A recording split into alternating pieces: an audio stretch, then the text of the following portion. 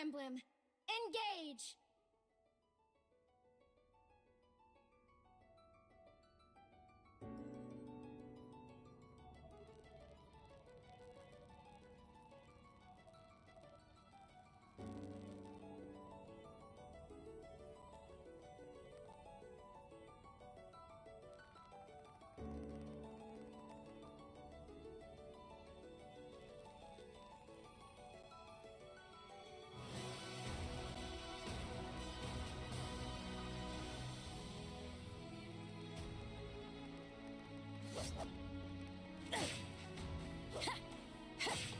I won't falter. This time, victory was mine.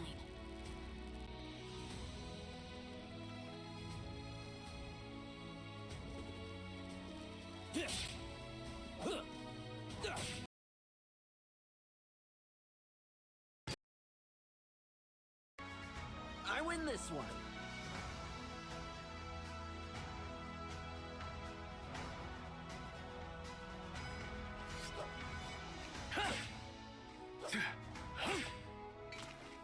Now I'm angry.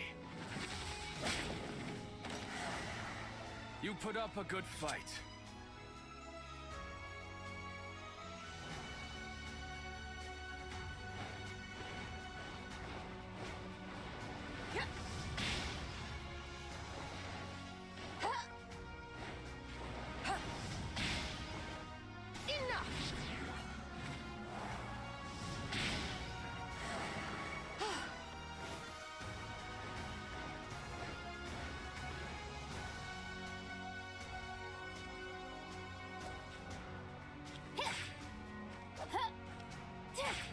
I don't do mercy. Think whatever you like.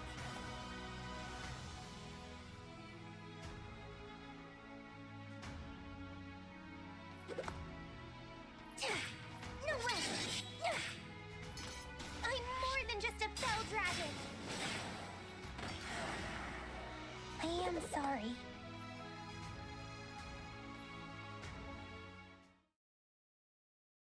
Fire Emblem Engage!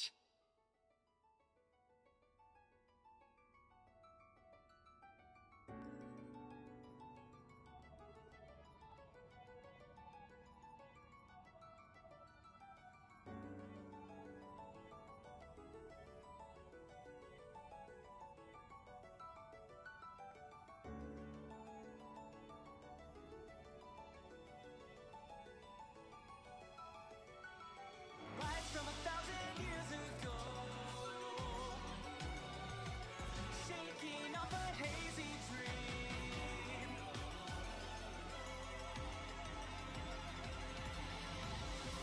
Meet the flower who cares for everyone, the rising force of black and steel, fighting in the desert sand. Meet the snow that sweeps across the fields, the light and dark restore skies. Tonight, heal the wounds and learn from yesterday. You calling out their names, crossing paths again, 12 are coming through, but us from another place. Do you remember me? Memories of red and blue, reigniting you, bear your fate and roar, free yourself forevermore, here and now.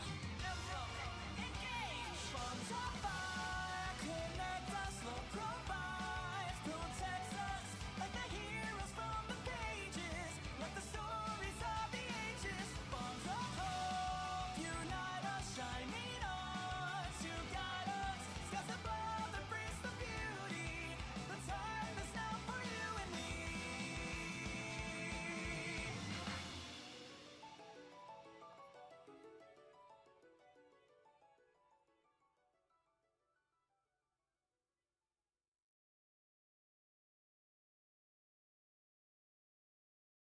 Fire Emblem Engage!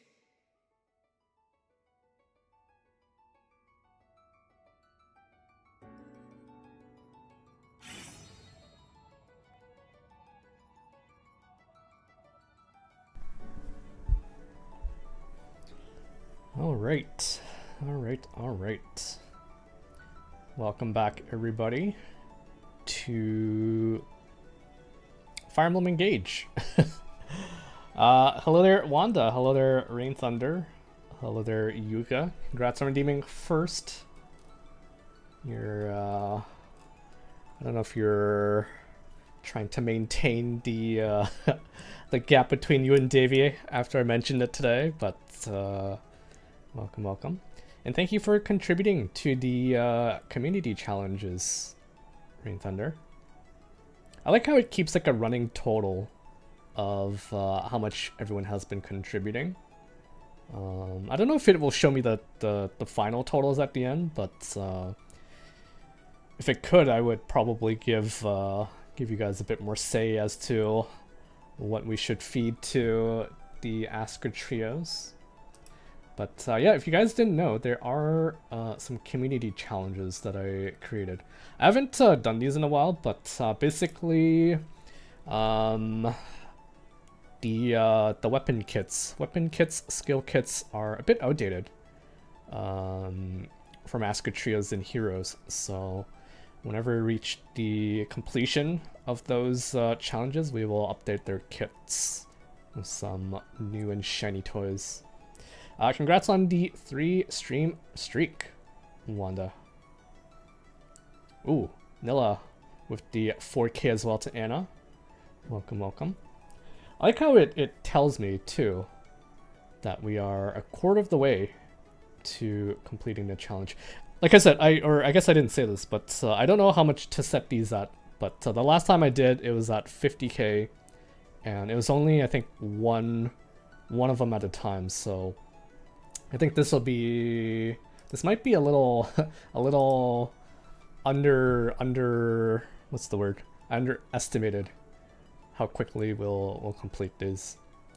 But anyways, welcome guys, welcome to the last Engage. This stream has been kind of a long time coming, because I've been kind of pushing it off. Mostly because I thought I'd do some prep for the stream, and I kind of have. I put a I have on the side here, I have the tier list maker ready, and I have YouTube ready as well, because we're gonna be doing a couple things today for the very last Fire Emblem Engage stream. As you guys may or may not have noticed, I put the spoilers allowed tag down in the tags for the stream. So if you guys have any spoilers you guys want to talk about, or just about anything about the game, feel free to let me know, because I think at this point it doesn't matter, because I've already beaten the game. I've already done DLC, and so yeah, feel free to tell me all you know about the game. But yeah, today the plan, since we've technically beaten the game, is we're gonna load up our save here, and we are going to do a skirmish / training map with the new units, and then we'll probably wrap things up by watching a couple one-turn clears of the maps that we've played. In particular, we want to see a one-turn clear of FX6 here. This will be pretty fun. Ooh, hello there, Fernie. Welcome, welcome. How are you doing? And what the fey to you as well. Hello, welcome. Who did I marry? Was it not obvious who we married? Let me give you a hint here. Let me give you a hint. Zappy! There you go. There you go. That was my hint. Anna's family is just more Anna's. Indeed. Indeed, indeed. Thank you guys for contributing to the community challenges. Probably should have made it a bit more expensive, but I think this is fine. This is fine. So yeah, like I said, we're gonna be doing a training / skirmish map today. After that, we will check out some one-turn clears, FX6, and I think FX5 I also want to see. Was it FX5? Yeah, I think FX5 was, it was This is the one where Alir was like trapped and we had to go save him, right? So I want to see some one-turn clears of this. FX6 I would like to see as well. And if there's any other chapters that we should look at, or that you guys think I should look at, we can take a look at that as well. Right after that, I think I'll do like a quick tier listing of all of the emblems in Fire Emblem Engage, and I think that might be it. That might do it for the stream, or for the Engage playthrough. I've actually uploaded all of the VODs onto YouTube. I was busy making thumbnails and stuff for it. I might make some changes, but for the most part, they're all on YouTube. And I think I also made them available on Twitch as well. Imagine the terror of having a hot wife and your daughters look exactly like her. Oh no. So in FX6, by abusing Reprisal Plus on Maddening, you can overwhelm Rafal's damage reduction. Does that not get cut by his DR though? That sounds kind of sus. But I'm assuming it works, or I'm assuming it works. Otherwise you wouldn't be mentioning it, right? Can't wait to see the new recruits get annihilated, because of level scaling. Yeah. Okay. Let's jump in. So I think it's how long has it been? I think it's been like a month since I last streamed Engage, and the last thing we did was complete Fell Xenologue 6, and after we completed it, we recruited some new characters. 5 weeks? Has it really been 5 weeks? Oh man, I really pushed this off, didn't I? I pushed this off. And yeah, for anyone who doesn't know, we're gonna be moving on to Shadows of Valentia after Engage. I know. Tanuki, earlier in the hero stream, he was suggesting an order that we should play through the Fire Emblem games, but and mostly because I guess spoilers, right? Because of spoilers, or not spoilers, but like in order for things to make sense, you should probably play them in like a certain order. But I've kind of been jumping like all over the place with the mainline games anyways. And I play heroes too, so I feel like I'm spoiled regardless of how I play the game. Or I don't think it matters what order I play them. And he still collects the Sonya materials. Yeah, I'm kind of just like, I guess just when I'm talking, I like to just like do something to keep myself like busy, right? So there's really no point to collecting these, but I'm just doing them anyways. It does, but your damage boost exceeds the reduction. I see. I see. Well, if you guys have a like a particular video that you want me to see, you can save that or post it in chat. I'll save it in like a notepad, and we can take a look at that a little bit later. But otherwise, I think I'll just YouTube it myself or search it up on YouTube myself. What we should watch. I really don't think it matters that much. Do what is in your heart, streamer. Yeah. Shadows of Valentia is a game that I've been wanting to play for a really long time.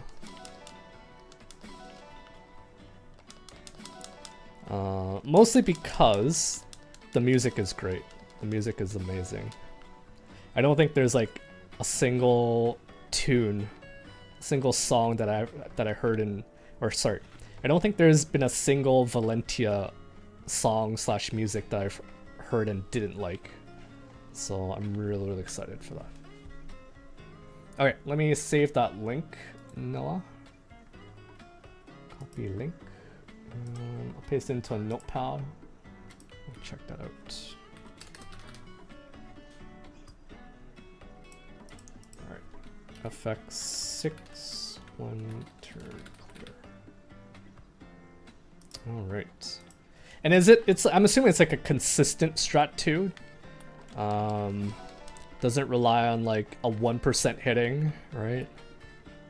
Or actually, I was actually joking there, but doesn't Rafal set your backup hits to like 10% or something like that? 10%, 1%. So yeah. So, All right, let's do some exercising, very nice. cause What'll it be? I think our new recruits might need the How hard do you want to go? extra bit of stats here.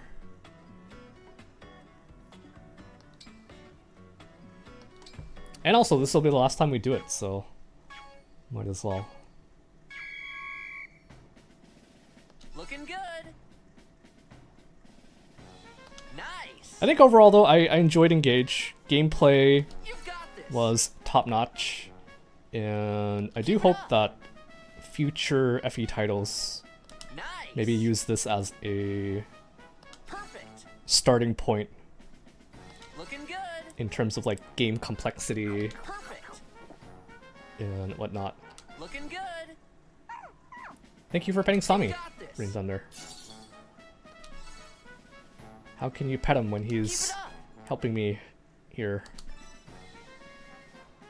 Perfect. FX5 one turn? Okay. Thank you. Nice. Totally botching this. Looking good. You've got this. I think for the most part, doing the exercises Nice. doesn't really affect your Keep it up. clears of the chapters and whatnot, right? So I feel like if I do like another playthrough of this game in the future, You've got this. it'll be something I Great can job. skip. I'm so proud. Alright, let me grab this link. FX5, one turn clear. Alright, good stuff. Good stuff. Yeah, it's nice that you can do stuff like that Let's in do the this game, again sometime. but I feel like it definitely requires a lot of planning. Not something you can just like come up with on the spot and be like, oh yeah, let's abuse Reprisals true damage or whatever, and one turn nil in FX5 and then Rafal in FX6. Wow, really? I was sort of expecting to get like a gajillion fragments here for beating FX6. This is kind of hilarious. Okay, let's take a look at our new recruits, shall we? I don't think they have any skills, and I don't think I have too many manuals left anyways, so I think we're just gonna use them, play with them without any inheritance. At least that's the plan. Look at their Samya outfits. Okay. Oh, by the way, I remember there was wasn't there like an outfit where you can dress as Sami? Thank you. Like you can dress everyone as Sami. Expansion pass bonus 1 received. Big ribbon, frilled band. Rare set.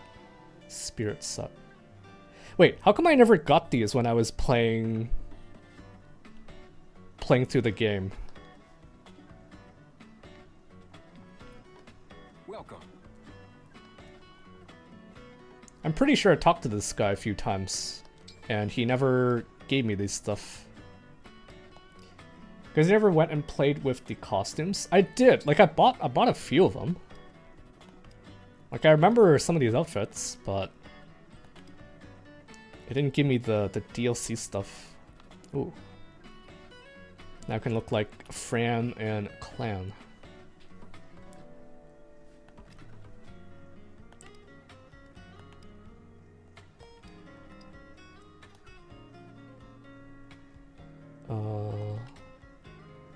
Oh, pirate.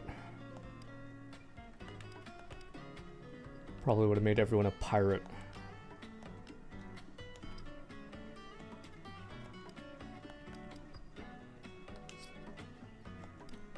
Okay. Eben set. Sandy, noon, daybreak.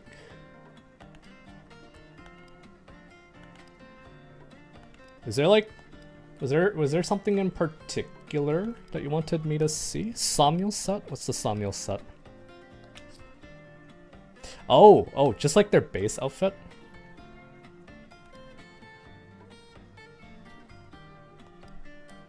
You're talking about like the, yeah, the base one, okay. Oh. I don't know why she, I don't know why she looks so mean. She looks like she's pissed a bit, but she's pretty. Celestia's pretty. Nell from afar. How do I do that?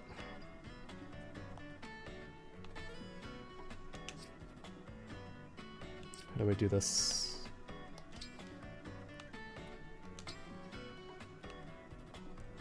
Ooh. It's pretty... It's very much, very much something I can see. This is nice. Yo. So Panette has 99 max HP as Berserker with Reprisal plus and 1 HP. That's plus 49 damage on top of her normal attack damage. Just find them on the Somnial or the profile card maker. Let's see. Well, we can see it here, so I think we're good. That's pretty hot. Pretty hot. Fall. What do you got? That's not bad. Pretty cool. Nell's thighs. They are pretty... they are pretty thick. Got some thick thighs. Yeah, I don't think any of these suits Nell. Like at all. They cover up too much. Oh. Yo. I can see why some of you guys are I think at some point during the playthrough, someone was like, hey, you should dress everyone up in their bathing suits in the Somnial. I mean... Oh, I do have it. Oh.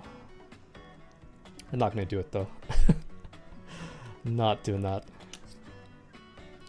Fall here dressed like a gay porn star. Hey, I think it looks pretty good. I don't think I'd be able to sport something like this, so... The fact that he can, all the more power to him. I think I've sorry, I was looking at Nell here, Nell and Nil, and I'm actually growing out my hair. I don't think I've gotten a haircut since November, December last year. I've never grown out my hair before, but looking at them, I was like, oh, my hair is like, it's probably, it's definitely pretty long now, but yeah. But he looks like he'd stare at you from the casting couch suggestively, probably. Yo. I'm not sure that I like that she tied her long hair like that. I think I prefer when it was like one bundle.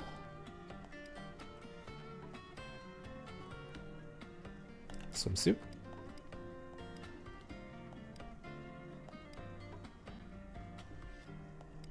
Oh, these are, yeah, you're right. These are like basically the same for like everyone. It's just the color palette looks a little different. Chris here, looking pretty... What's the word? Dapper? Pretty dapper. Dapper. I said dabber. Not dabber.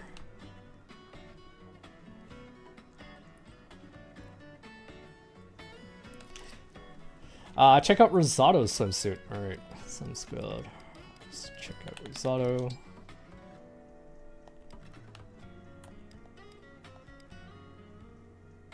Ah, interesting.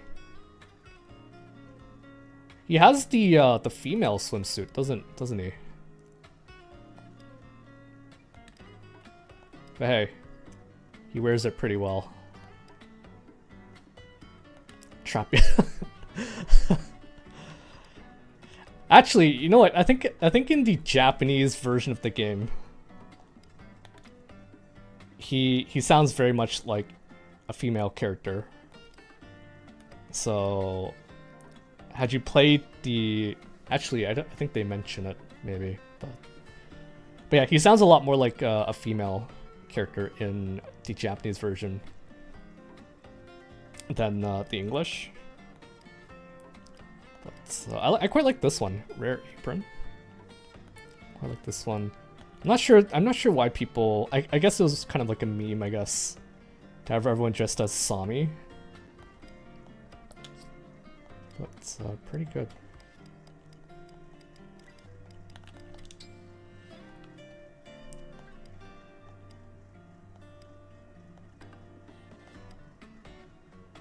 Definitely like this more. I think she wears this one though, around the Samuel, and not this one. Bird fall in the spirit onesie to mock him.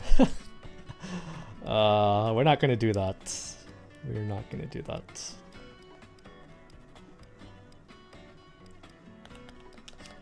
Be well. Do I get more stuff if I talk to you? Welcome. Be well. I kind of wish I didn't spend as much money on the outfits as I did. Probably would have had more money for other stuff, like engraving. I actually never touched these after the main game. But we did get a couple new emblems, didn't we?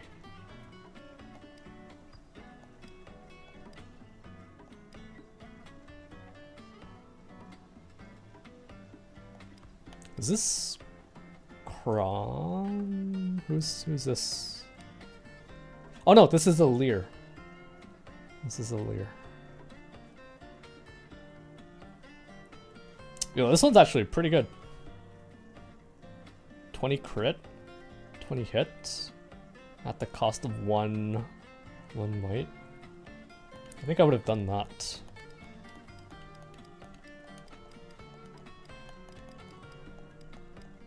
Which one do you guys like the most? For me, I think it was the Erica one. Like, I stuck this into the Brave Axe, and it basically made it. It made like any of my axe units like a god. 40 hits and 20 crit. Like, most of my axe units were low of void anyways, so they didn't need it, is what I'm trying to say. Hello there, JP. Welcome. Welcome. Is this the finale for Engage? Yes, it is indeed the finale.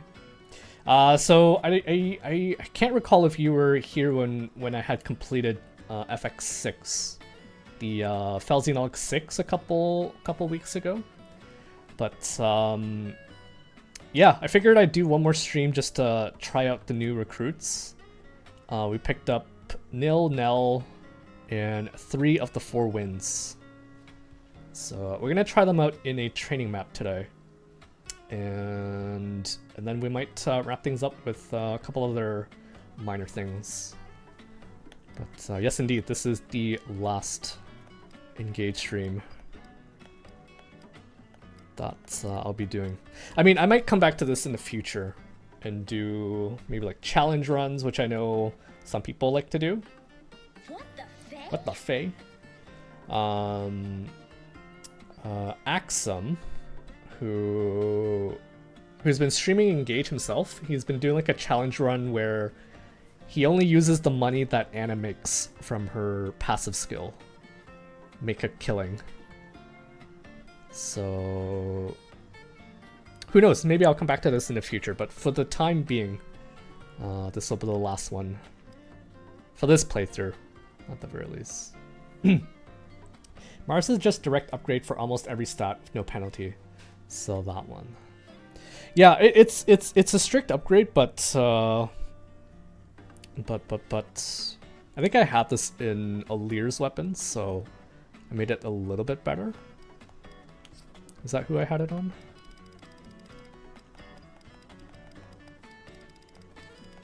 No, I actually stuck this in. Sorry, give me 1 second.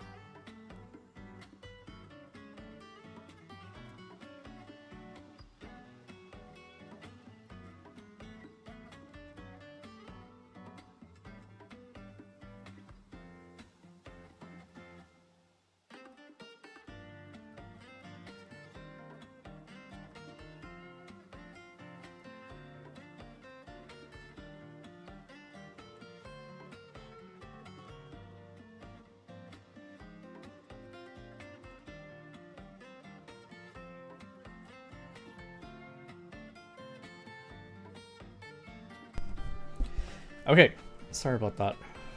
My grandmother was knocking at the door. She's asking which Tylenol to take because she's feeling a bit achy. I watched the beginning of the Engage streams, but then life got in the way. But I'm glad I caught this stream.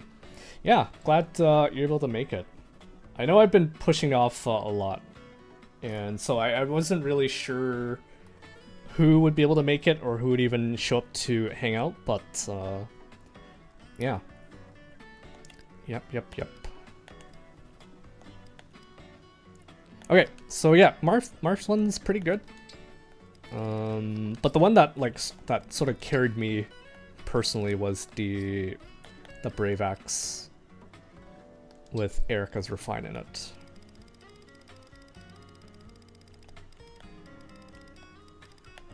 Like I gave this to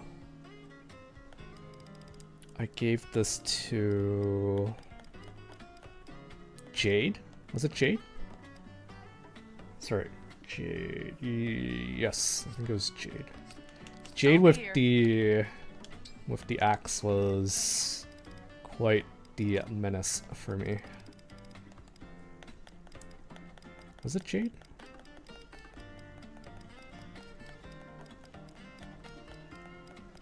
Yeah, Jade. Sorry.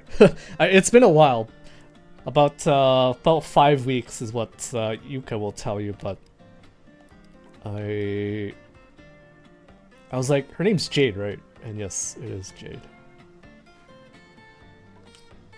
But yeah, she was able to tank and basically kill everyone with that Brave Axe. I'm sure if I stuck it in like any other weapon, I would have also thought very highly of that unit as well. Could have stuck it in the lance, and maybe I would have used Amber a bit more. Maybe stick it in the sword, and then Kagetsu I would have also used a bit more. But anyways, let's take a look at Celestia here. What do you have, lady? What's the best way to take a look at their... I guess just here, right? Friendly boost. When unit defeats a foe, grants hit plus 20 to allies within 2 space of 1 turn. So this is like basically just what she has in the Paralog The Fell Xenologue. And these are like exactly the same as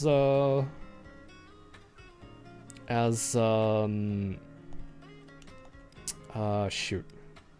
Zephyr. Like Zephyr had a similar skill, but it was just called something differently. Gris also had a similar skill, and Marnie also had a similar skill. I say similar, but it's literally the same, isn't it? It's like I said, it's just the name that's different. Nels is slightly different, yes.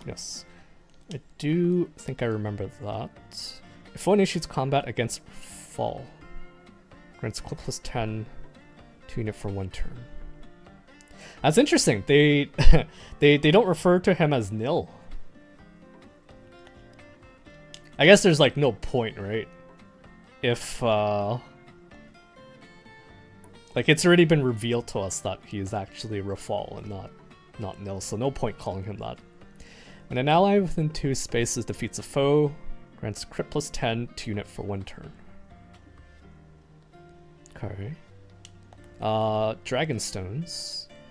Dragonstone that holds the Fell Dragon's power. Halves defense and res. Halves defense and res. Dragonstone that holds a Fell Dragon's special power. Has foes defense and res. Effective against cavalry. Interesting. Thank goodness they have Dragonstones now. And I don't have to I don't have to give them the whatever they were using from the story.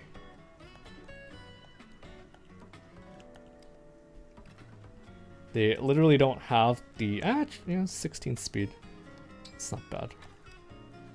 16, 18. Yeah. Oh, they do have okay. They do have some SP. I don't know if we should bother giving them skills. I know Celestia for sure. I want to give her Canter. So let's do that at the very least. And see how this goes. But yeah, their stats are kind of lacking. So they may fail us. May fail us. Let's give you. Oh my goodness! Thank you for the raid, Aku. Welcome. Welcome everybody from Aku stream. How are you guys all doing? How's the rest of your hero stream? I was lurking earlier, as I was having some lunch, but hope it was good. Did you do any summons on stream, or did you already do pulls? And if you did, how did it go? Let's grab this from you. I got Jabeta to summon. Yeah, Robin will do that. Robin will do that too. He's better than Lego Crom. Oh my goodness. I think the Hush Spectrum is what makes them so OP. Like ridiculously OP. But at the same time, you kind of need to somehow trigger it. You need to trigger it by either rallying or repositioning, or doing some sort of positional thing with the Robins. But yeah, they're really good. Really good. Like they can act, get rallied, or like say reposition, and they get another move. Like what? So stupid. Let's give you an emblem ring. It doesn't really matter what I give you, but let's do Lynn. Lynn, leave it to me. Hey, how's it going, Exterminator? Long time no see. Long time no see. How's it going? Glad you're able to make it to the finale for Engage. We're doing a bit of skill inheritance here with the 3 wins, not the 4 wins.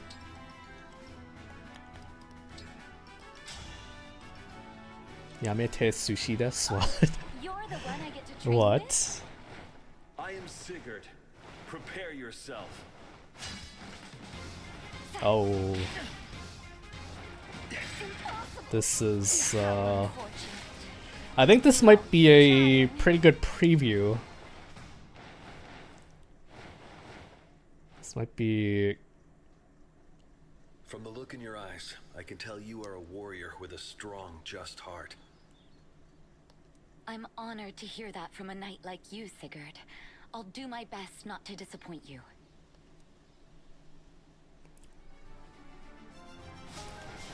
Pretty good. Finally got my emblem Ike. And have the worst luck on the kids banner. Oh, I'm sorry to hear that. But congrats on the Ike. If you use them right, he can probably win you like all your matches for the next little while. And I'm sorry to hear that about your luck on the kids banner. It is a 3% banner, so kind of expected. Okay, let's give you a canter.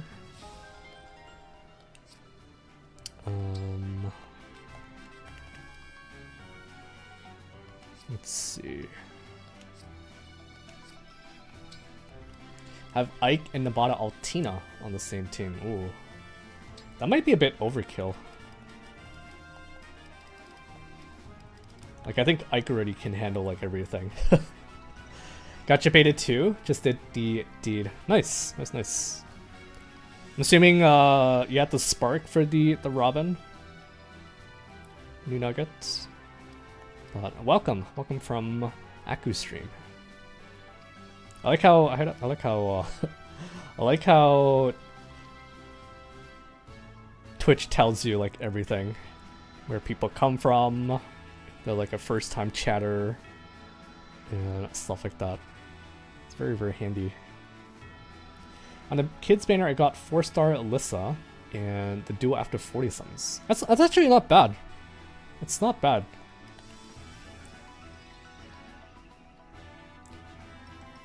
Oh, sorry. Actually, you meant you got the duo after the 40 summons, so like the spark, right? Okay. In that case, not so good. I thought you got like another duo on the way to the spark, which would be perfect. Because then you could spark for Emeran, or you could spark for another Robin. I know everyone's calling them Crom because it's Crom as a backpack, and I think most people associate the Change Fate shenanigans with Crom. But I'll call them Robin. I'll stick with Robin.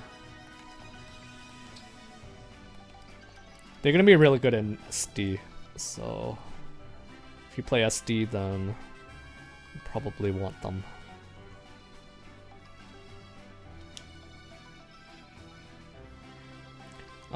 Let's do.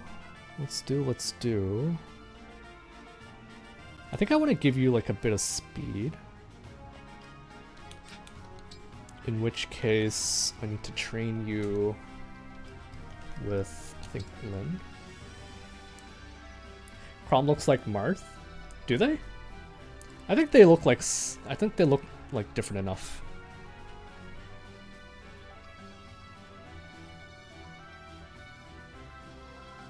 That's right. Give me 1 second.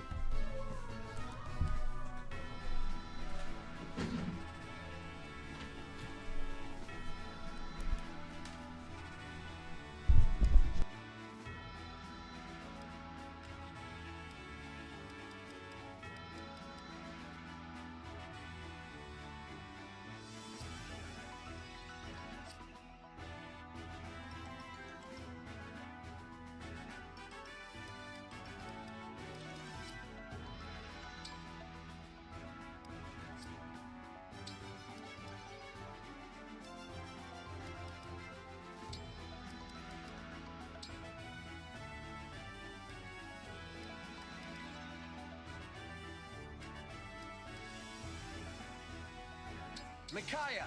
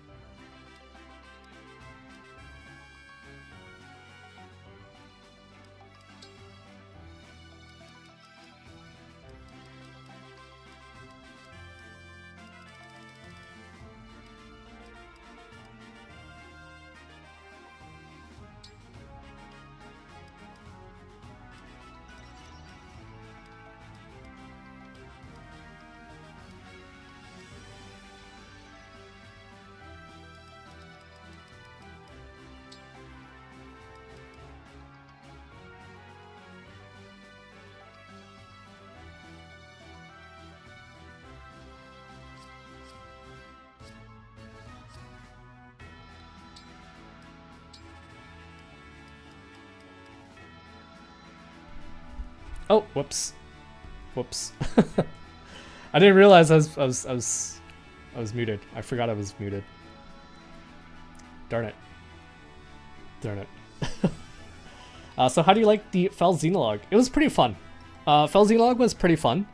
It was fun and challenging, but I think the final Xenologue was a bit it was kind of unreasonable how hard it was. Especially for someone playing it blind, it's almost like they want you to lose a couple times just so you know how to beat it. Which I think is okay, but like I can see how some people are not a fan of that. But sorry about that. I didn't realize I was muted. But my sister, I was saying that my sister is one of my sisters is back for the weekend, and she's back to basically hang out with the doggo.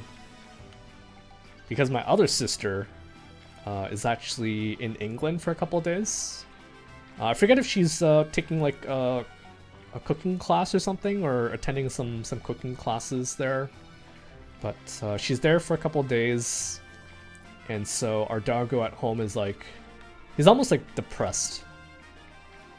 He's like very sad because no one, like my sister's like the one who plays with him a lot when she's home. So because she's gone for like the next week or so, he's he looks very sad, very low energy, and not in the mood to do anything.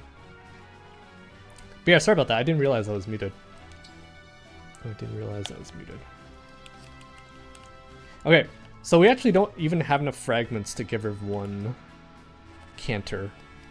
So this is no good. I guess let's give it to the 3 wins at the very least. Nell and Rafal can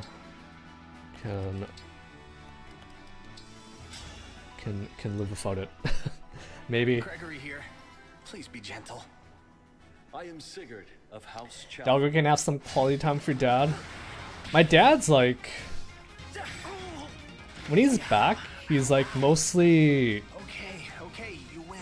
in his room, watching his YouTubes on yeah, his The animal doll I saw you staring at earlier was rather charming.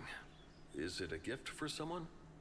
No, that's for me. I like cute things. Like your horse, Sigurd. It's the cutest horse ever. Oh, I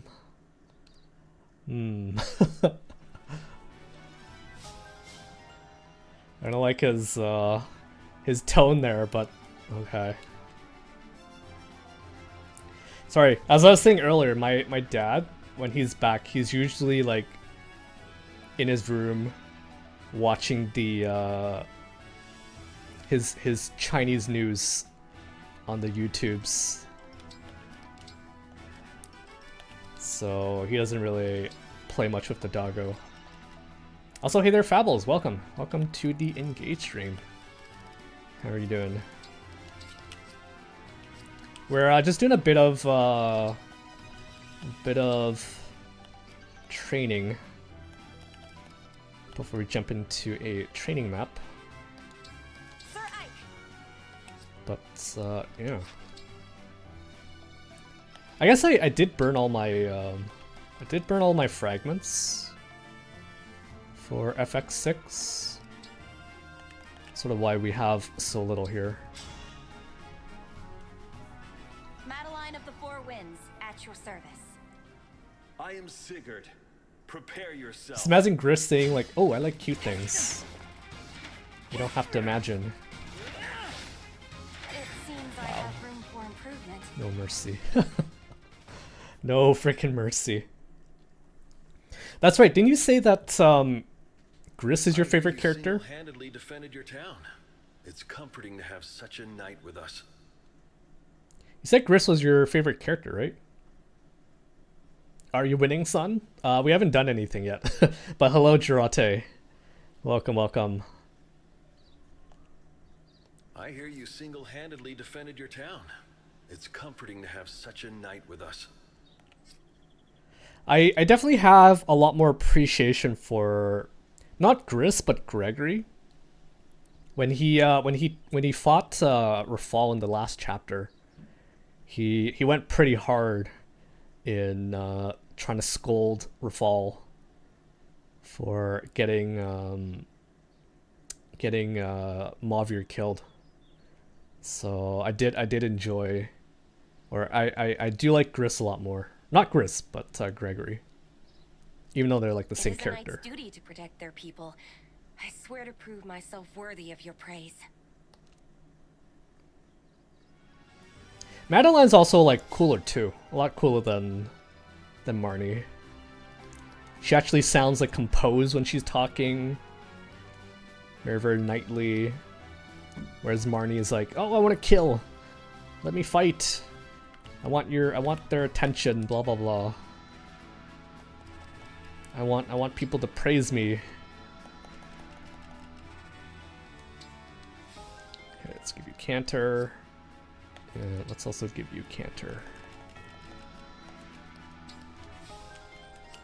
I don't have like the fragments to give them like anything else meaningful, so we're gonna stick with Cantor. And I think I need to equip it, right? I hope we eventually get 3 wins in Fae. It's 4. What are you talking about? It's 4 wins.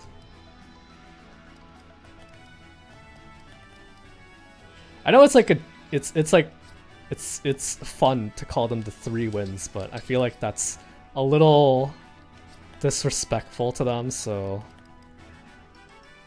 3 of the 4 wins. Okay, Cantor, and let's also give you Cantor.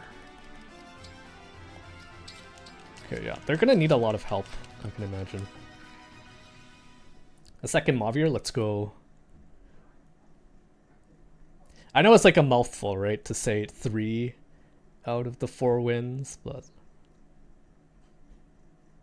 hey, you can use the Mavir like interchangeably. You can be part of the 4 hounds and the 4 wins.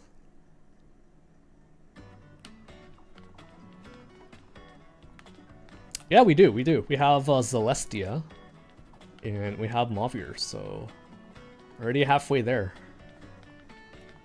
Halfway there. I don't think there's anything in the well, right? I think we already checked out the well.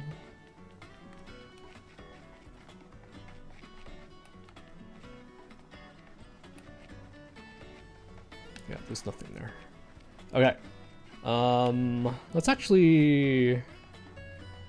actually head to the Fell Xenologue. And hopefully there's a skirmish that we can do here.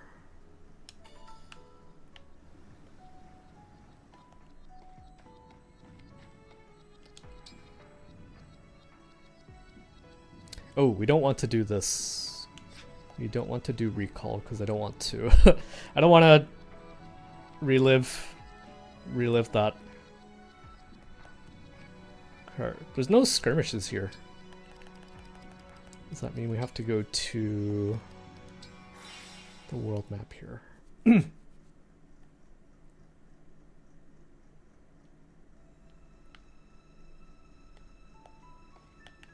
Okay, I see one here.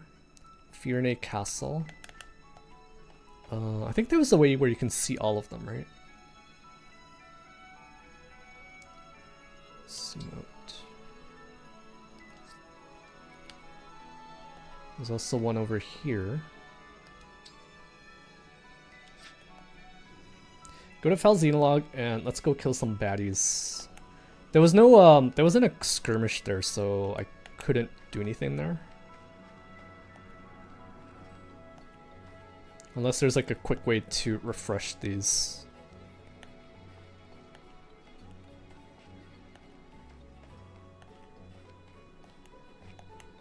I don't think there's a way to refresh them, right?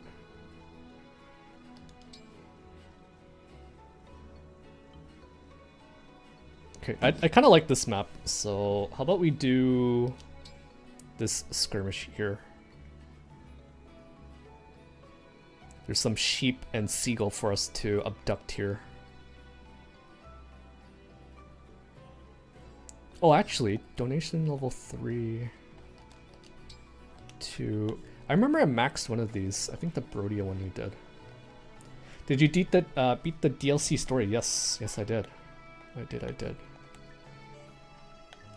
That's why I'm saying that this one will be the last Engage stream, because there's nothing else we can do, really.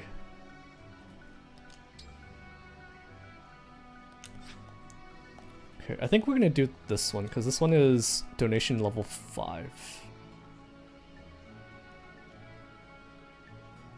Okay, this one might be Suffer. This one might be Suffer. Also level 20 advanced class enemy. That's bad, right? They're basically like max level. Okay, maybe that's a bad idea. Maybe that's not a good idea. Okay, let's do this map.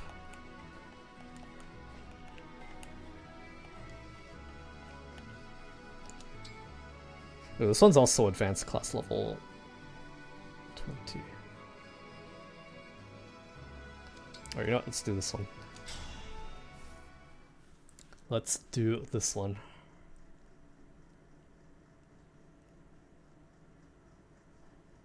I have a feeling that our new recruits are gonna get carried here, but what can you do?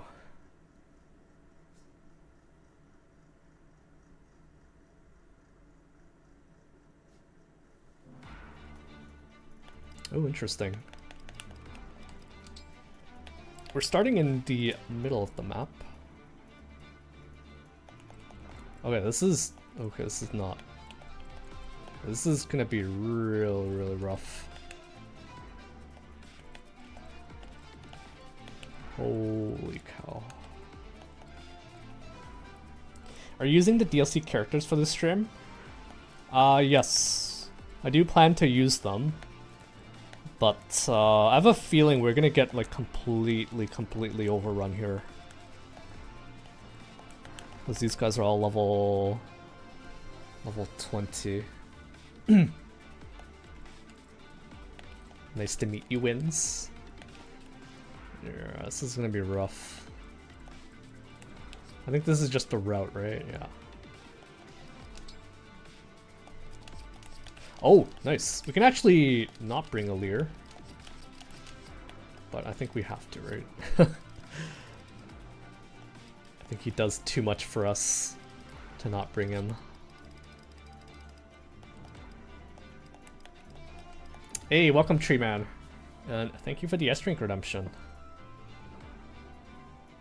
Welcome back home, maybe? Question mark? Now that you're here, I can ban you.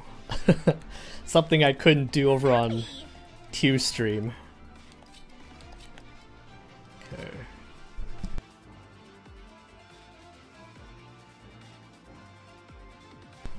Okay. Okay.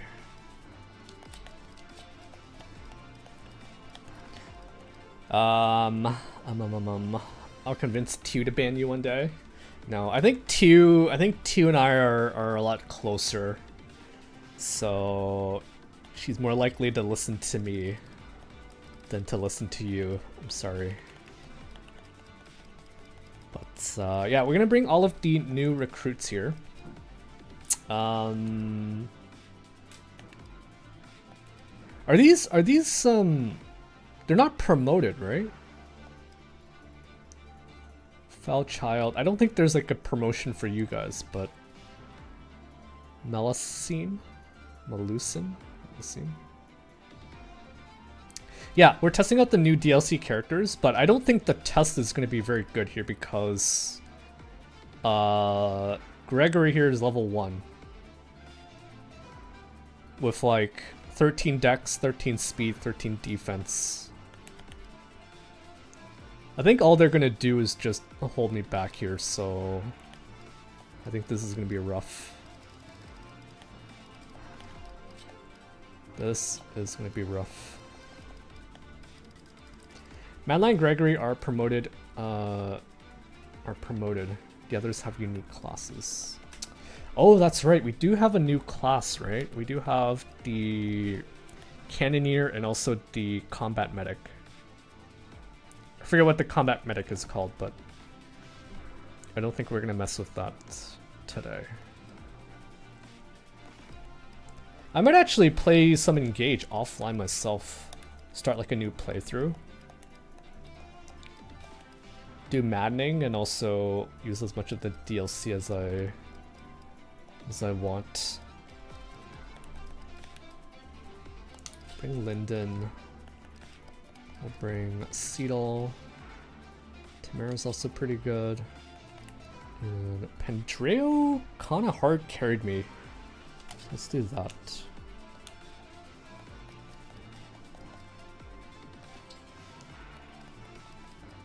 Okay. I think we're in for a lot of pain this chapter. Mostly mostly because I have so in the Fell Xenologue, you guys remember for the most part we had one wheelchair that we had to kind of like keep alive. Now we have 5 of them that we need to keep alive. So this is gonna be really, really bad. Tiki's map must be a nightmare in Maddening. Was it? I think I don't remember it being too difficult. They introduced like a really interesting mechanic in that one though, where the dragons laid out ice tiles and people got like crazy movement. But let me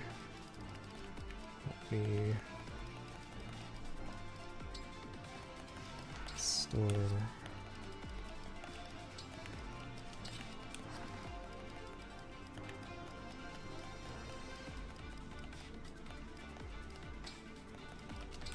Yeah, I don't know if this is going to be a good test of the new characters. It's probably not. I feel like we're just going to get destroyed here. Or at least these units will be in for a big world of pain.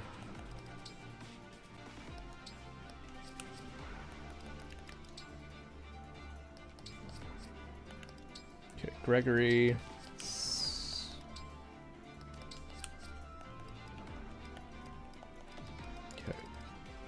Interesting, that's not the word I would have chose. Which word would you have chosen in that case?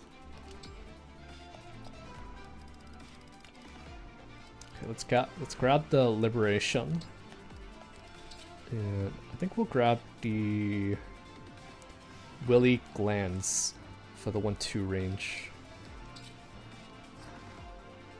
I don't have it in English. That's right. You speak French. Le français. Did you do your final review of the game? I think I briefly talked about it at the beginning of the stream.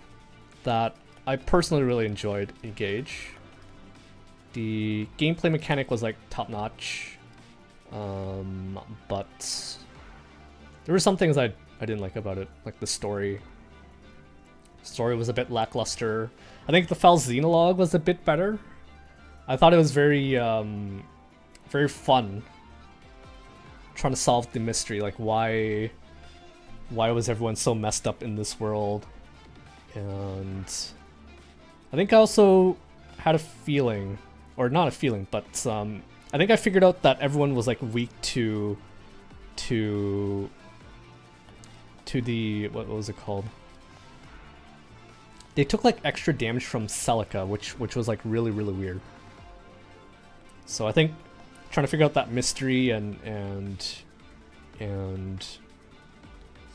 the story overall was just better in the Fell Xenologue. Difficulty, on the other hand, was it was manageable until the very last chapter, where it almost just felt unfair at times. Let's see. I think I'm actually gonna drop Pentreo and bring. I'm gonna drop Pendreo And we're gonna bring Fagato. This dude's too good. Me gameplay was B, although although some of it I don't like. Story was D. It was just really bad. Is there an FE game where you thought the gameplay was like A or like a really high? Because like I thought this game was like, it had like a good amount of complexity to it. I obviously haven't played all of the FE games yet, and I think Awakening and Fates also has, they probably have like similar levels of complexity, but I thought this one was good. This was good. So what was your favorite and less favorite map of the game? I'd have to take a look at the maps. All of the maps to be able to say, but I'd say my least favorite was probably FX5. Not so much that the map was poorly designed, but like it was just like unfair. Every turn you had like a 25% chance of dying. Or Alir had like a 25% chance of dying. Favorite map though, that's a tough one because I don't remember. I don't remember all of them. But I'll say the bridge map from FX, I think 3. Was it 3 or 4? I think it was 3. That one was like intense. Intense and I had a lot of fun with it. Even though like bridge maps are like notorious in Fire Emblem for being like unreasonably hard sometimes. I'm looking at I'm thinking of the bridge map from FE9 with all the pitfalls. If any of you guys played FE9, you'll know what I'm talking about. The gameplay in Engage improved, but sometimes it felt over the top. Yeah. I think it's like if you look at complexity, all of the Fire Emblem games, Heroes is like by far like the most complex game out there. Like if you don't just look at mainline games, if you look at everything. Heroes is like super complicated now. And Engage is like trying to borrow some of the stuff there. Some of the mechanics, some of the gameplay from there. But obviously I don't think they could have done Heroes level of difficulty in Engage, otherwise most people probably would have been like turned off by it. Okay, you're pretty easy to do. Let's give you Thunder. And that's basically all you need. But like, yeah, like of all the mainline games I've played so far, I think Engage definitely has like the top. It's like top of the list for me.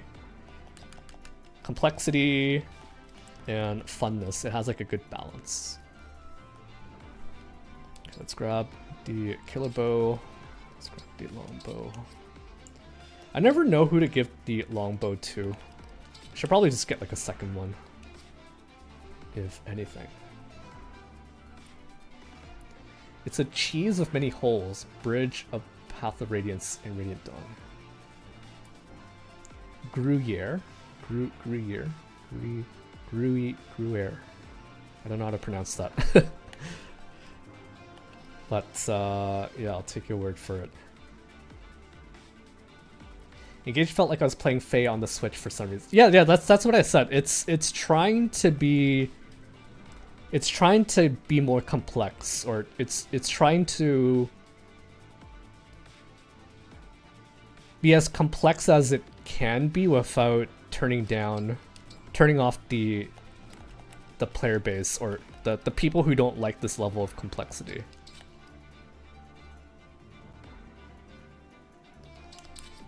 So yeah, it's I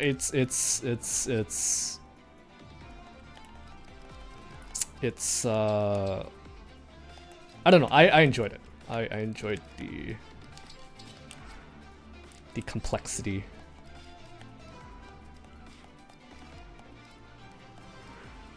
Press seal. Let's give you this. So how many of you guys used focused on Alir's martial abilities in Engage? Because personally he never really did too much damage with fists, with the martial skills.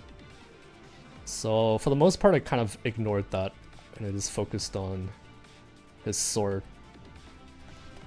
I can see that if if maybe I stuck Erica's, if I engraved Erica into one of the scrolls, maybe it would have upped his damage a bit. Enough to be relevant. Let's grab the Fensilier, and let's grab the spear. Surprised you still like not fast enough for this.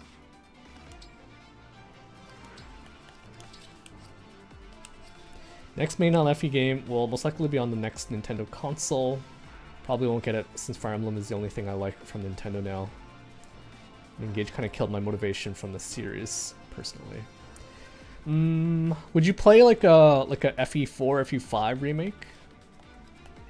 If those ones that end up on the Switch 2,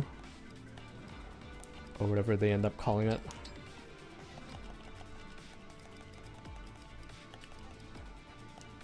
Let's give you L-Fire and give you L-Thunder.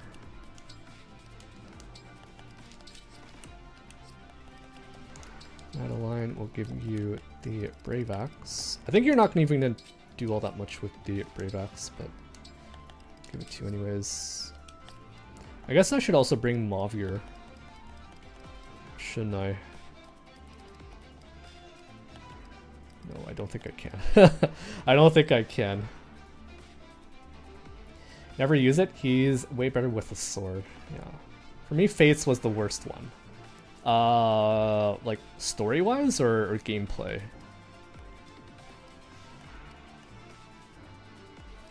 I haven't played Fates or Awakening yet, so I'd appreciate if we try not to spoil too much.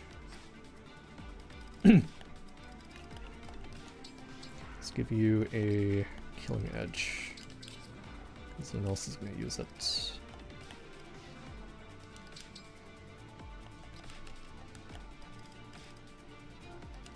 Len the Bear. That's such a funny name, Len the Bear. I try to forget Revelation exists. Oh wait, I don't want to buy the next thing just because it's Fire Emblem.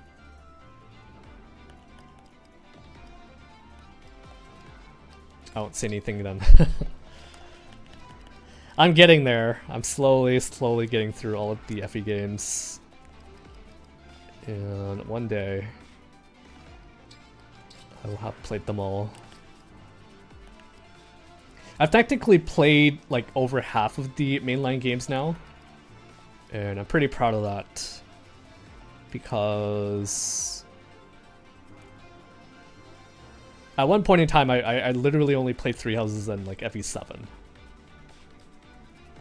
And I figured if I play so much Heroes, I might as well play through the mainline games to see what all the hype is about. And I'm glad I did. You can discover fates for yourself, actually. Yeah. I do plan to. But I think one thing I will say that is that I've already kind of developed some biases for some characters in Fates and Awakening. I blame Heroes, but hey, I wouldn't be here if it wasn't for Heroes. Gregory, what do you use? Wind. Let's give you Elwind and could use this, but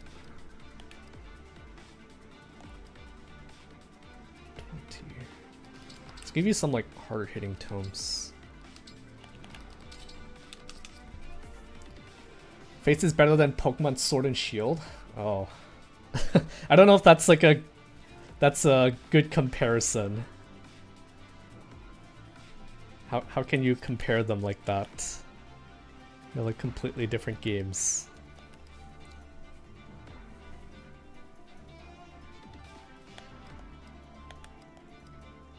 Sadly, it's a common Pokemon L. What do you mean by that, Jirate?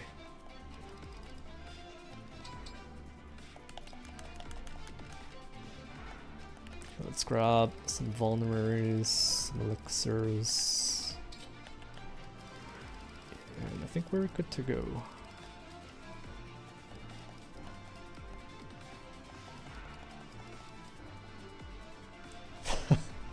Fates is better than having a cold.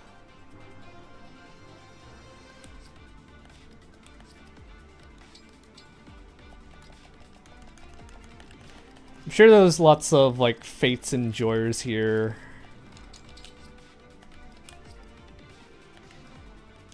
Right? Lots of Fates enjoyers.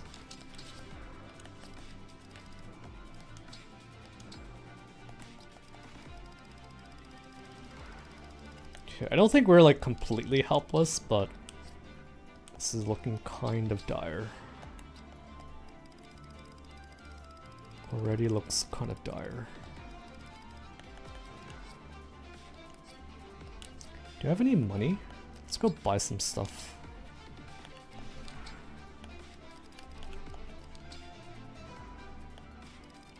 Okay, I have some money, so let's buy that. Let's buy...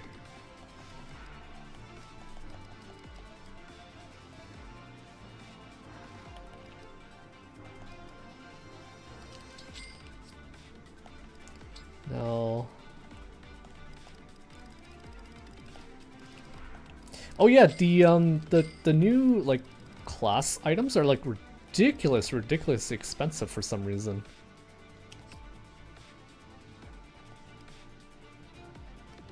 Would you guys know why it's so expensive? I'm assuming it's because they must be like super OP, and the game's like, yeah, we gotta limit how many cannoneers you can bring into the game. Otherwise, I don't see why it's so expensive.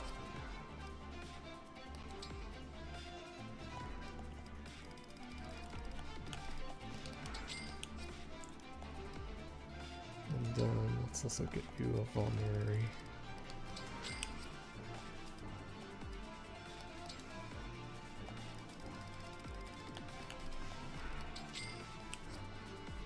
They're not that good IMO?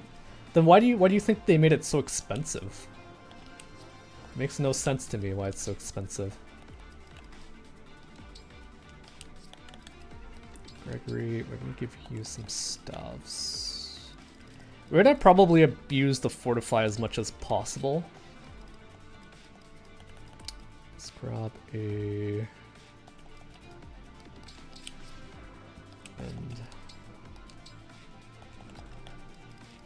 Like I can see the I can probably see the cannoneers being OP, because who doesn't like blasting stuff from across the map, right? Free damage on the enemies. Let's grab a rescue. Let's grab a... My physics are all like broken.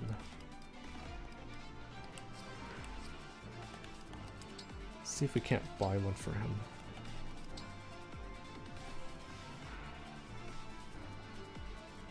So you play the DLC and get the silver card, obviously. Oh, right. Right, but even with the silver card, they're like still very expensive, aren't they? I wanted once to use a cannoneer mage, then I saw the stats and I go back to the usual class. I see. I see.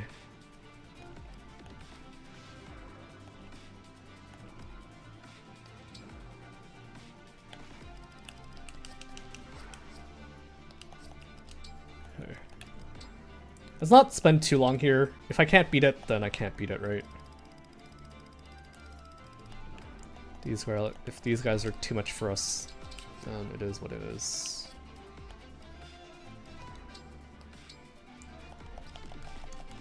Let's just give you a couple physics instead.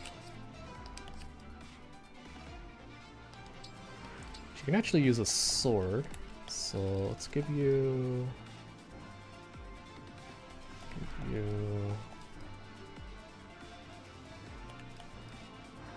I don't know. Let's give you this for fun.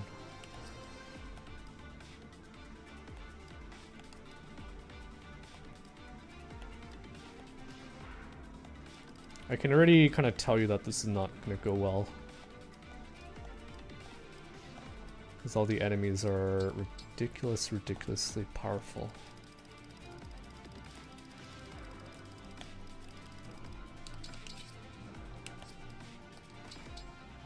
But who knows? Maybe I always tend to like overestimate the baddies anyways, so maybe it's not as bad.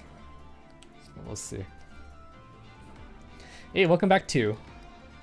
How was the grocery shopping? Were you able to secure all the goods for the cooking stream? How are you planning to do the cooking stream, by the way? Are you gonna, I don't know if you have like a GoPro or something that you'll like attach to your head or your waist or something. So I'm curious what you're gonna do. But maybe you don't want to spoil it too, so if you don't want to talk about it, that's fine. It's the GTA meme. Here we go again. How goes the Engage so far? I think we're about to get like completely wrecked here. But I'm mostly doing this for fun anyways, so I'm ready. I think this will be fine.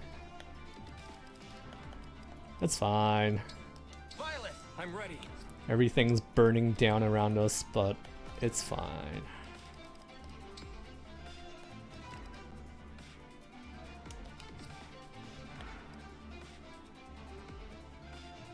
I think I'm actually gonna do... Oh.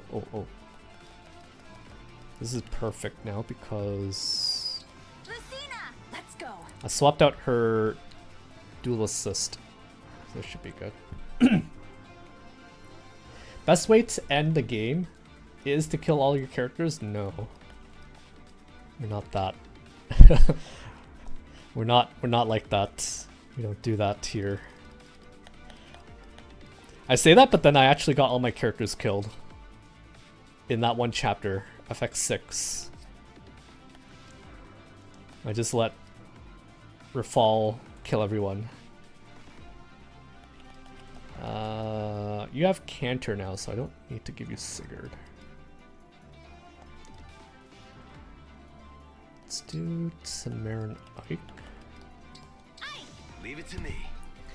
So if any of you guys play Heroes, I know a couple of you guys do.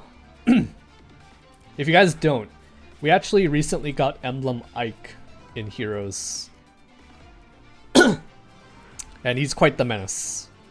Quite the frickin' menace. He can literally solo your entire Aether Raid's defense. Most of the time, probably. Hello there, Abby. Welcome. I always lose when he appears on my arena assault. Yeah. You're probably gonna have to do some prep. Some prep to not insta-die to him. But welcome, Abby. Welcome. Thank you for contributing to the community challenges, too. We are. Anna's in the lead. You guys really like Anna, don't you? In the lead. Trivialized by a Sacred Seal and 2019 skill. Yeah. I need to stop talking about who's winning and who's losing, because I want to see just like naturally who Let's go. who is going to fall behind and who's winning, who makes it. But yeah, thank you for contributing too. I think if I oh, Pulse Smoke. I was gonna say Fatal Smoke, but Pulse Smoke might be able to do it. Maybe. We're gonna get Fatal Smoke. Sorry, not Fatal Smoke. Pulse Smoke 4 at some point in time, and I can already Camilla. Isn't this nice? I can already tell you it's gonna be quite terrifying. Pulse Smoke 4. I imagine like it'll. If I had to guess what Pulse Smoke 4 is gonna do, it's gonna incorporate some of the special jumping and the scowling, because that seems to be like new mechanic now in Heroes that is messing people up.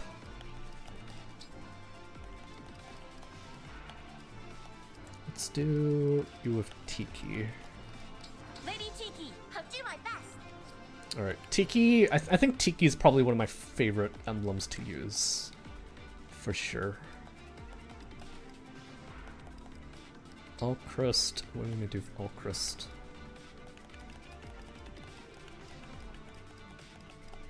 Oh right, we can use Soren.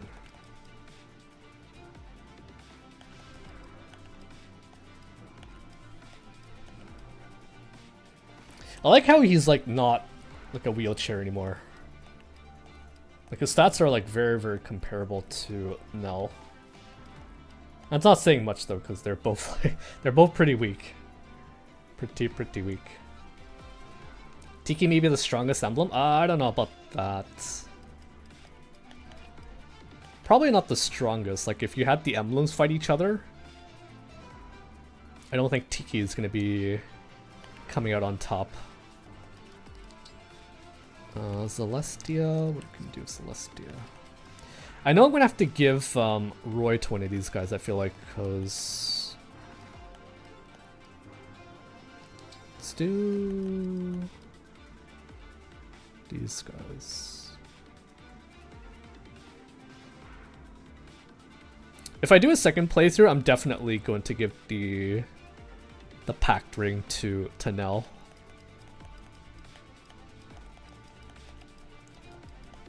But we already gave it to Yunaka in this playthrough. Oh, Alcris. Ooh. Lady Edelgard. We shall win. So in FX6, I did learn a couple things from you guys. That Edelgard is OP. Also, what else did I learn? I learned Byleth can be pretty hacks with Gregory. So we're definitely gonna abuse that.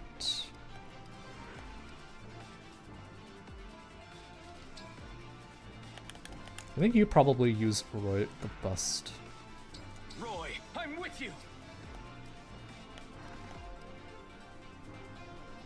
First game I gave the pack ring to Vale. Am I weird? No, it's not. I think at first that seems weird. Cause like, you think the pack ring is sort of like an engagement ring or something like that. But I did see their support post playthrough. Like I watched all the S supports on YouTube, and the way they handled it was like very good. Like it wasn't like a "oh I love you sister" kind of thing. It was like, "oh, I treasure you as my dear sibling, and I want you to keep this to remember me by." Similar to how I think Alir gave his Dragonstone to Vale. So there was like no like romancing between Vale and Alir. If there was, then yeah, it would have been kind of weird. Kind of weird. Some are romantic, some are platonic, yes. Discovered this week that in Japanese, many more were romantic. Oh, interesting. Interesting. So you're saying they toned it down a bit. You're telling me they toned it down a bit in English. I mean, I think a lot of things in Japanese culture isn't like appropriate, or it doesn't sit well with the Western audience. The one thing I think I remember off the top of my head, Louis, our good pal Louis here. I think in Japanese he was like a woman watcher, whereas in English he was just like a people watcher. Someone can correct me about that, but he's a bit, I guess, creepier in Japanese than in English. I think. Don't quote me on that. I'm quoting other people. What do you have? Why do I have you with Minerva?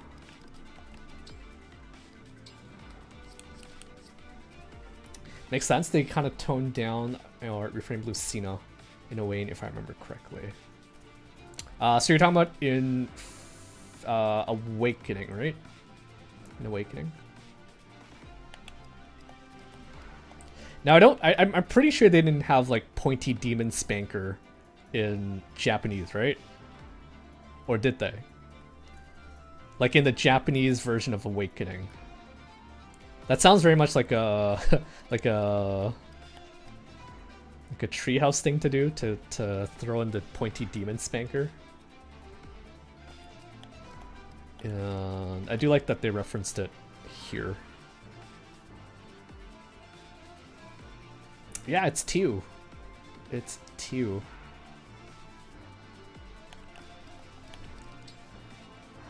Okay. Let's give Celestia.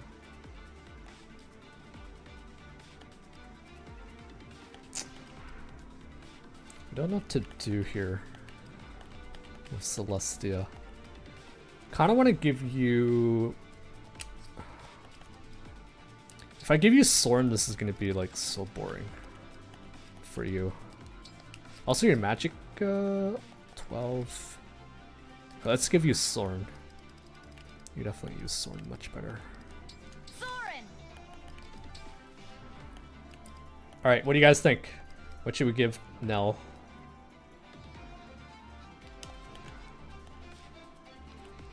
This is actually pretty good. Marth gives Dex and Speed. And some strength. There's like no amount of speed I can give them that will make them useful this chapter, I think.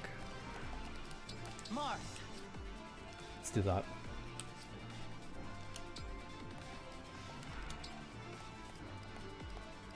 I guess you can kind of see what my tier list is like. It's gonna be like when I do the tier list, because some of these I'm just not using at the moment. Maybe I do bring Mavier with Micaiah. I bring Mavier with Micaiah.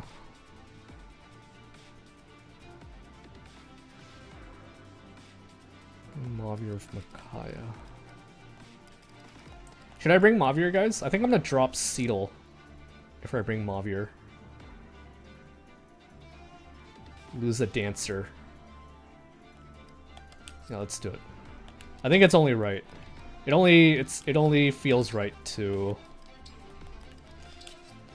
have the 4 wins reunited here. Sorry, Seedle. We're bringing Mavier.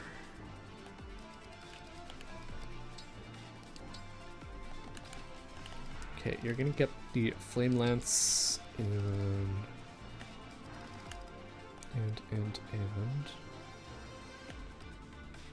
let's actually take the Fensilier from Tamara, and we'll give Tamara the Reprisal.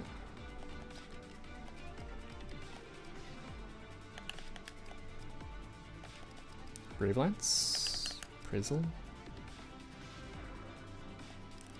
Let's actually give you Kill Lance and Reprisal. The Mauve is back, yes. Dude, he was so clutch. He was so freaking clutch in the last Fell Xenologue.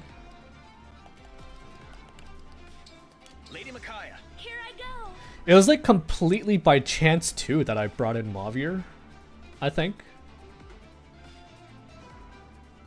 Cause like I thought it was like thematic to have the 4 winds together, and I thought maybe they'd have like some conversation, be like, hey, how come there's a Mavier? Or they'd be like, oh, there's a Mavier in your world, kind of thing. Actually, there's probably like lots of supports between them, right? That's probably something else I'd like to go and watch later. See what their supports are like with our Mavier.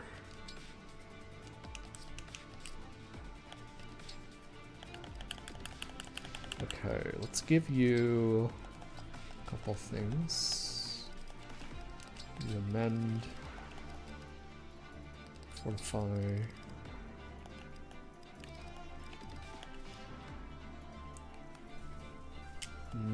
We could do mass warp, or we could do mass rescue. Let's do mass rescue.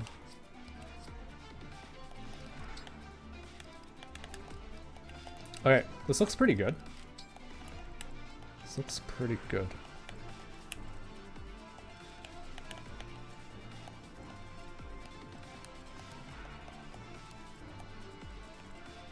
Is this the Tempest trial? No. This is just a skirmish. And the thing that's making me like kind of scared is the fact that everyone is like level 20 in their advanced class here. So these guys are like pretty decked out.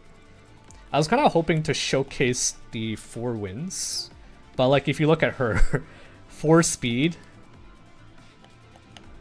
like everyone at least has like the speeds like in the 20s, so I don't think we're actually going to see too much of Nil and Rafal and the 4 wins, probably.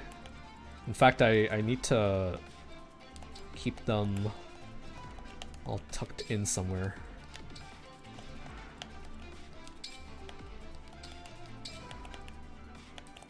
Oh boy, oh boy, oh boy.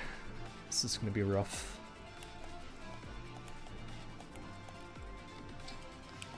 Yeah, it's gonna be rough. She's not gonna do anything except give crystals to people. Have a crystal. Have a crystal. I seriously don't know if I can even keep these guys alive here. Because there's a lot of flyers on this map.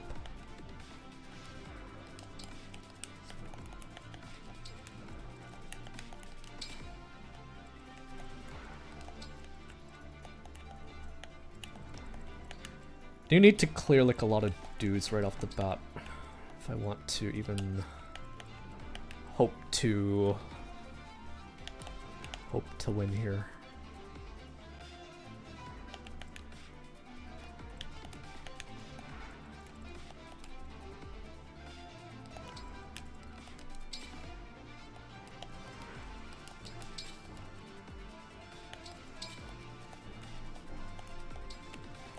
This is gonna be really, really rough. You can see I'm just like hiding all of them in here because they're just gonna die.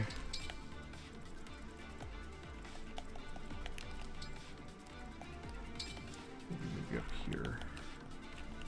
And yeah, let's see how this goes.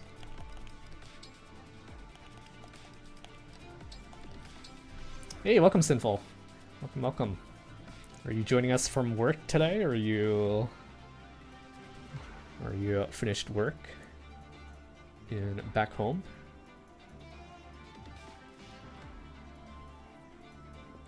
But regardless, hope you're doing well. Hope you are doing well.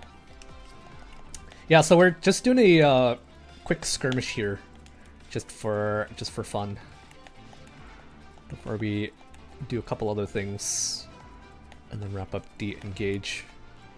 At Walmart, ooh. So at work.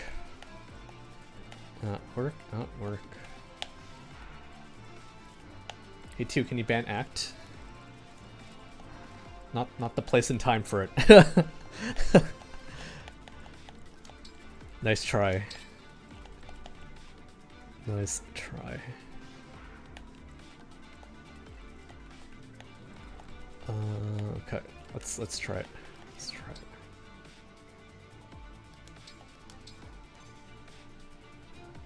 Is there a paywall for that on your stream?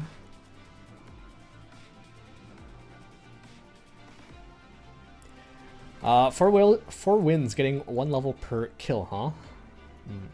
That's a okay. Should we do a prediction for this one too? Just a fun prediction.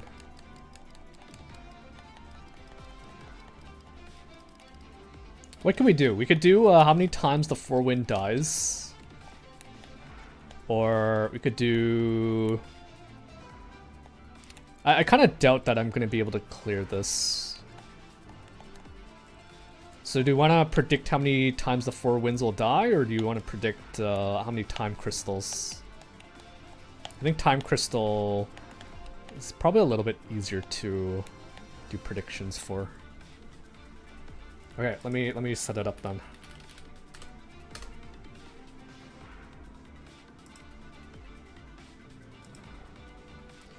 Is this to practice maps where you can let them die? Yeah, I think if they die, I feel like they might they might be used as body shields, meat bags, to keep my main units alive here.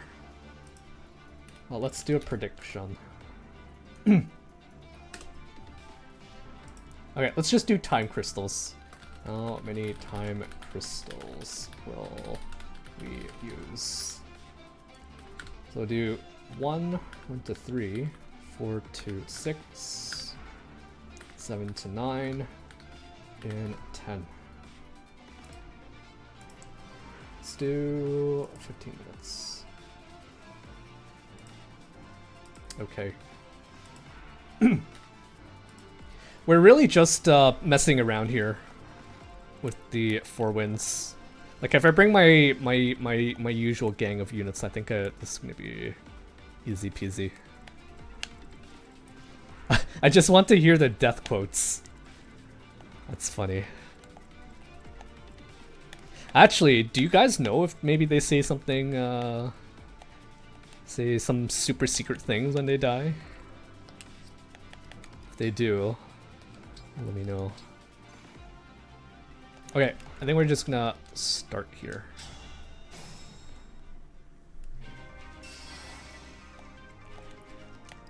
Me? Okay.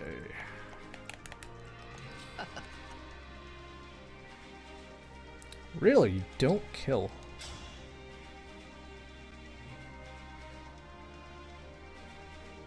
Oh. That's your command. Oh. I was kind of hoping you kill.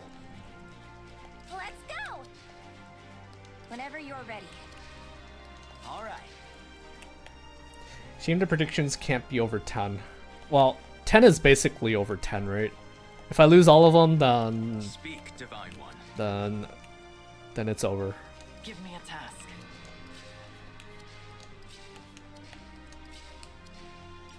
I like how he actually has his bad boy voice, his bad guy voice here. You guys heard what he said, right? He was like, something something Divine One. Command me, Divine One. That was pretty cool. How exciting.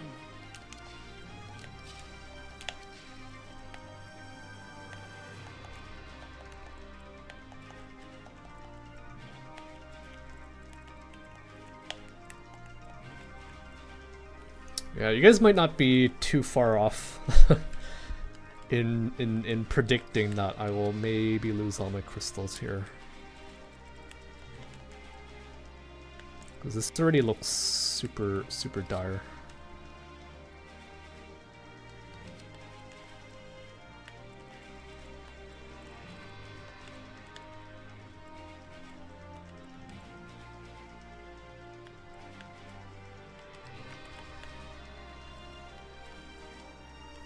There's a couple openings that I could maybe abuse here. Elwind, Thunder.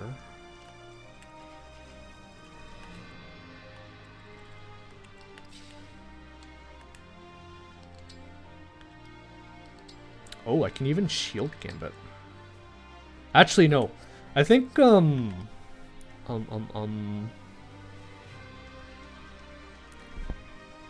I think what happens here is that if they can't do any damage to you, they might not even attack you. So let's just do Longbow.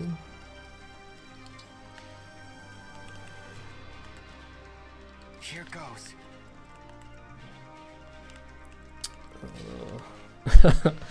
We have like a lot of dudes we have to keep out of range of stuff here.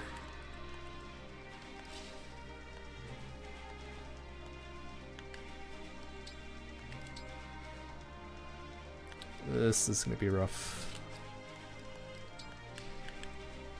Is this Maddening? I thought only in Maddening would they ignore if it's 0 damage. That's a good point. We're actually on, I think, hard. Like, it's only, like, I started my playthrough on hard difficulty, and I don't think you can increase it after that. So maybe this won't be as bad as I thought, but we'll see. We will see. Let's do this. What do you guys have? Oh, Thunder.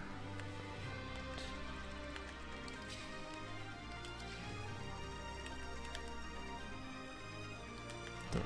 The sword's actually like all the way up here.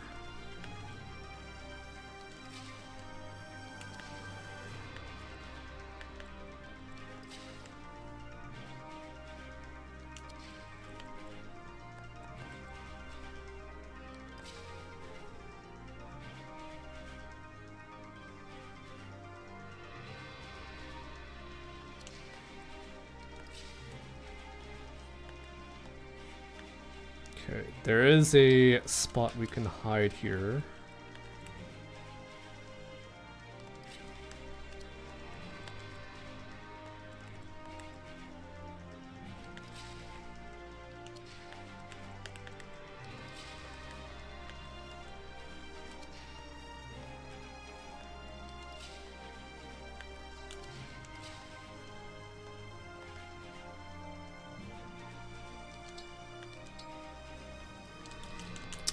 Do you have a ranged weapon? You do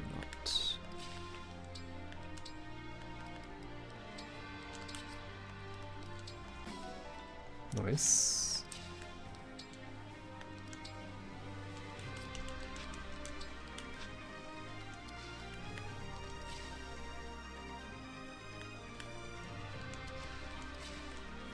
I want to give someone a crystal, but who do we give it to? Who do we give it to? I kind of want to give it to Lyndon. Because I feel like he's going to maybe put in some work for us here.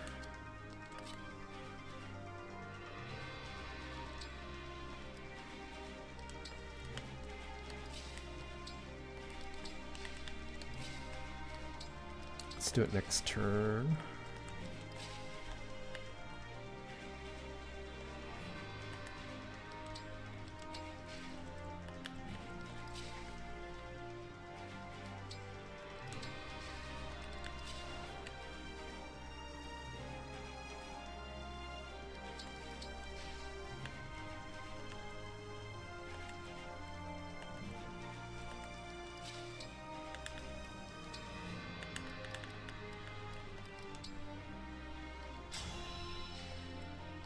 Mavier reporting. Mavier reporting. I still think they probably could have done like a second Mavier in the Fell Xenologue. I know, it's a little weird if you have like 2 Maviers in your if you eventually get like 2 Maviers in the army, that'd be a little weird. But it was never really explained, it just happened that way because you really can recruit Mavier.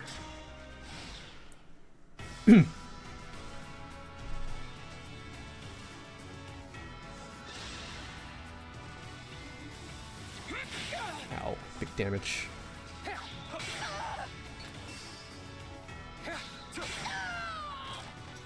I had no choice but to win. No choice but to win.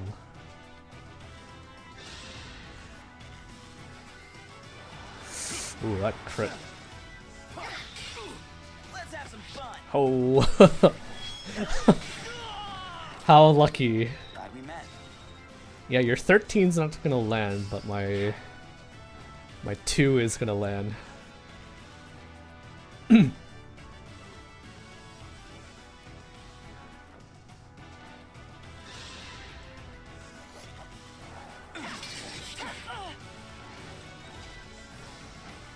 Man, why's my leer so bad?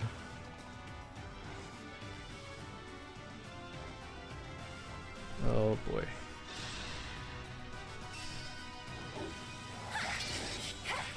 I'm surprised he still had such a high hit rate there.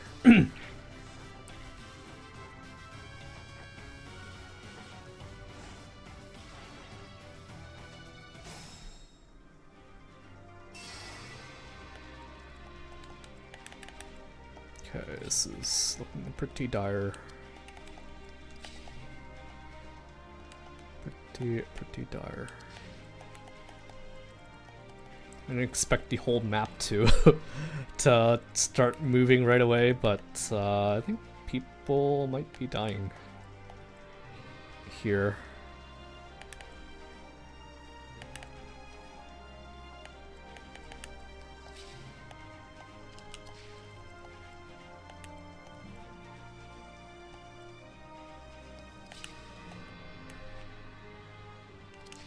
I foresee death. Skirmishes are pretty nasty. I've actually never done a skirmish when I was playing through Engage.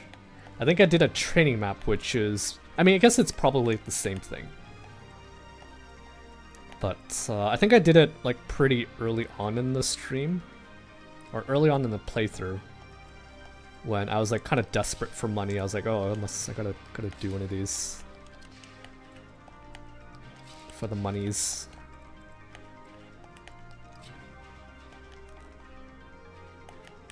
I'm actually like a little surprised that I don't just straight up kill these guys.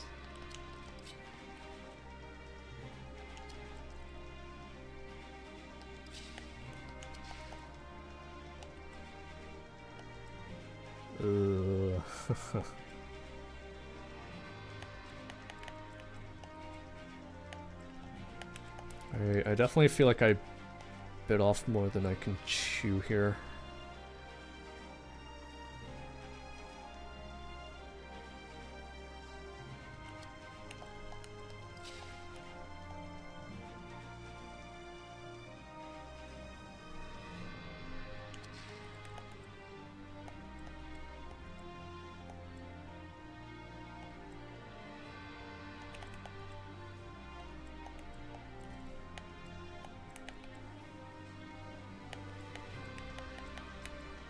This is very, very sus.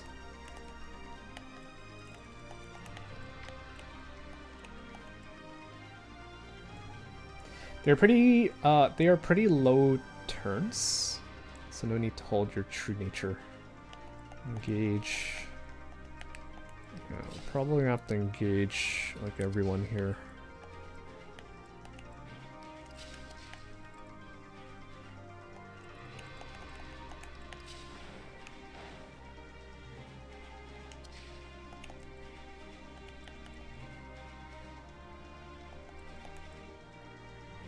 Just a scratch. Sure about that? I'm sorry you're stuck with me.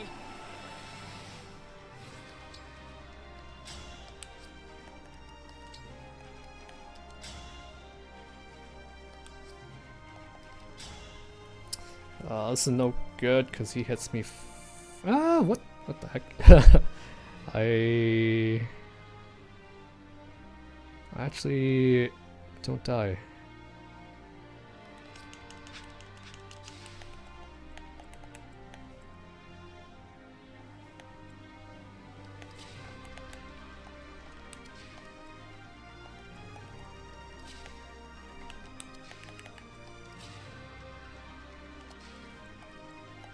Wow, this is I think we're in very, very big trouble here.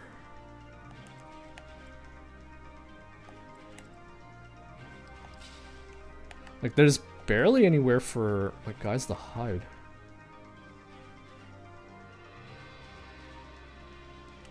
I think we're dead? Oh yeah, I think so too. Thought I brought my good units too. 71.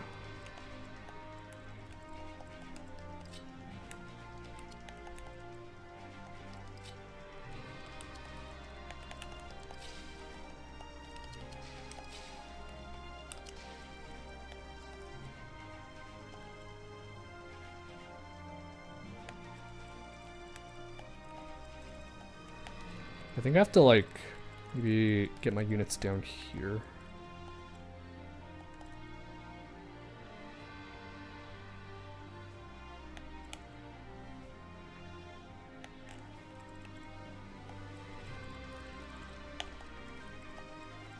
I think what I need to do is I need to pick a direction to go and then just get everyone out of there as best I can.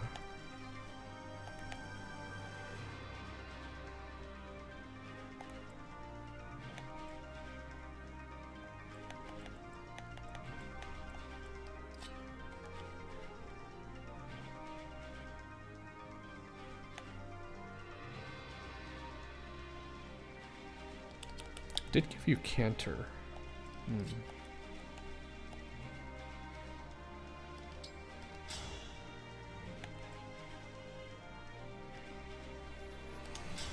Okay. Let's do this! Really? Really? Oh. Really, Lyndon?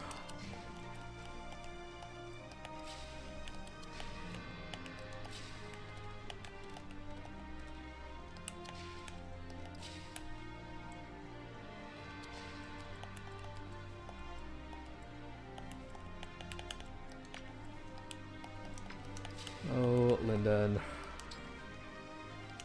What are you doing? This map didn't go so hard? Yeah. Part of the reason I picked this map to do is because I knew I'd get to listen to this song a bit more.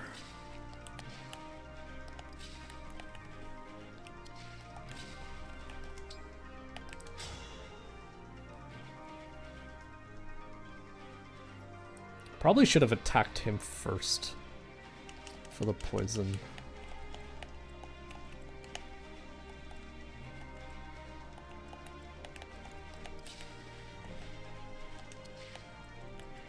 Oh well.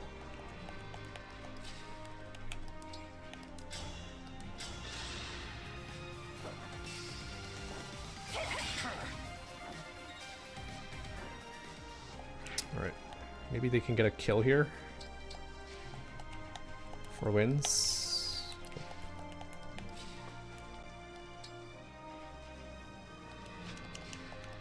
But they don't have a range attack, do you?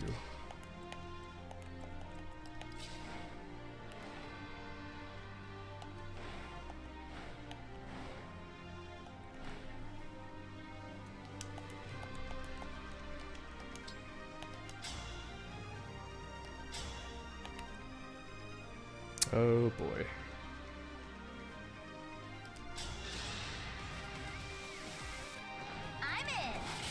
Oh good. I was actually relying on that to kill. I didn't think Celestial was gonna do anything.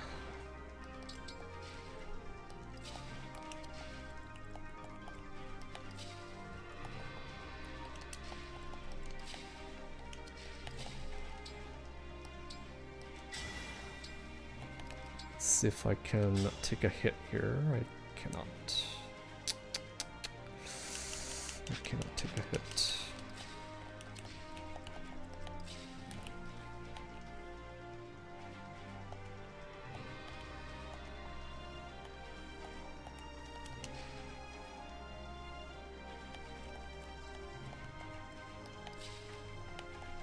This is really, really rough.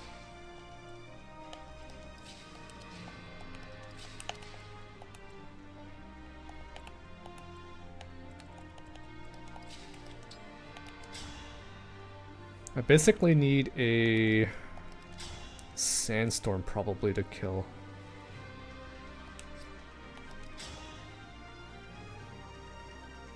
Sandstorm would get me the kill. Sandstorm. Please.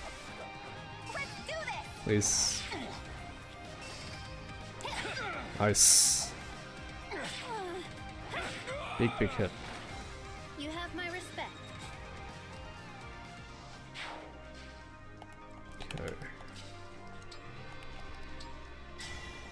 Emblem engage. Do your units like die if you die in these skirmishes?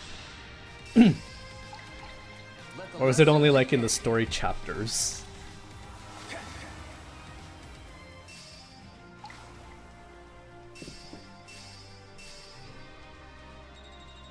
Because that could affect how I go about this chapter.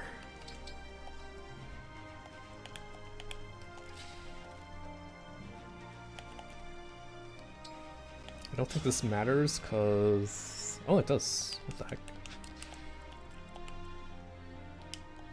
Oh, right.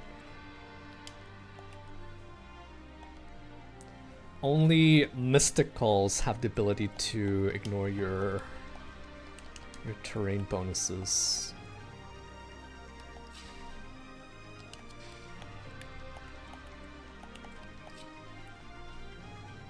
$71.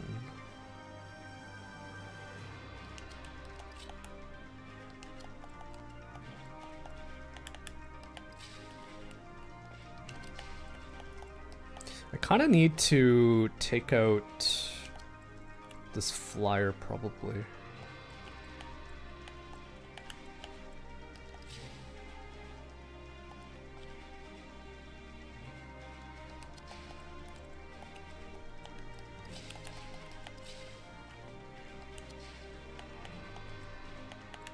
Okay, so what I want to do this turn is to maybe do like a big rescue play here to get like all these guys down like here.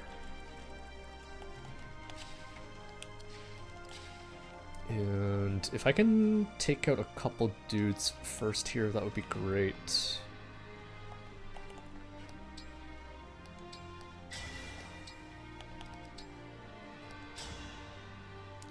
This guy hits a lot harder than this guy.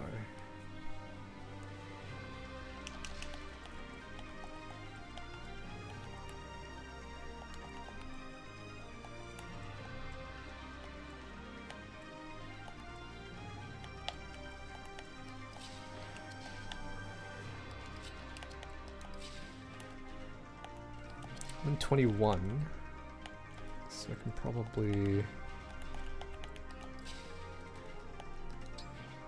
Let's take this guy out first. Look what you made me do. Correct. That was a cinch. Okay, let's stay here.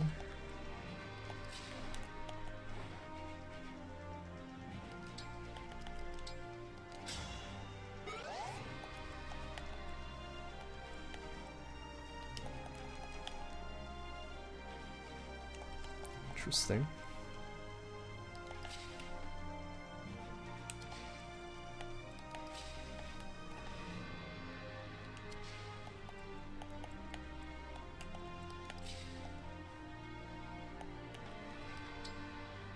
It sucks that I took the hit earlier, otherwise I could have totally engaged in like Raging Storm here, kill like a couple dudes.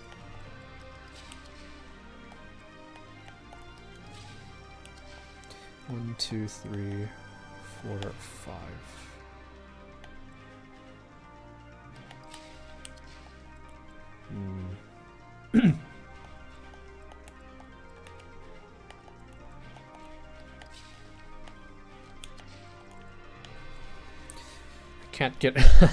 Can't get like everyone out.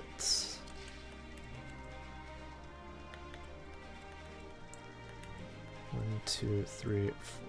1, 2, 3, 4, 5.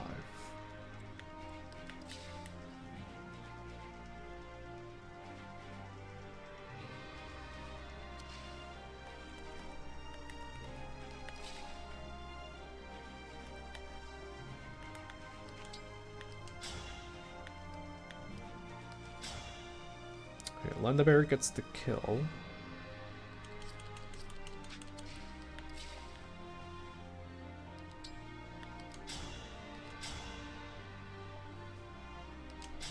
I'm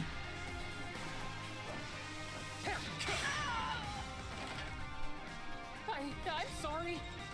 Got him.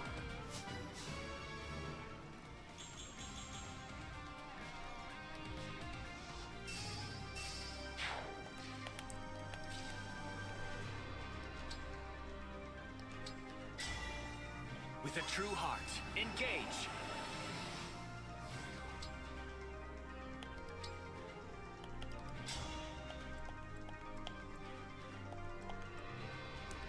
I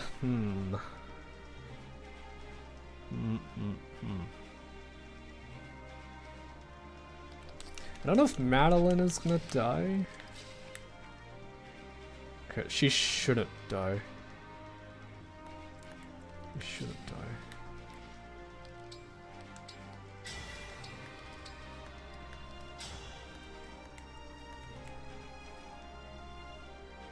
Alright, get over here.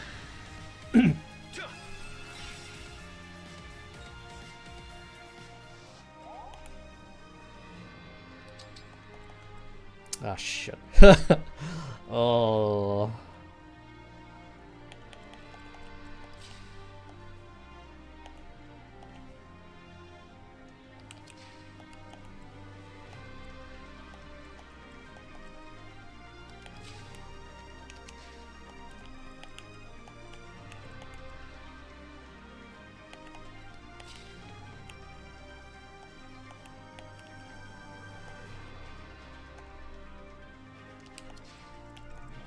Okay, so I used assigned decoys, so they shouldn't go for.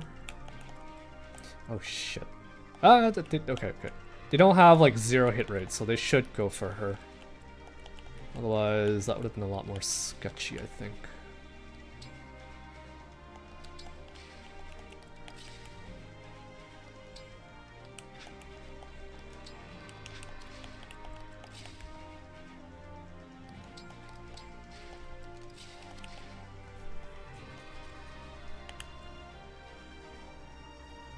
Wow, this guy. Well, never mind.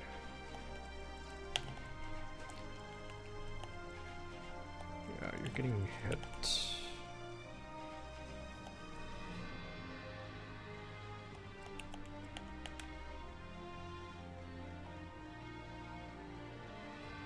You're probably getting hit here.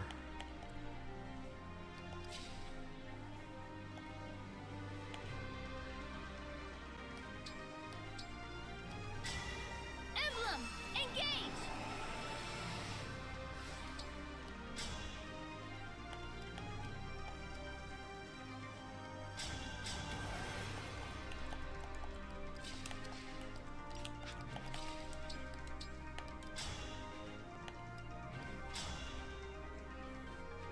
This is why I wanted to bring Fagato. I'm in. Freaking deletes flyers.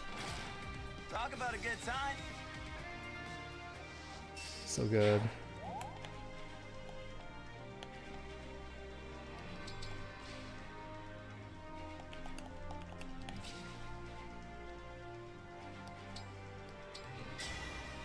Emblem, engage.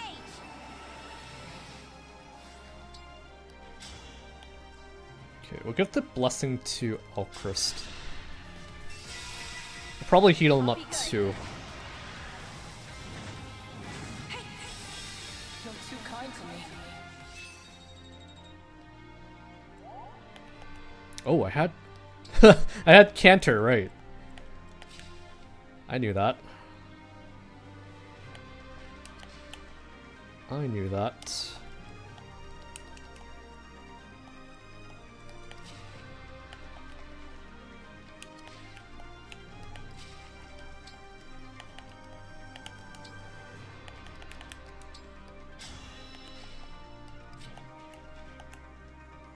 Okay. I'm banking on the assigned decoy working here. If not, I think we're in trouble. Thank you.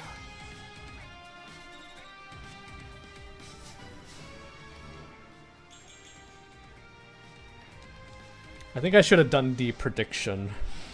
How many times are the 4 winds gonna level up?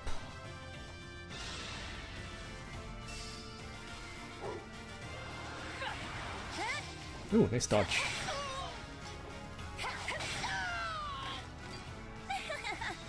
Winning!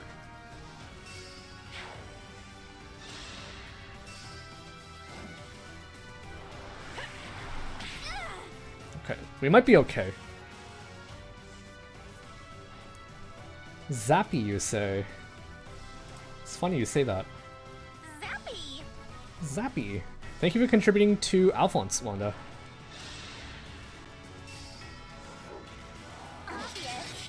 A crit would have been really nice there.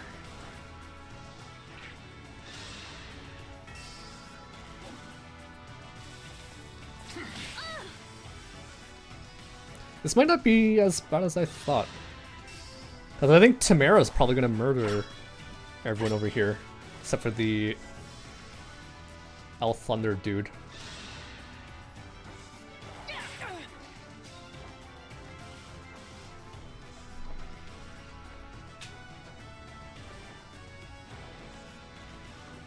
Okay, it's still not looking good. Don't stand in my way.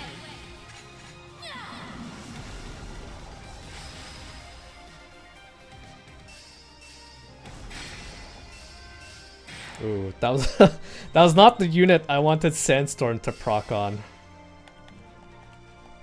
Not the right unit for it.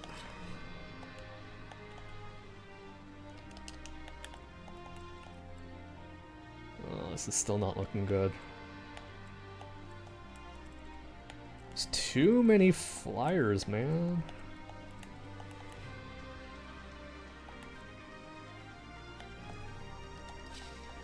Too many flyers.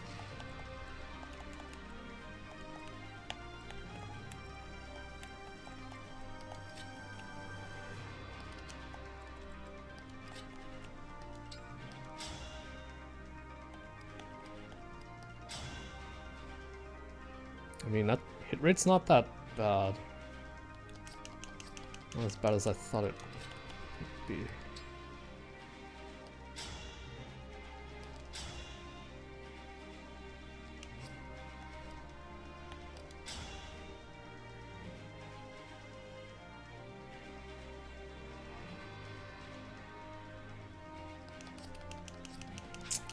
Yeah, this is Yes. kinda rough.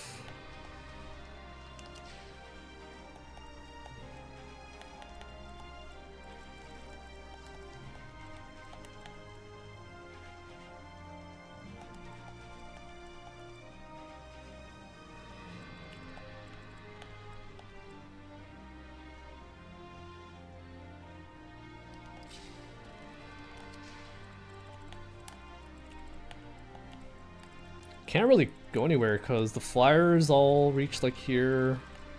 These flyers reach like here. So it's like I need to hold up here for a turn, but then I'm literally gonna be trapped between two rocks. Is that how you say it? I know the saying's like trapped between a rock and a hard place, but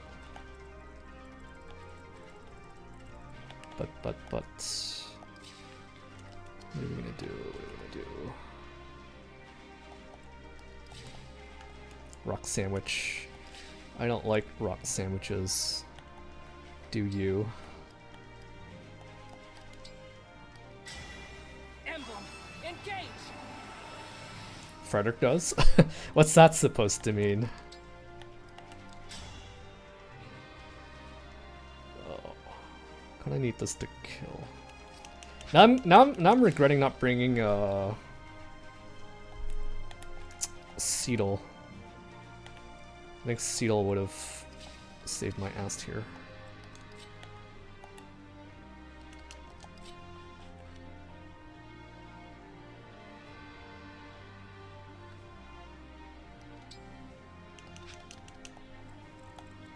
If it has extra pebbles, still doesn't sound very good. I don't know what sandwiches you eat on a regular basis, Tree Man. I prefer no rocks in my sandwiches. Have the new recruits done anything yet? She used assigned decoy. Does that count? He did something. Not much. Jeebus. I think another unit I could have brought here was Chloe. Probably should have brought Chloe here.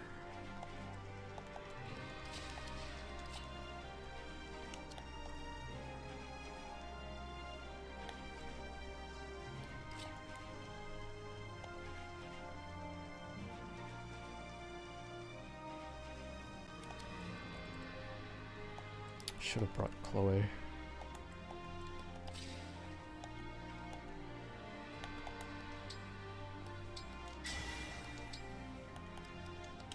Do you guys have range weapons?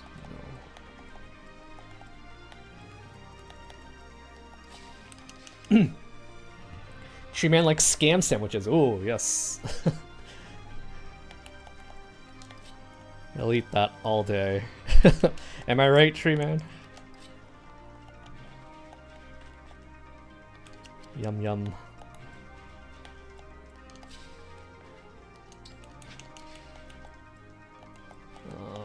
I'm not sure what to do here. I can't even like slow them down because they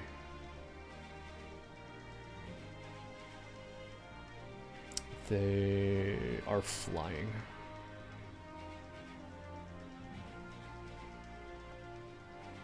I kind of wish you were able to kill someone. You might be able to if you land a crit or a Luna.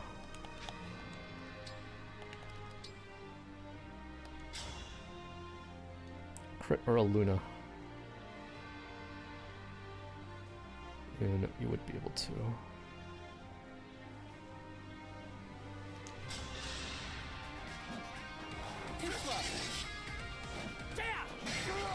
Nice. I even dodged that 65 too. Let's freaking go. That was pretty huge.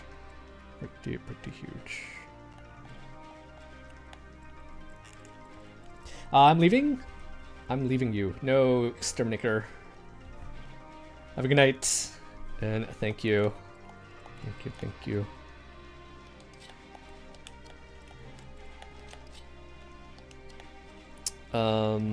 I think I feel like I probably could stick her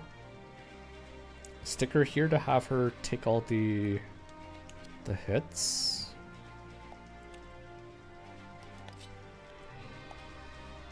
Maybe.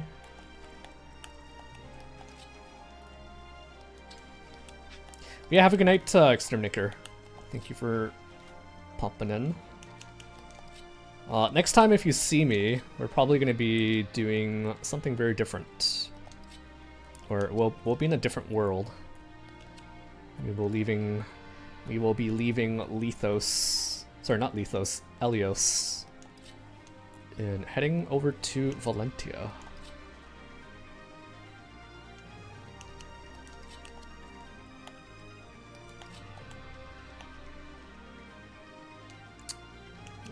I really wish I had a dancer here. So you're choosing to do echoes? Yeah.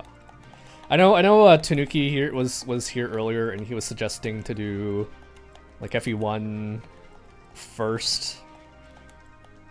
Or rather, sorry, he was explaining that Echoes is a side story. So I think his reasoning was it makes more sense to do them somewhat in an order, but I think it's fine. I think it's fine.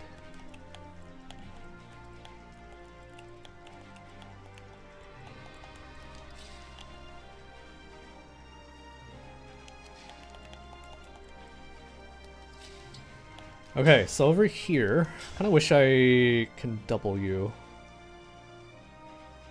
Crit would be really, really good.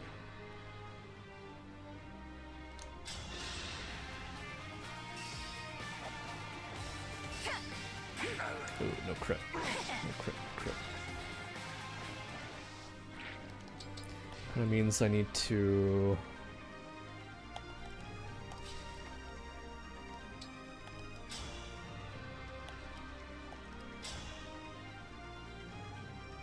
I mean, if I got the kill, I would have given it to you, but I don't get the kill.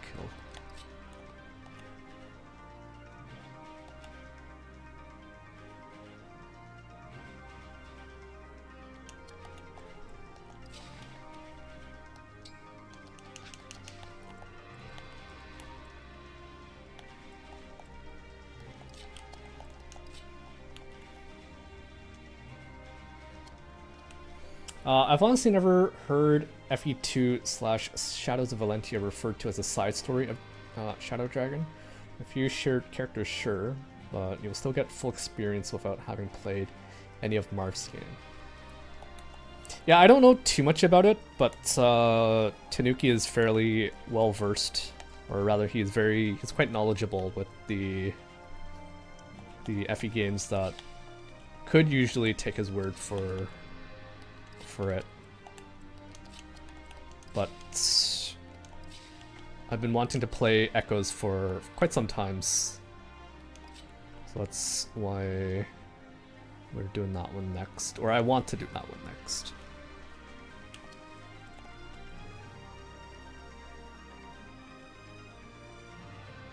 Okay, I don't like this guy.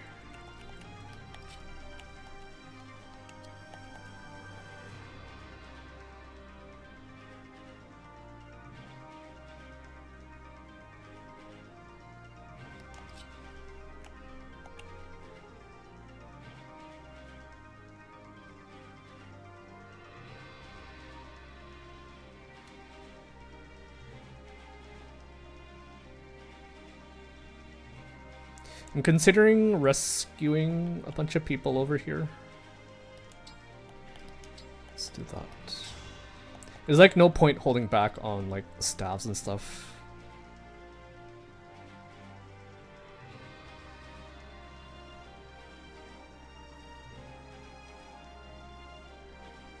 It's only a couple spaces. Got any mean side story? I think it's more just the Japanese name is Gaiden, which does translate to side story. Yeah. Tanuki's saying to play it in that order makes sense. But yeah, you don't necessarily need to play one. You just miss out some backstory for some of the characters, like the White Wings. I can see how that would be good knowledge to have, but I think we're already, or I'm already familiar enough with the White Wings that I don't think it matters.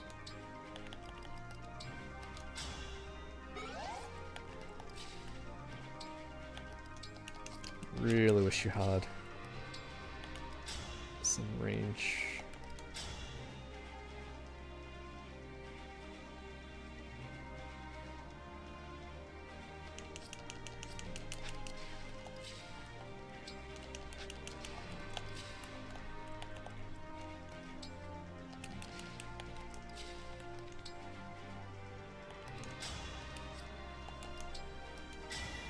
Don't let me down.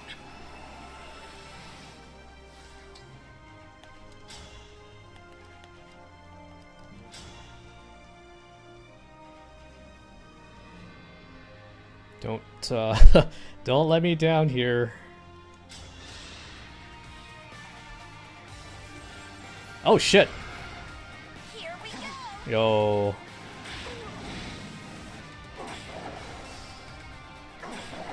Yo.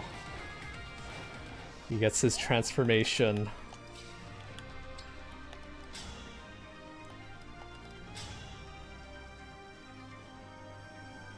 Okay, if I miss here, I don't know what to say. Let's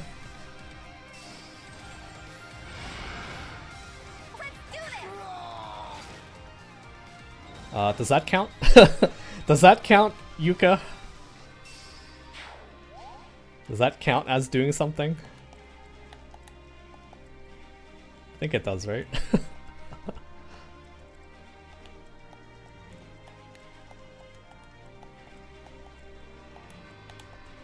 There's a couple dudes I need to take out here. Now they have to survive this turn. I think they do, because I assigned decoy on Yunaka. And they do have hit rate on her, so they should go for her.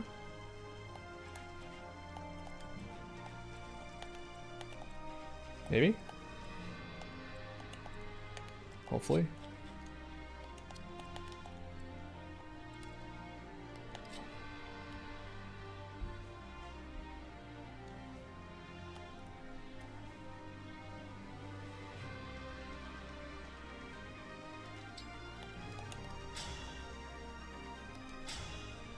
I think she'll be fine. It's fine. I'm actually not sure. No obstacle will stand. But I think she'll be fine.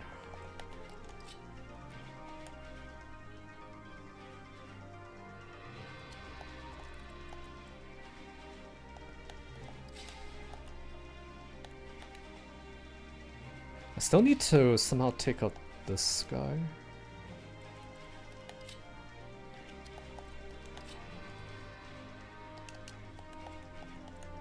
Ooh. Getting a little sus here. Just a little.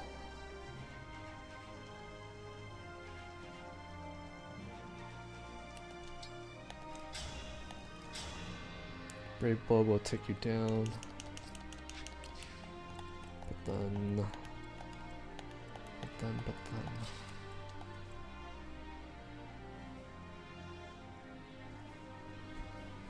One... 112. 112... It's like 50... 40...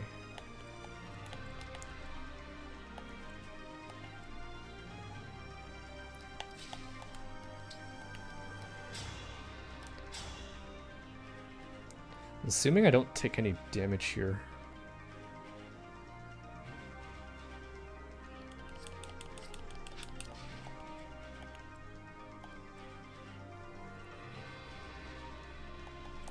I also just realized that there's another there's another flyer right in my face here.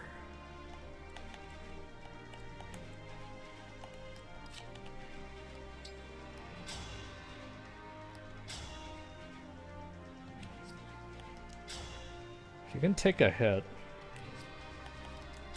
Tail smash.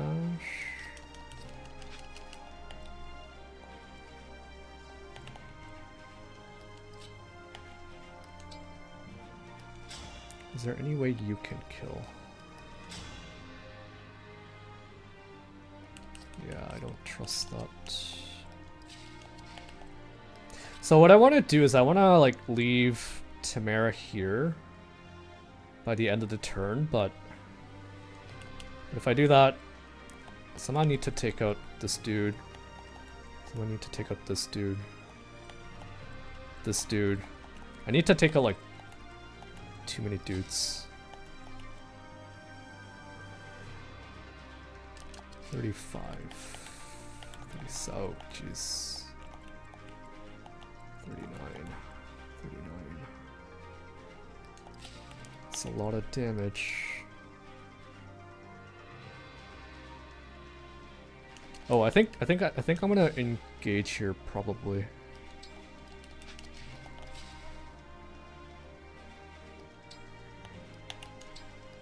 Lend me your strength. All right, hopefully torrential roar. Nope. Nope, nope, nope.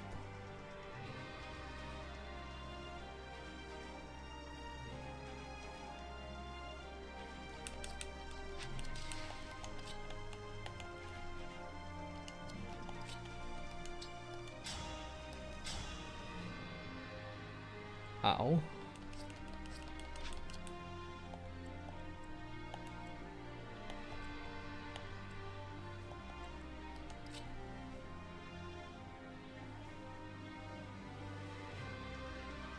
I don't think I can leave Tamara up there. This guy's probably gonna kill someone if I do.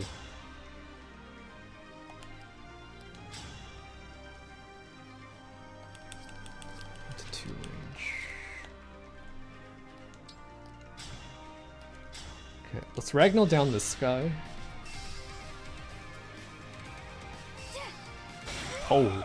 Better to act than to worry.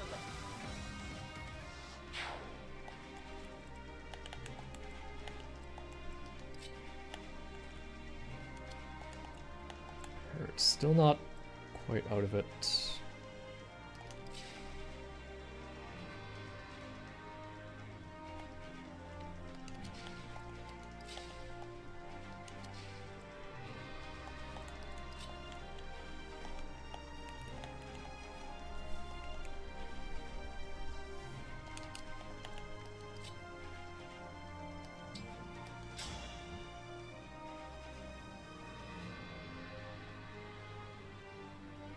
Usually I feel pretty comfortable with Linden zapping the crap out of them, but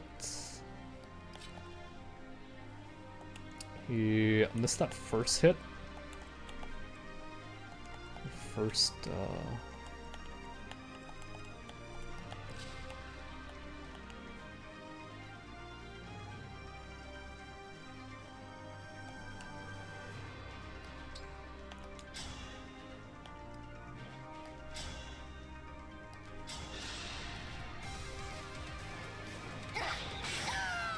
blam. I'd rather be friends.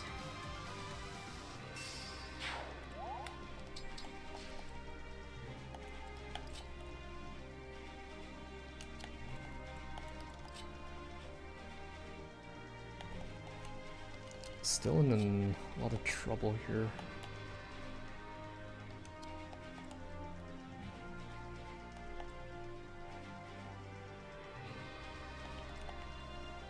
$42. Can take a hit. I think the important thing is I need to get Gregory out of the way.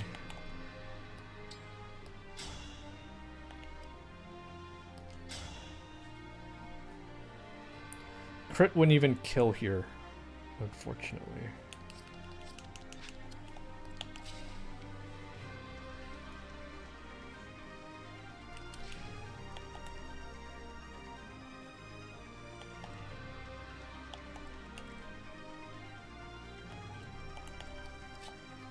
Technically could just run over here and you'll be kind of safe.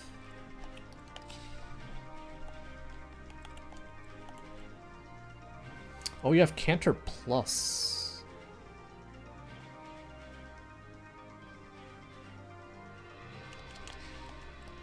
Wait a second. Canter Plus.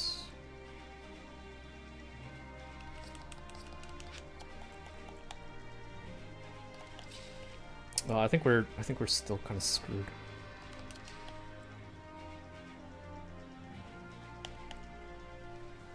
I think we're still screwed.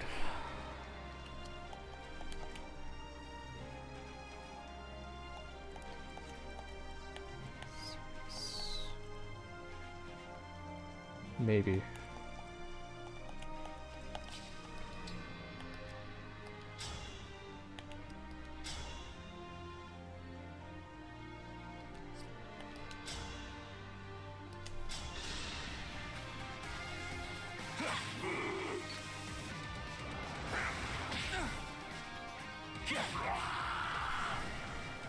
Nice one.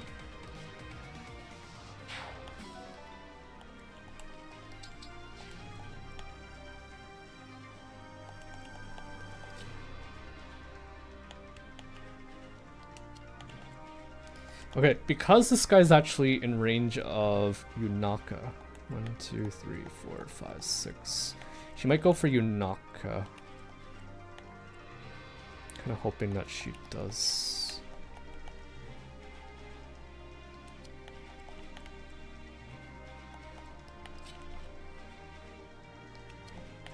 If she does, then great. If not, it's bad.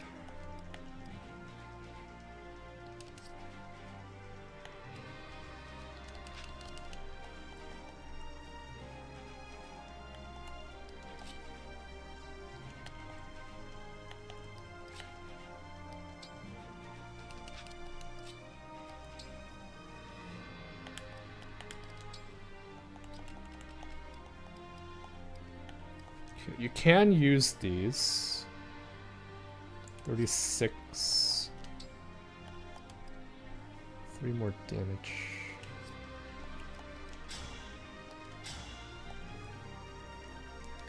Three more damage. That hit rate though. Alright, I think I'm gonna...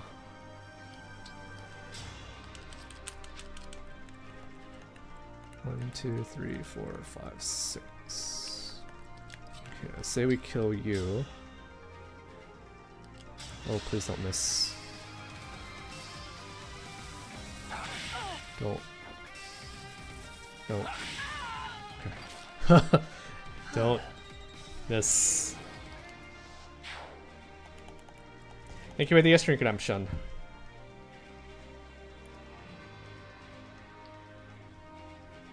So earlier, my sister actually popped into my room. She bought me more of those Honolulu cookies. These ones are the chocolate chip macadamia versions. They're very, very good. Yes, they're from Costco. They're so good. If you haven't had them, or sorry, what I meant to say is, I think they originated from Hawaii, right? Hence Honolulu cookie. But they're like so freaking good.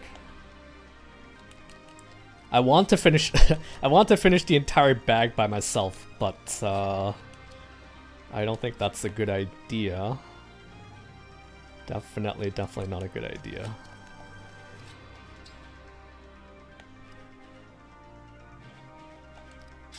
They're very fattening. Very, very, very fattening. Challenge accepted. No, we're not doing that. We are not gonna stuff ourselves like that.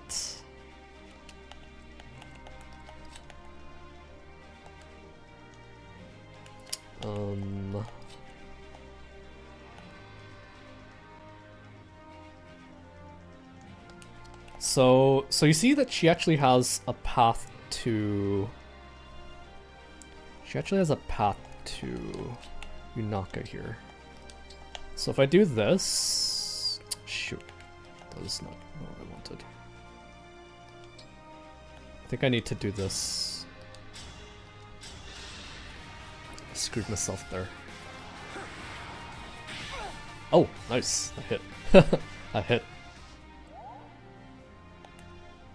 Well, go over here. So what I want to do is I want to block his direct path over here, because if they block, then they might attack someone else. So I'm hoping the assigned decoy works this turn. If not, I think we're in trouble. Big trouble.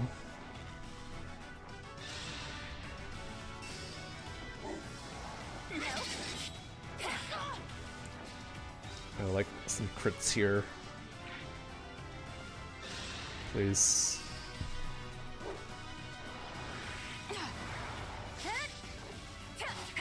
Crit, please. Crit.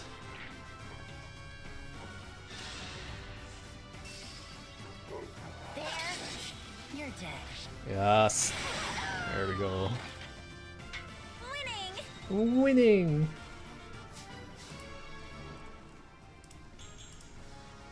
Zappy! Can't say no to more experience of weaponry.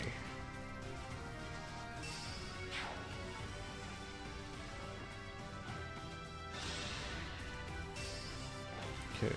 Crit Sandstorm would be nice. Okay, that's good too. That's good too.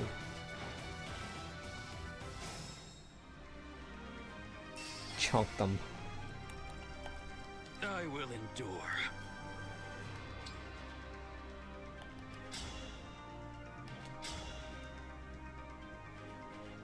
This is a kill. That is a kill.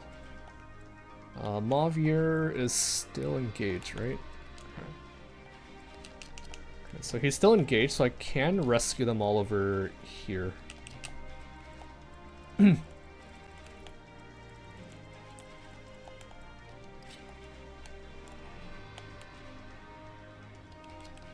Or maybe I send him on a send him on a suicide mission here.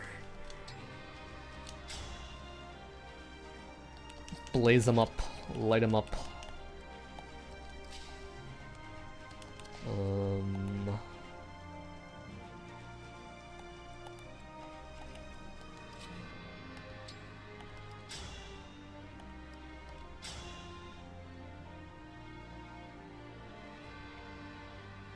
$71.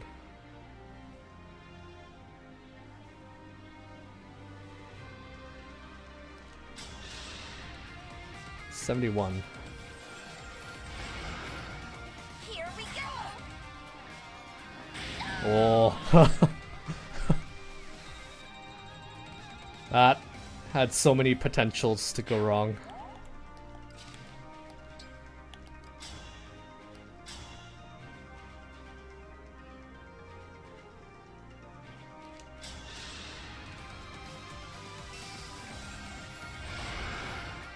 Let's do this!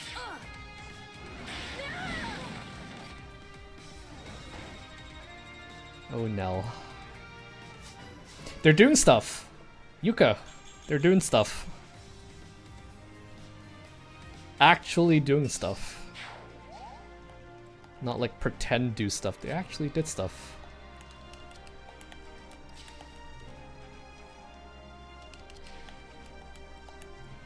I guess it's pretty easy to see at the end how much they did. Right? They both start at level 20, so she got a level, and I think Rafal also got a level. Okay, let's take another dude.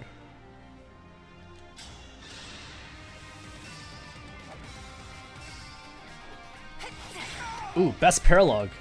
Hello there, acting hero. Welcome, welcome. Hope you're doing well. Another kill for me. Welcome to the last Engage stream.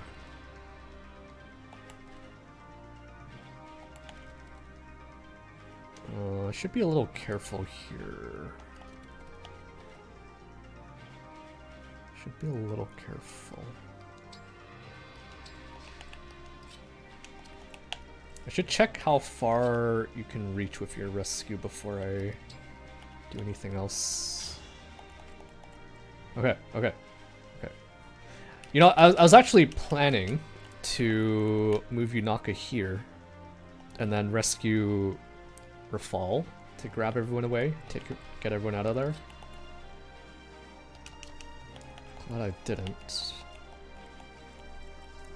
Love the references. Even put a tome on the general because he was a baron in FE5 that could use it.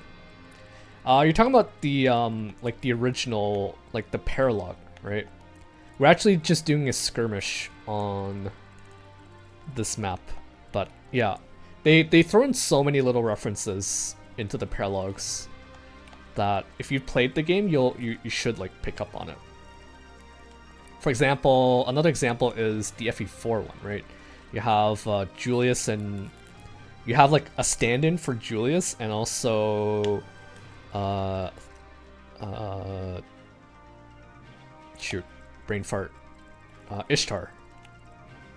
Sorry, yeah, Julius and Ishtar in the FE4 paralogue. And it's funny because like you can literally beat that chapter without fighting them. But if you want to, and I totally did, I took them out. Because why not? It's more fun that way.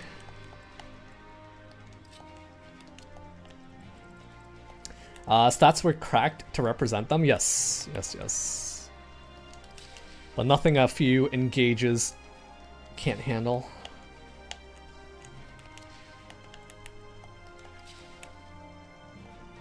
Okay, I think we're actually in like a really good spot here, because I can take out like everything.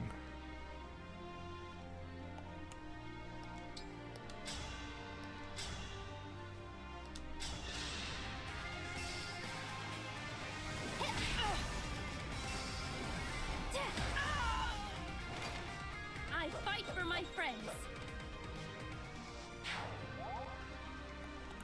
Alright, Tamara is capped. Very nice.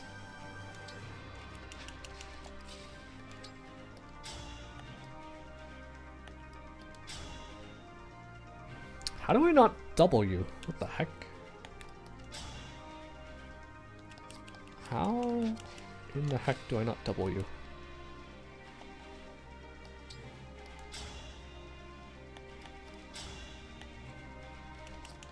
Dude. I fight for Soren? Wait, what do you mean? What do you mean? I remember the Soren paralogue was really funny. Not sure if you guys remember the unique dialogue that happens when you fight Soren with Ike. With Ike emblem equipped on someone. Ike is like, "Hey Soren, let's fight," and then Soren was like, "No, Ike, we don't need to fight. Don't hurt me." But Ike hurt him anyways. It was funny, very funny. The remix of "Let's Go Leaf" is really good too. You're talking about this theme song, right? Yeah. I do like this song a lot.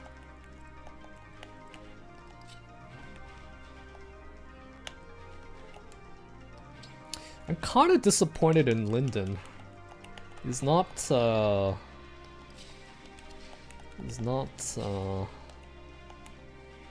quite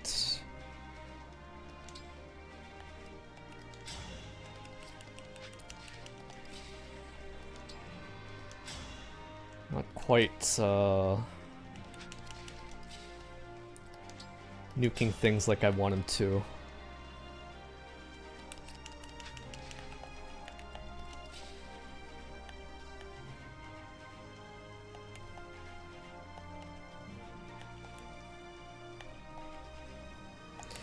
Okay, so this is a bit troublesome. Actually, let's see if we can just one-shot the boss. Engage! Linden is great for giving the party a free thorn. Hey, I actually quite enjoy using Linden. I'd say he was like one of my MVPs when I was clearing the main campaign of the game. I really enjoyed his... This was like my favorite combo, this was like the combo that I used on him.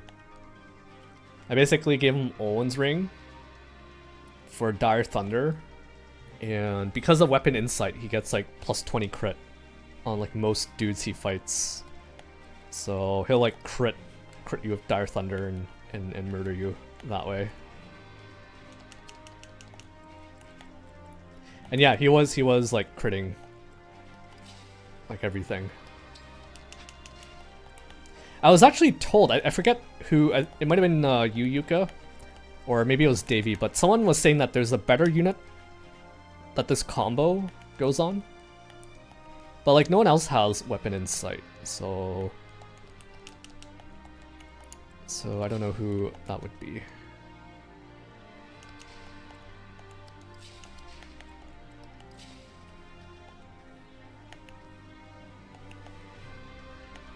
Two.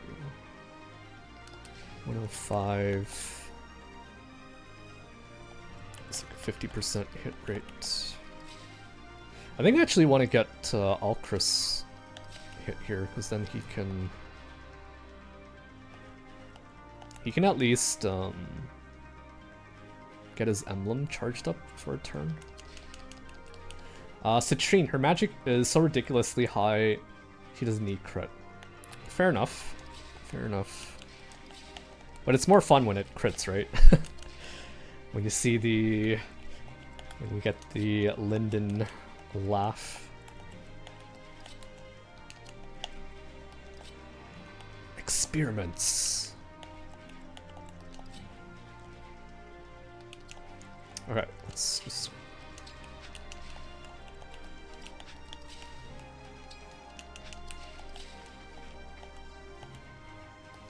Let's just do it. Lend the bear. Oh, pain. Pain, pain. I'm still alive? I think my highest crit damage, including like Luna's and Sandstorm, was like 300s.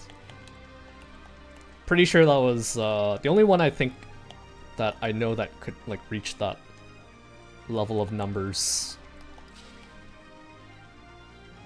is shoot.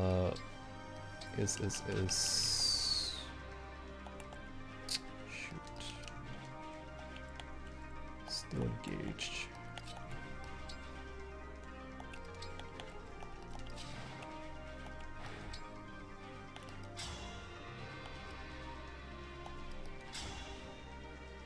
See if we can't hit you here. The only one who I think can reach that level of damage output is Tamara. Because Sandstorm is stupid. Stupidly OP. That is.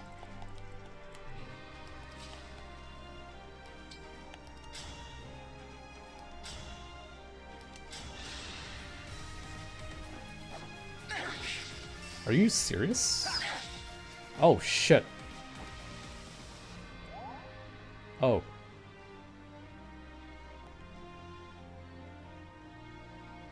Oh.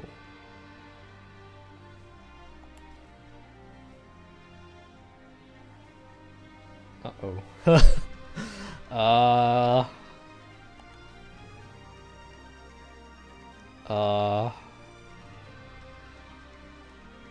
Help.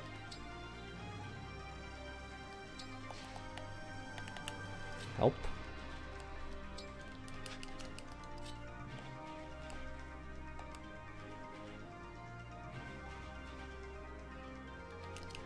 Oh, yikes. Yikes.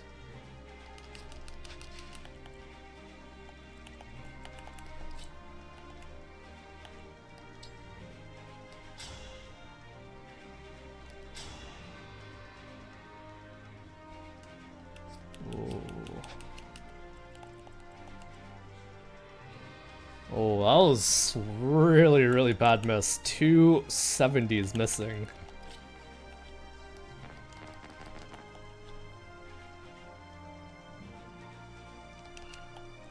Do you have rescue?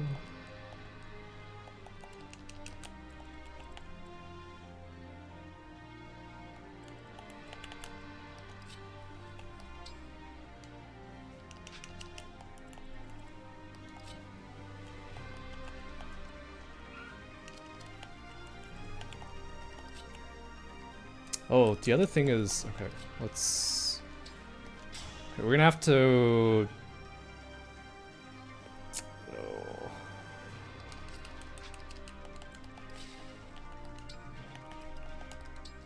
Oh boy.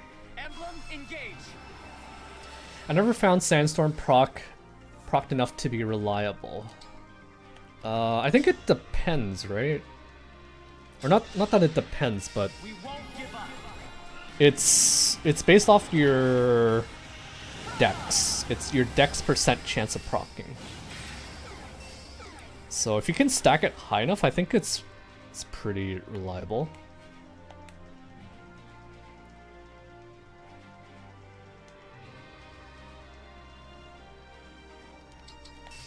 But welcome, Oil Leak. Welcome.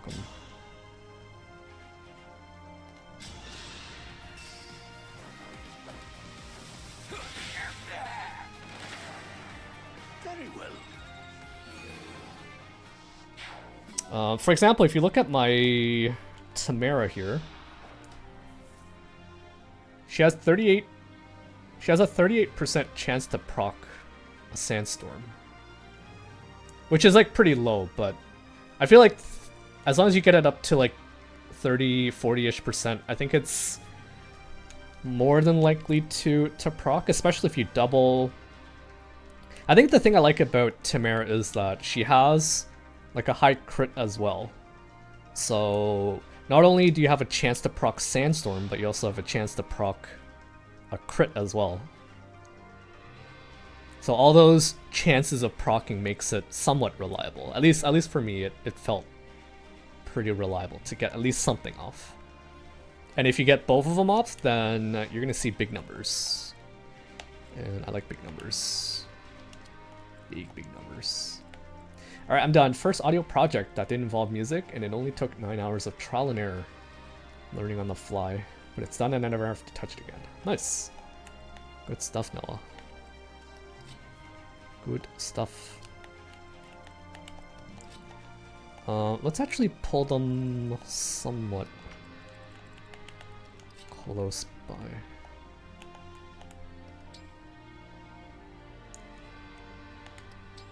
Let's pull them.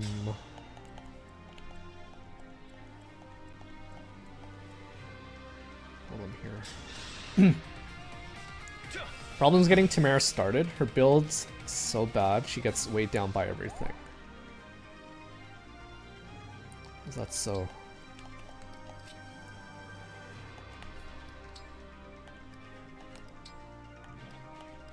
Okay.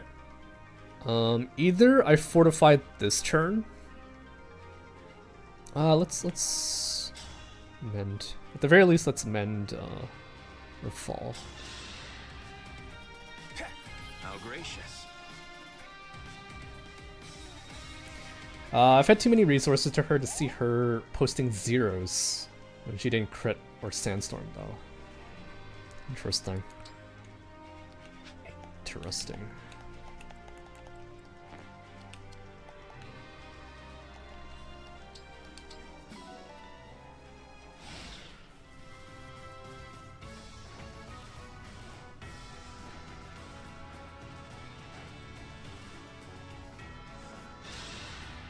Okay, went for Christ here.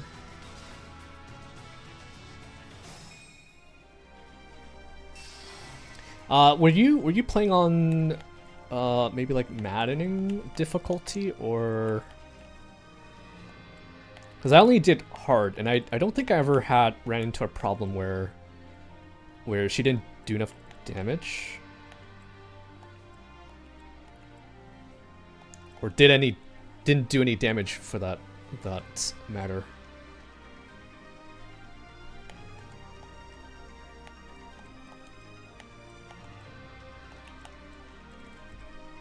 She's arguably one of the worst units in the game. Sandstorm is her only saving grace. I mean, like I said, I've enjoyed using Tamara quite a bit. Never had any qualms with her.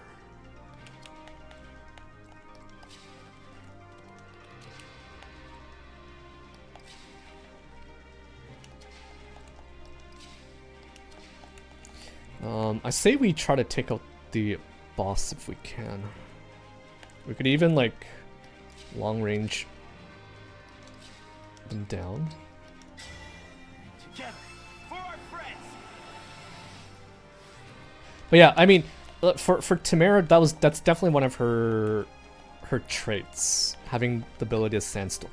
Kind of like how Alcris's niche, or I don't know if you would call it niche, but his thing is landing he has the ability to land Lunas, and Tamara has the ability to land sandstorms.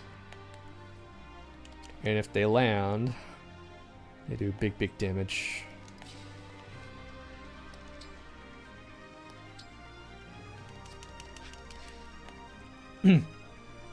All crits or no crits, I call them. It's a good name. Like, check this out. He has a 50% chance to proc Luna. Alcris the slot machine. Like, so Alcris is like another one of those units where he has a chance to proc Luna. That's 50% chance here. He has a 27% chance to crit. So he's quite literally a slot machine. He's like a ranged slot machine, and then Tamara's like the melee version.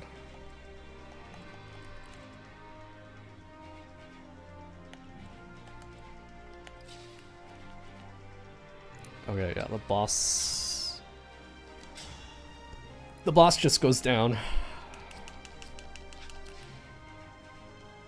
Boss just goes down.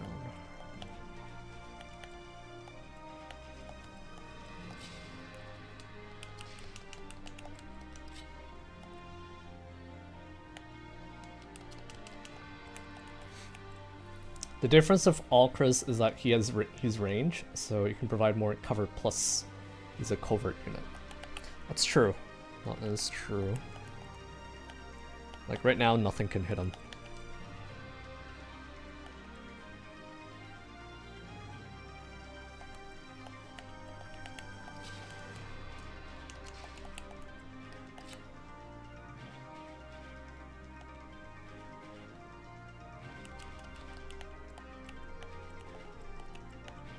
Do not disappoint me. I think I already used Torrential Roar, so this would have been like a really juicy Torrential Roar. One that would basically secure the kill for me, the win.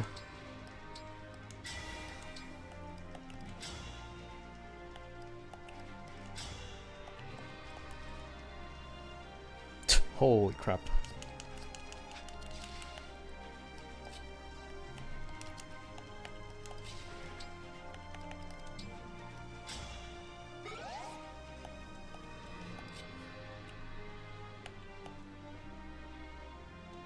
Okay, if I can kill enough guys here, they'll all go for Tamara.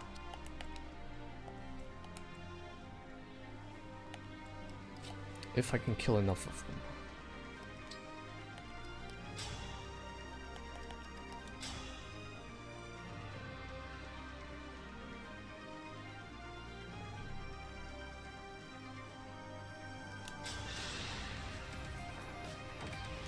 Gotta have Mavir do something.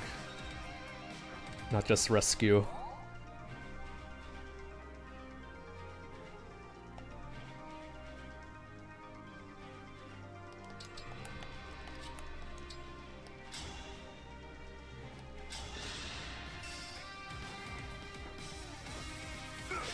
Are you serious? Lyndon? What the heck? What the freaking heck, Lyndon?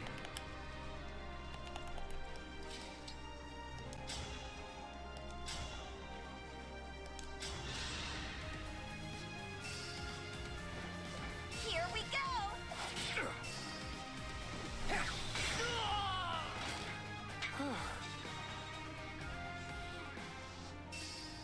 But I do agree with you, Oileek. I do agree. Having to send like a melee unit in there can be kind of sus. Can be super sus.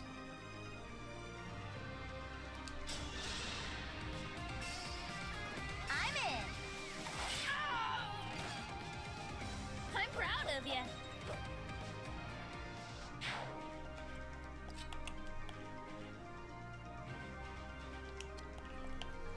Okay. I say we take out the boss. There's no reason not to. He's not even like a special unit, or he's not like special in any way, so let's take him out. Watch this.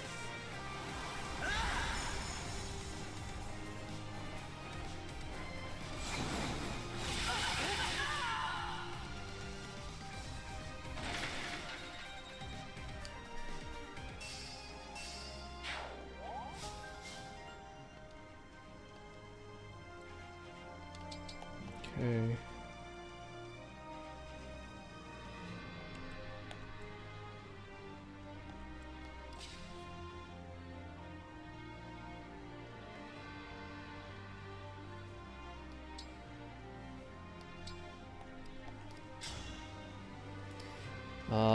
This is 1, 2, 3, 4, 4.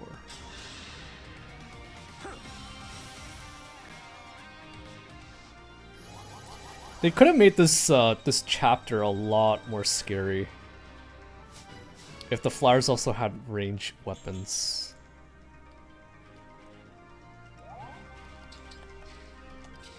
Way scarier. Emblem Engage!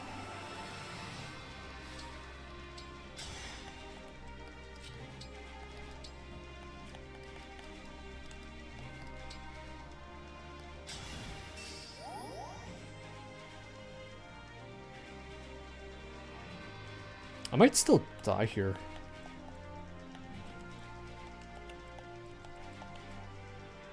Maybe not. Shouldn't die.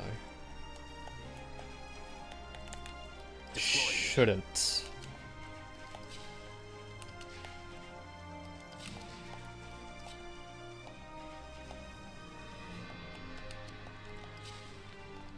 Go collect stuff.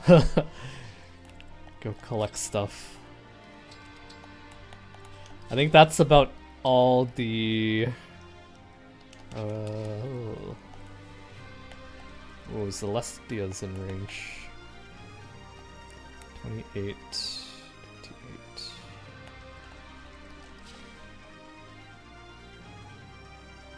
Celestia might be in trouble here. She might actually be in trouble here.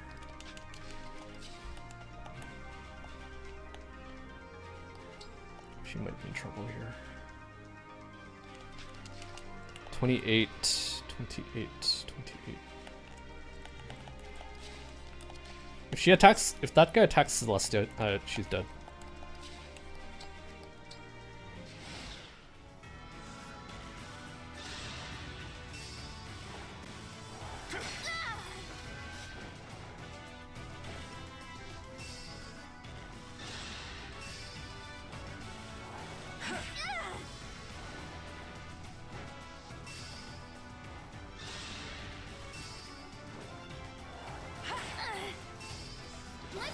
Oh.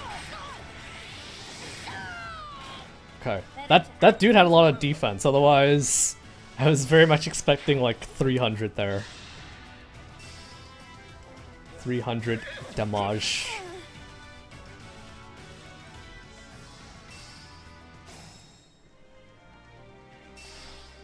All right.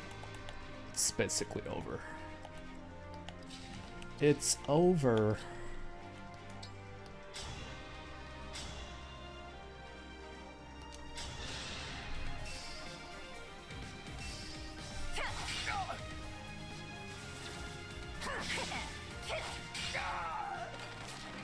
Our bonds give me strength. Alright, a couple pretty sweaty moments there, but otherwise, not bad.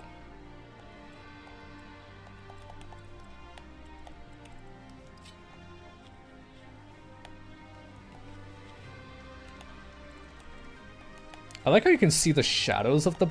Oh, actually, never mind. I thought that was the shadow of the bird, not the actual bird itself. Alright, Linden. Can you redeem yourself? Land the crit. Here we go. All mine. Crit. Dude. The experiment was a success. Dude. I swear to you, he crits a lot more than that.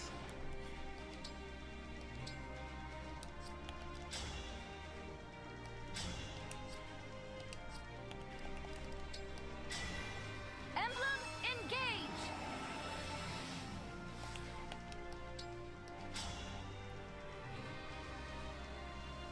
Okay, let's see if we can't get him down to 15 or less, and then we will finish it off.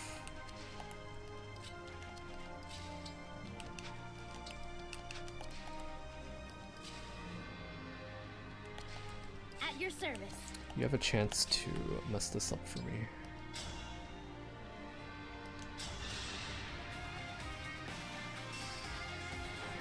I'm in. My turn.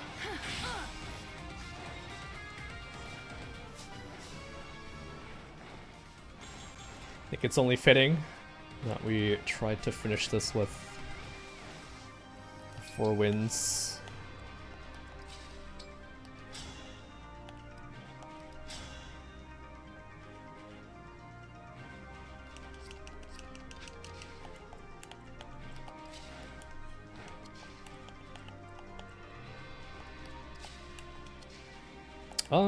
We can even try to pull them in.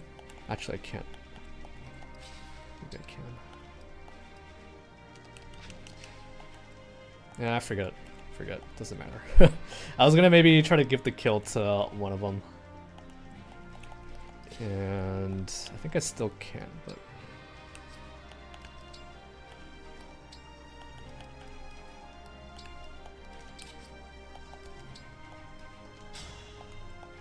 No! I was gonna pull in Nell. Alright, we're pulling you. No.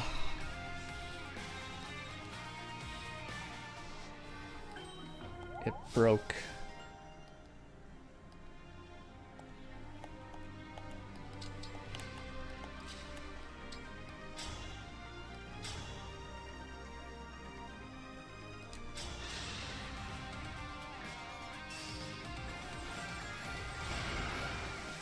Here we go. All mine. Nice. Saved by the holdout.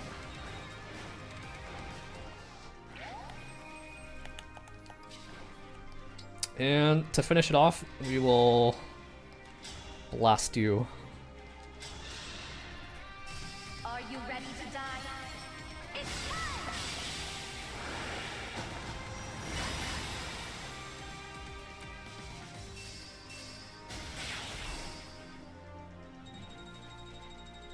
Let's go. Let's go. Let's go. All right.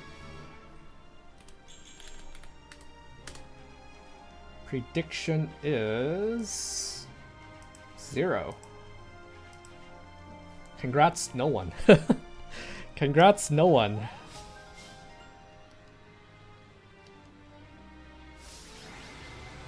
I think I saw a lot of people bet, what was it, 4 to 6. Only one person said all my crystals.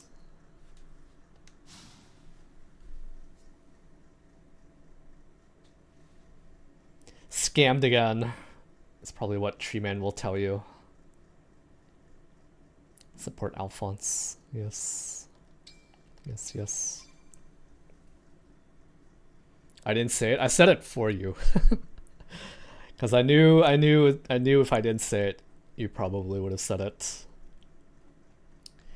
But yeah, that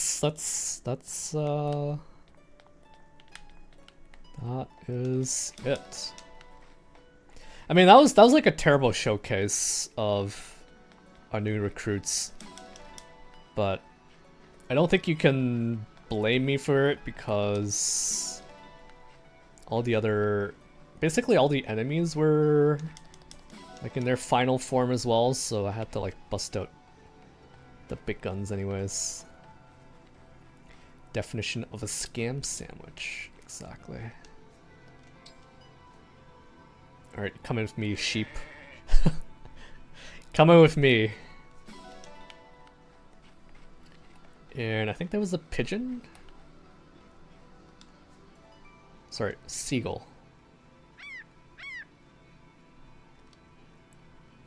So during lunch, I was actually tuning into my friend Jade's stream. She's playing some Baldur's Gate 3. I think I almost said I would have joined her for Baldur's Gate, and it looks really fun. Looks kind of fun. So Shadows of Valentia tomorrow? No, not tomorrow. I haven't finished the overlay yet. I haven't even started working on the overlay. So not tomorrow. But I do want to start it up soon. Zappy! Oh, she said the thing. Zappy. I did her number on him today. I should pat myself on the back for this one. Should indeed. So one of the neat things that you learn about Yunaka when you engage with her is that apparently one of her stars is made out of gold.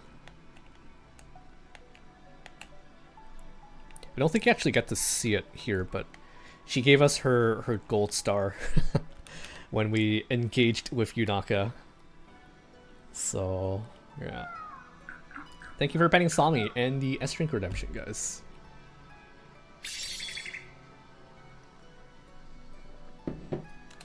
Yeah, it's like a, I guess like once you engage with, when you give the pack ring to them, they give you something near and dear to them as well. I haven't looked up what the other items are. So like, at TA, I imagine she might give you like her dumbbell or something. Her favorite training dumbbell. Or what would Diamant? I could see him giving you maybe his sword or some sort of something. But yeah, let's see. Lapis gives you potatoes? Really? Wait, are you serious? I was trying to think of examples of what people would give you, and Lapis would totally give you a potato. She does? Oh my god. That is hilarious. That is hilarious. Indeed. Becoming stronger as a member of your army and using my skills for good. Yes, I like this. Oh man. I see why people like Lapis so much. She's so I'm trying to find the right words for it. You don't like Lapis? I like Lapis. There's so many characters that are just so likable. She's my potato. It's just like a lot of her supports, you can, like when she tells you like all the different ways she's like trying to save on resources because like her family's poor. I think all those stuff are so cute and silly. So silly and cute. Like what was she doing? There was one support where I remember she was I I think it was with Boucheron. They were enjoying some milk, right? And then Lapis goes and adds water to her milk so that there's more milk. Or something like that. I don't remember exactly, but it was pretty cringe in a very cute and funny way. Well, to her it's more milk. But the way it was just funny. Very, very funny. Alcris, I think, if I had to compare myself to like one Engage character, I think I'm most like Alcris. I'm like very shy. And I kind of wish I had a Pandreo. A friend IRL like Pandreo. I actually did at one point, but this was like, I think during my early days when I started working full-time. I had one friend who was very, very social, and I felt like she was able to like sort of help me bring out that like party side of me. But her fiance eventually got a job in Dubai. Believe it or not, she got a job in Dubai, and it was like a very well-paying job too, like a very, very high-paying job in Dubai. So they moved out to Dubai, and she's actually she does a lot of like social media stuff. Like I follow her on Instagram, right?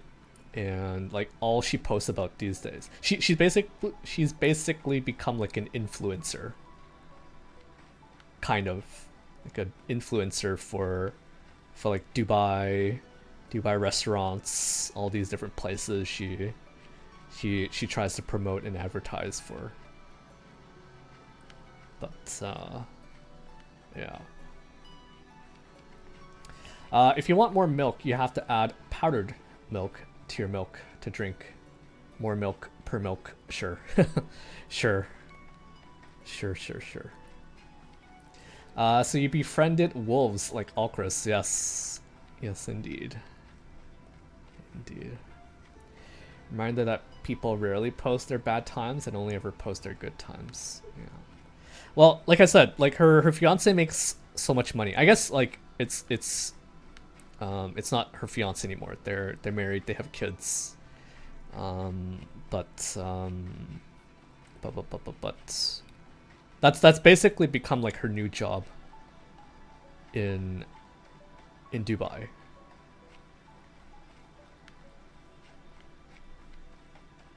But yeah, let's head out.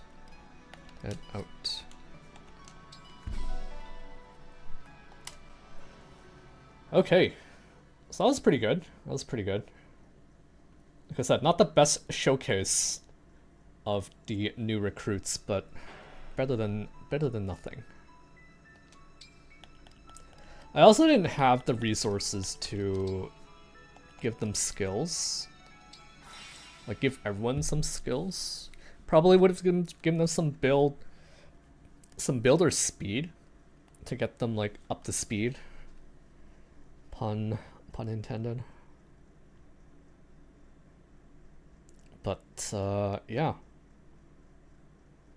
Yeah, I think we're basically done with like the Engage game now.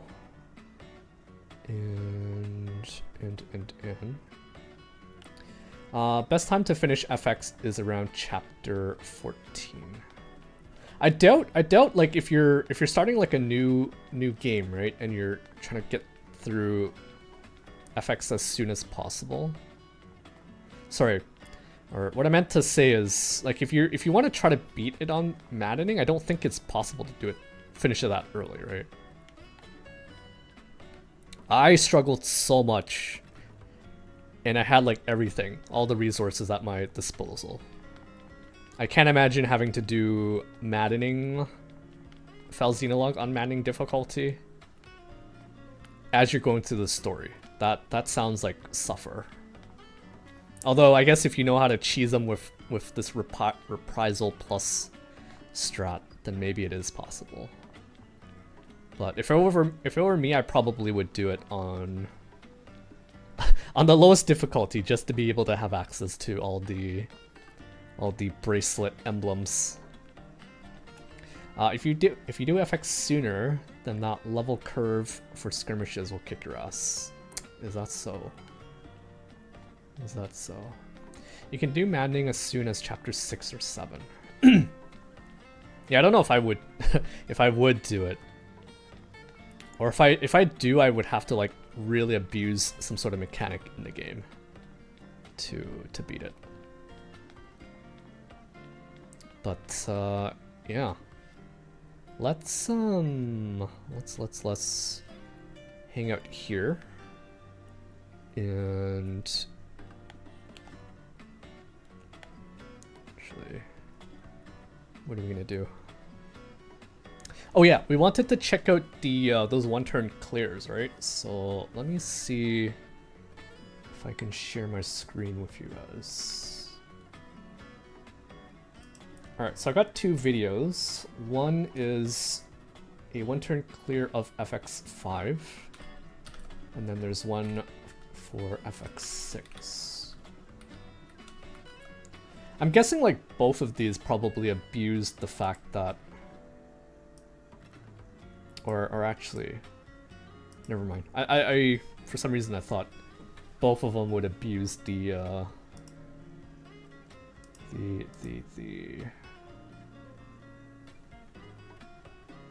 thing.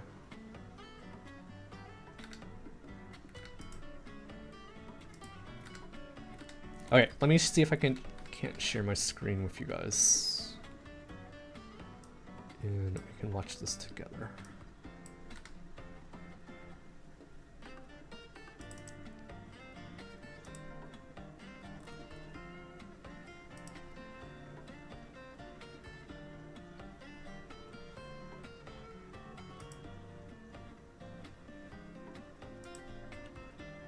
Okay, do you guys see that? Do you guys see what I see?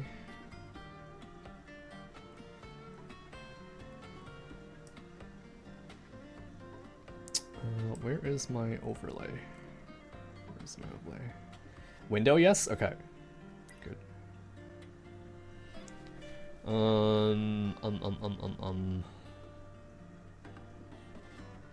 Google cute Google cute anime girls now. No. I rarely pull up my Chrome if I don't I don't like pulling up my Chrome if I don't have to, right?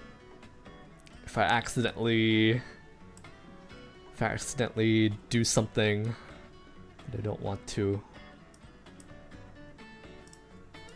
Let me see. This might be kind of small. You guys might not even be able to see.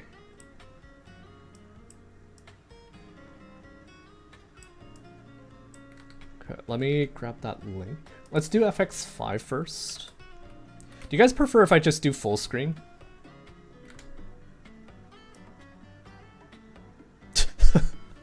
Afraid to show my Ingrid Ada Wong fanfic.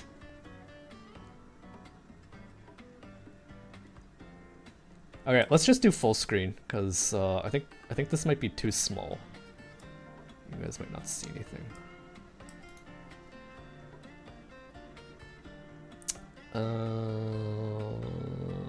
Fit the screen.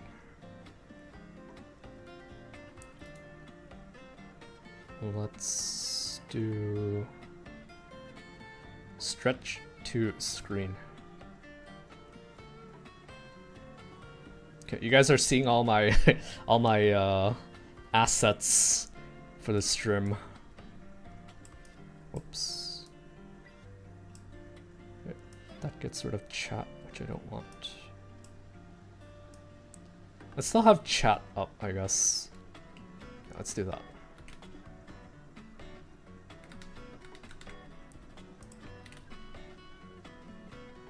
Okay, let's grab this link.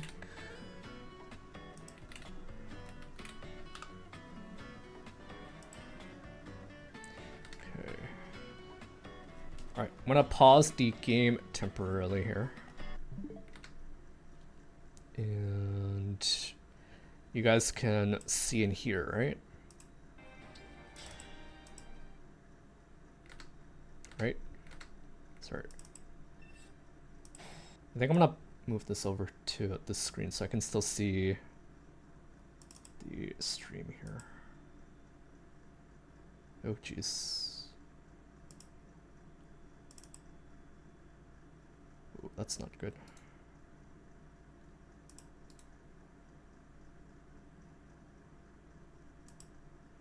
Okay, I think this is good. I think this is good.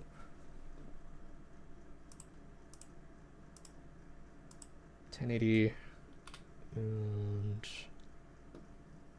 I'm gonna increase my own volume a bit just to see. Okay, so this is a clear. Maybe I should give credit to whoever this is. This is Mune. I don't know who this is, but credits to them for clearing FX6, sorry, FX5 in one turn. So this was where Alir gets trapped and you have to go save him. Well, let's see what they do here. How's the volume? Can you guys hear it? I hear you. Sorry, description of the video. Oh. Let's ignore that. Let's ignore that.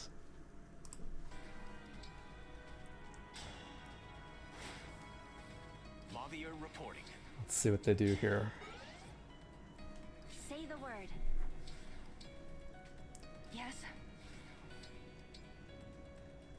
So you technically, like, anyone can do this, right? Because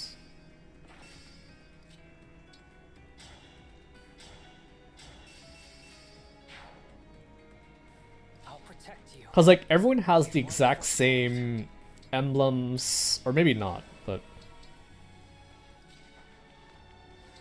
actually no. You'd need to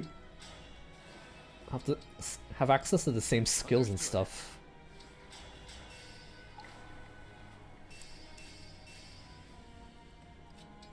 Everyone could potentially do this, yeah.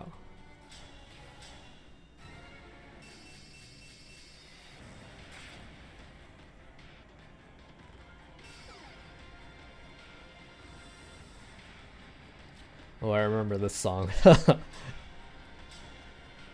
I remember this song. How do I look? That's so funny because, like, as soon as turn 1 passes by, you're basically listening to the song for the entire game. Right? Because it's basically like the Nils boss theme, and he immediately attacks Nell. Give me a task.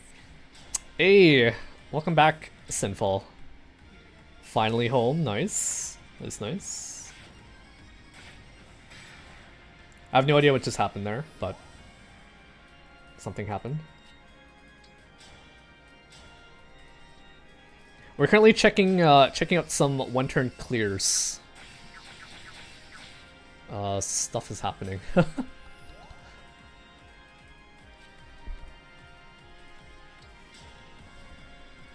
Welcome. Welcome indeed.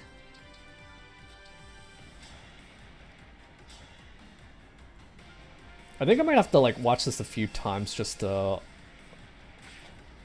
Maybe I'll do it like offline.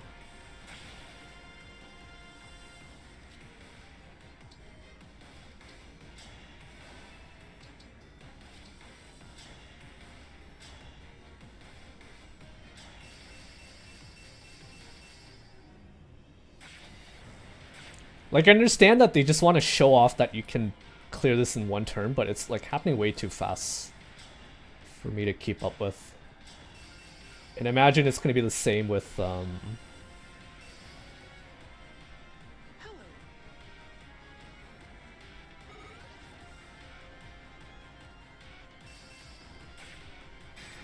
Wait. Wait, he couldn't... They couldn't finish it in one... Or, sorry.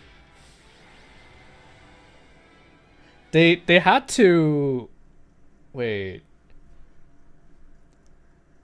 I saw that. He actually had to... They actually had to rely on nil or a fall hitting into them to clear. But I guess it counts. It counts.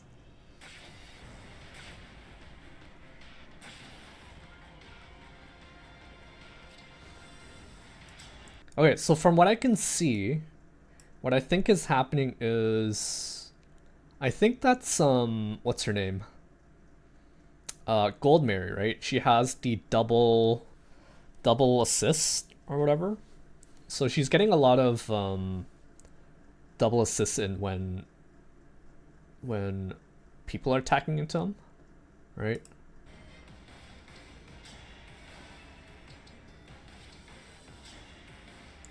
Bolting.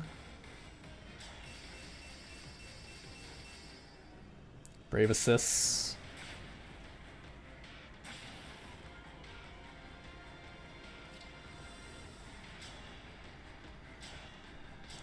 That's a lot of that's a lot of stuff happening.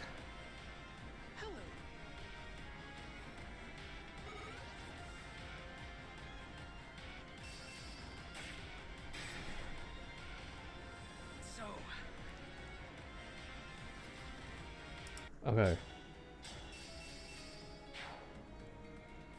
I'll protect you. It was foretold.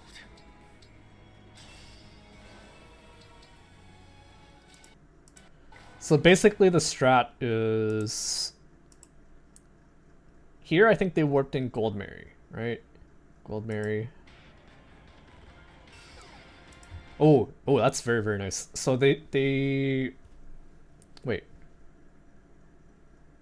Wait, how did she do that? How did she get Draconic Hex onto... to Nils? Can you actually learn that from Corrin? The Draconic Hex? Oh, it is inheritable. Oh, okay. Yeah, because I see Celica here. I don't see Corrin.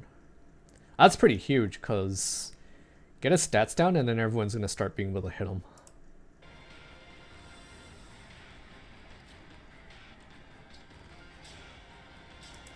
Okay, so here bolting plus backup. How do I look?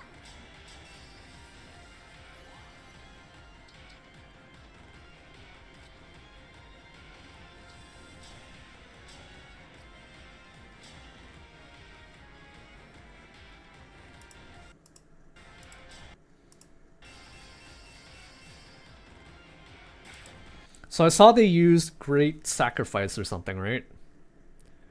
I think that's... They needed that, I think, because the backup... The double hit from backup probably needs you to be a certain amount of HP, I think. Because I saw it only did one hit before, but now it does two. So a lot of chip damage. Give me a task. A lot of chip damage. Hortensia heals to keep Goldmere at 100% for the 2x chain attack. Yeah.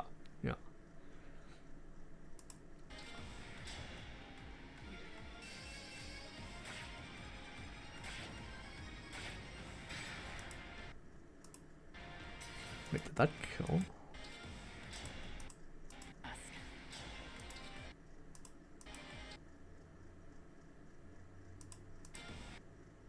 Okay. Cart.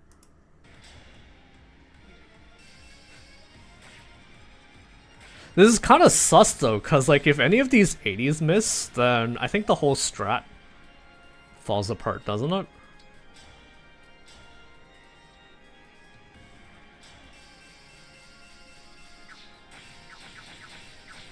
They're lore accurate? What do you mean by that?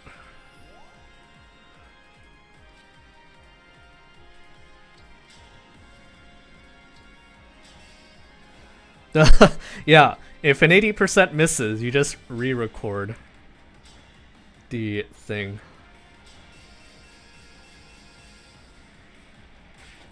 I guess the thing is, at this point you don't have access to Crom and Robin, because I think I seem to recall that one of their abilities is it makes your chain attacks basically always hit, right? But so far I haven't seen any of the chain attacks miss, so you need to make sure they hit. With the power of video editing, this strat works 100% of the time. Right.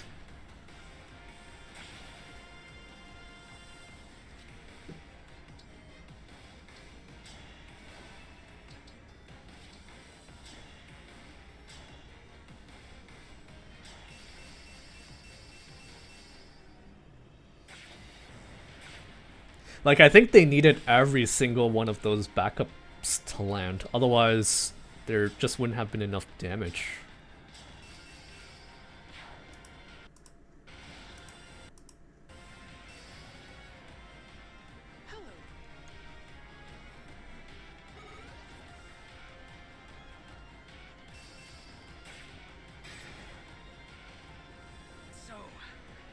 Rip.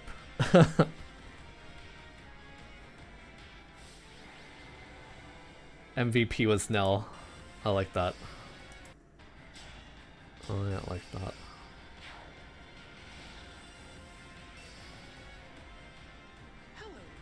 Hello.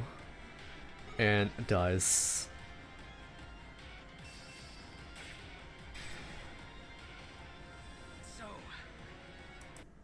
Alright. Good stuff. The way I ran this was letting Nell 1v1 Nil with Tiki's ring. Took maybe 15 turns. Is she actually able to beat up Nil just with the Tiki ring? Like, I know it gives you a bit of extra stats, right? A bit of extra stats to be able to hit him and maybe dodge his attacks. But then once you lose the ring, then it becomes a bit of a staring contest again. Right. So pretty neat. Pretty neat. I think the thing is, so technically anyone can do this strat, but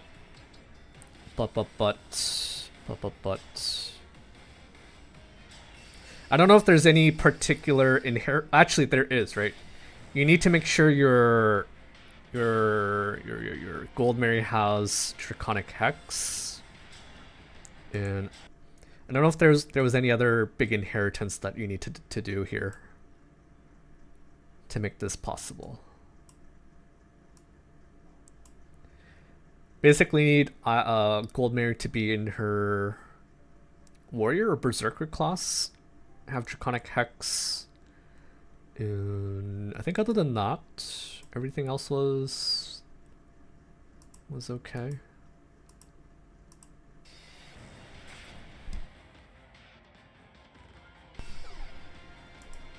Oops.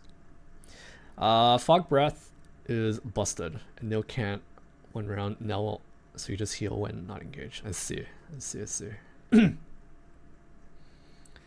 Yeah, that's not bad. That's like another way you can cheese the chapter, right? And I think in that way you don't even trigger those stupid cannoneers to spawn, and I think that wyvern might not even spawn as well. So pretty neat.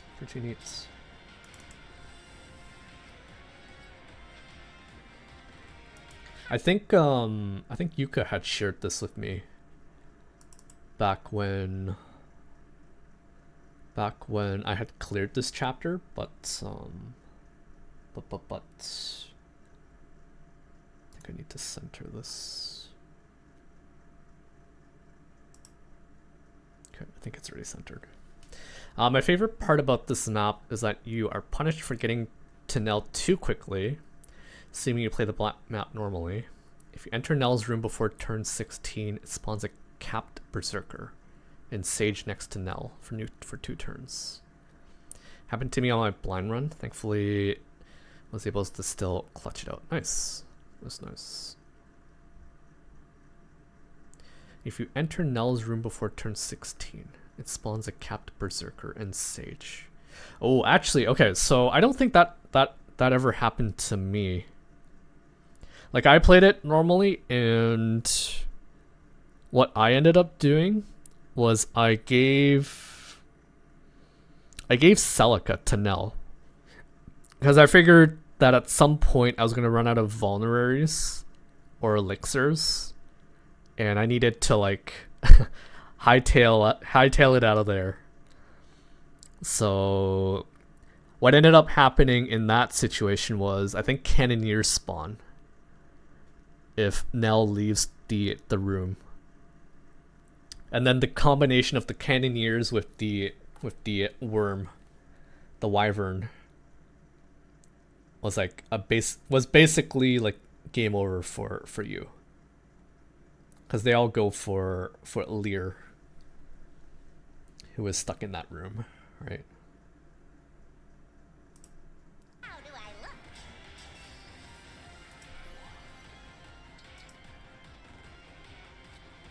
So what is your game? What is your next weekend game? There might not be a game for maybe a while until I get my stream overlay set up for SOB. I was able to acquire it. I just want to do a bit of stress testing because I think when I was trying out the game, I think it ended up crashing. And I didn't go back to testing it again. So I'll work on the overlay. I'll test out the game again just to make sure it was like a one-off kind of thing. And yeah. I could do like a random game next weekend if anything. Would you guys be interested in watching like an RE4 remake playthrough? I'd probably like quickly play through the main campaign and then maybe do Ada's campaign, which I haven't done yet. I still haven't done it yet. Hell yeah. Whatever floats your boat. Yeah, maybe I'll do that next weekend in place of like a mainline FE game. And I don't think the RE4 playthrough will take me too long to do. Especially if I use all the... If I bring like a bazooka. If I have access to the bazooka and I just blow everything up.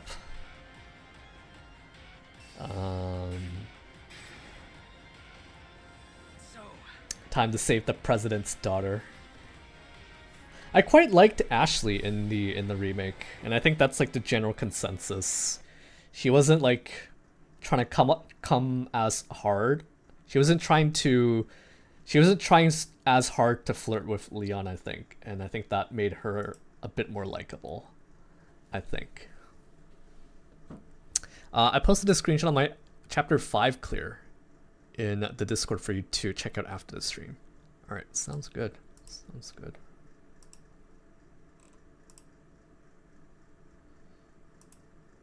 Alright. Alright, so there's another video to check out. Another video. Let us take a look at that.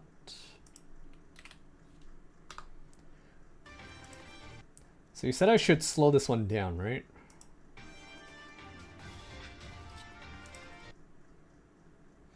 Okay, so for this video, as you can see from the title, it is a one-turn clear of FX6, and it's on Maddening as well. So if you have all the resources, you can probably replicate this as well.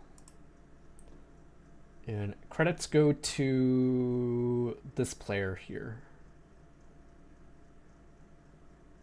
Japanese player, I think, who was able to do this.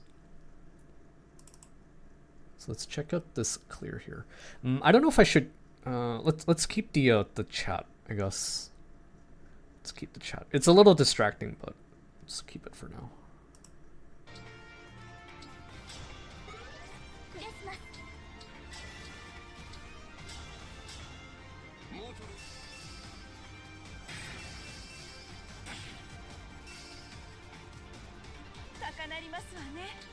Oh. Oh. We're getting to hear a lot of the Japanese VAs for the characters. And getting some serious Ara vibes from Celestia's VA. Oh my. Oh my. Marisu Oni-chan.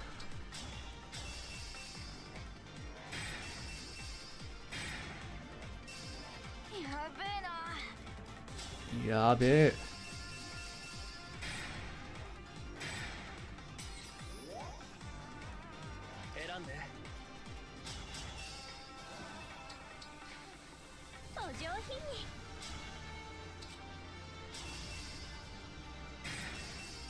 I have no idea what's... Trying to keep up as best I can here.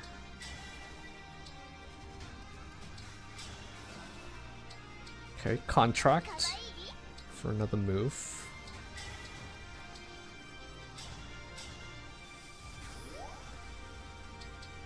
I thought you said the video was sped up, but this is... I mean, they're just playing like really fast. Right. Oh man. Goldmere, I quite like her voice too.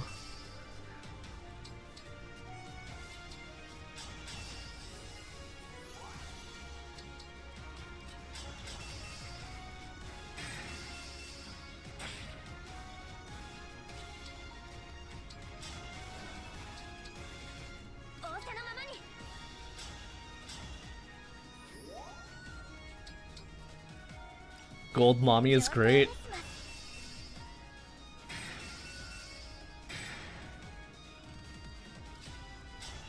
Oh.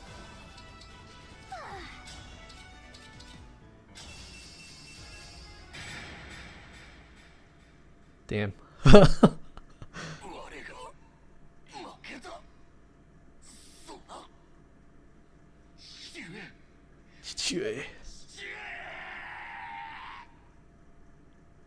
Wow.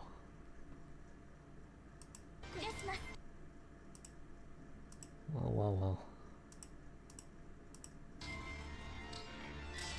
See, I didn't want to slow it down because then now it sounds really sounds really messed up. But it looks like the main unit here, the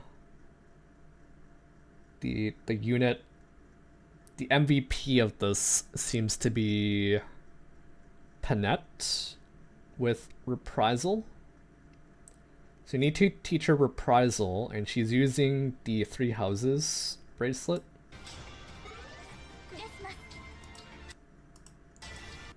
Okay, I'm trying to keep up here. Raging Storm. Lunar Brace plus. Wait, what skills did they teach her? Holy crap. Oh, okay. So she has Lunar Brace plus, Reprisal plus in her personal skills, right? As a berserker.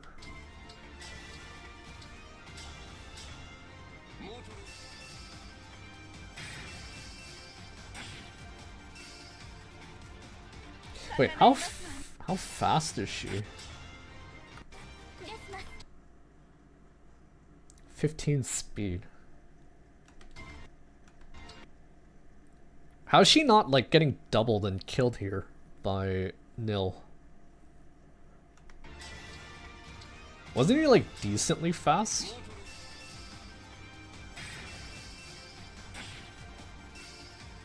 I guess not. I guess not.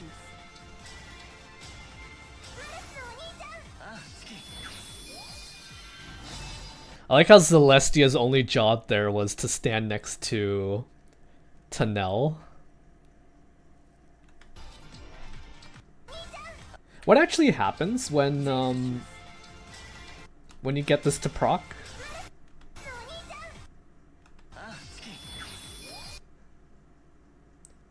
Oh, okay, so it looks like it heals a bit, and then it also gives you the crystal. So that way you can last a bit longer with your crystal, right?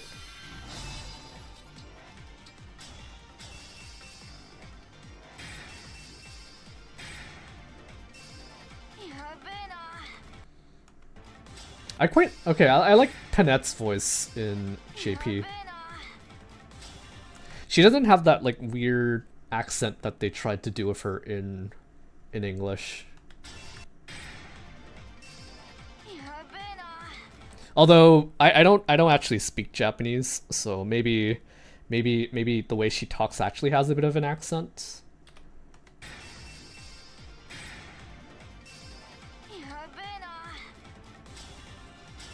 Yabe.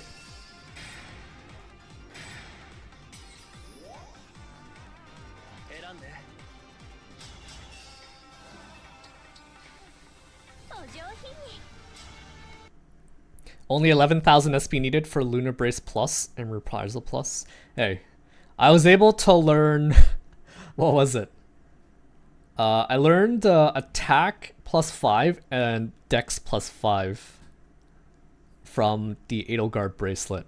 So I think it's possible if you have enough if you do enough wells and get enough manuals, you can easily get 11,000 SP.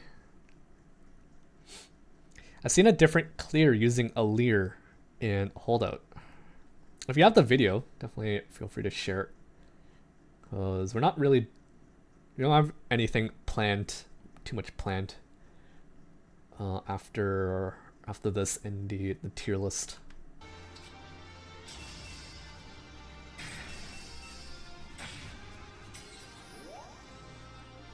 Also,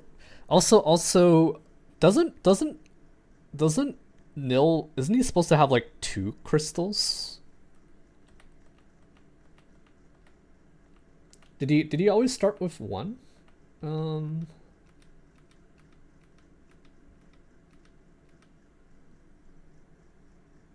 A Lear Clear, okay. So I could have sworn he had like 2 crystals and not just 1. Maybe I'm remembering wrong. He gets more crystals when he KOs stuff. Oh. I see. Because I remember I killed all the royals. The corrupted royals. So he didn't get any skills. And I for the most part I kind of ignored them until the end, so he must have gotten like crystals, like you said, from killing stuff.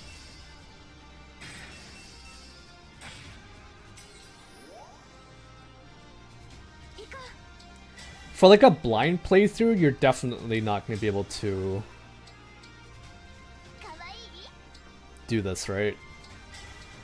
There's like so much planning involved that like no person in their right minds would try to go for a kill on Nil at this point.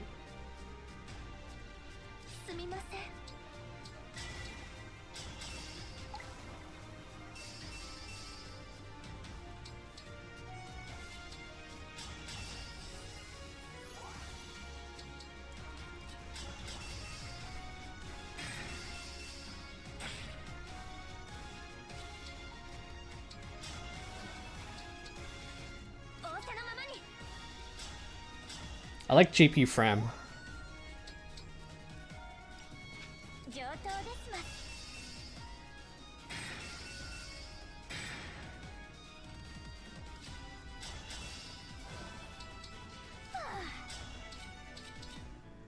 That's sick. That is sick. Sick, sick, sick clear. Just get the right skill inheritance and emblem bond levels you need on your units. Makes it impossible on a blind run. Yeah. I think it's definitely very cool that people are able to come up with this stuff, but like on a blind playthrough, you like the first thing I saw was like the purple AoE area that he was gonna hit. And that was like enough to scare me to like start running away. No one would be like, "Hey, let's try to beat him up." And I didn't even really abuse or like I didn't know about this reprisal thing. Actually, wait. How much HP does she have? 52. 52. I forget how much damage he was like mitigating with his sigil. But yeah, with her huge HP pool, you probably can get enough damage that way. 50, minus 50 damage. But then like reprisal should really only be doing like what, 2? Actually, no, okay. So what's happening here, I think, is the reprisal is basically negating that minus 50.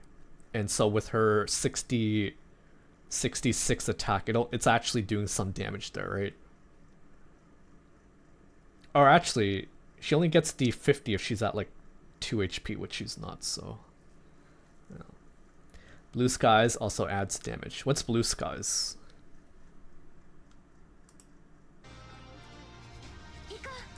What is Blue Skies?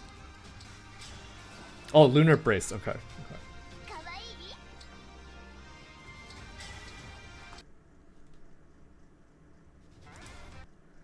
Okay, so here's a different clear. This one is by Ness Monto. Prizal is very balanced. You don't actually need Elliewood S-Ring for this.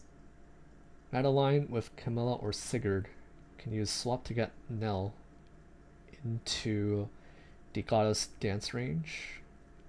Blah blah. Okay. This is basically her setup here. Setup. Lunar Brace is extra damage equal to 30% of foe's defense. Ooh. It's probably enough.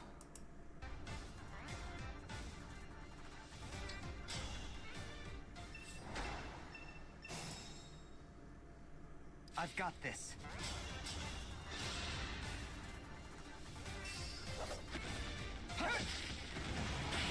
Wait, what? Wouldn't miss it.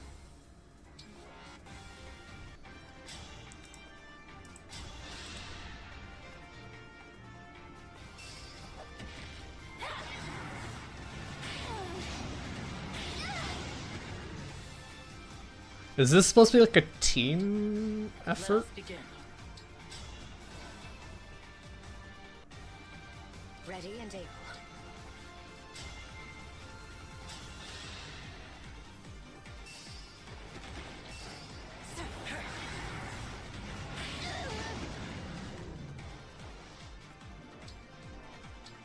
Don't worry. This one's a lot more interesting because I can't even tell what they're trying to do here.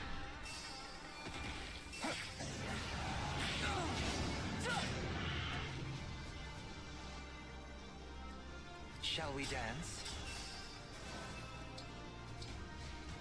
Is it going to hurt?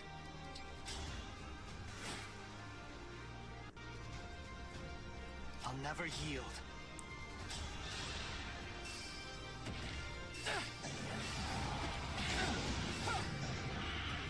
Is that holdout? That's holdout, right? Anytime.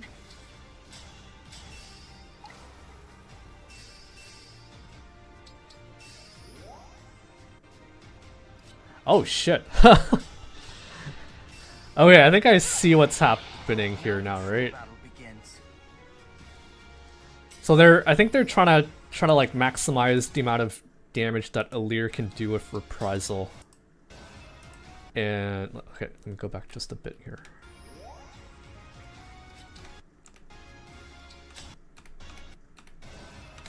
Okay. They have Reprisal plus, they have Holdout plus plus plus. So if I remember correctly, Holdout plus plus plus literally gives you the ability to not die. If you have like what, two or more HP at the beginning of the combat, so so yeah, that like maximizes his reprisal damage.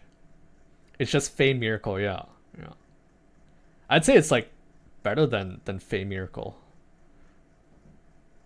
Cause you like, even if the enemy doubles you, you can't die.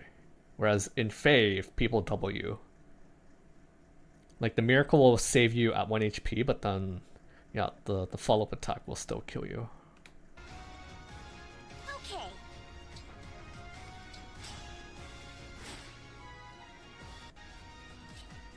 Is it just me? Are they cutting? They're cutting, right?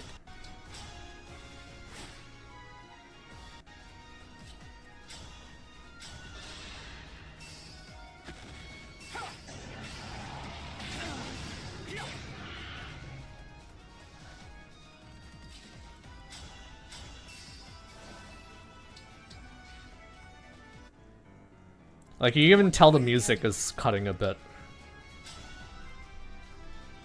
I wonder why they didn't try to do like a single perfect clear of this. That's funny. They even got Boucheron to heal, cause like his magic is so shit that it only heals like just enough that he keeps not keeps, but it maximizes his reprisal damage here. It's the funny infinite miracle meme build, yeah. Yep.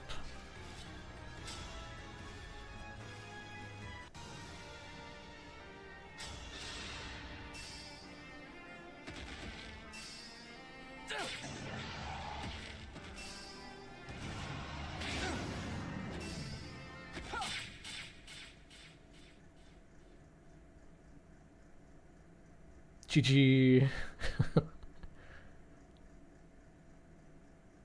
I am defeated? This cannot be. Father.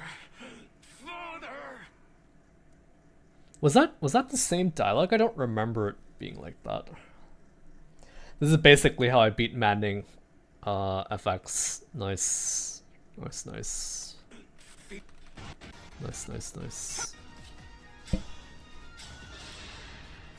I'm a little confused though. So why did they have to get Tamara damaged? And I think they also got Ivy damaged as well.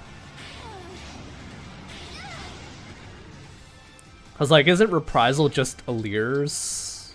Oh, debuff. Okay. Oh, okay. Ready and able.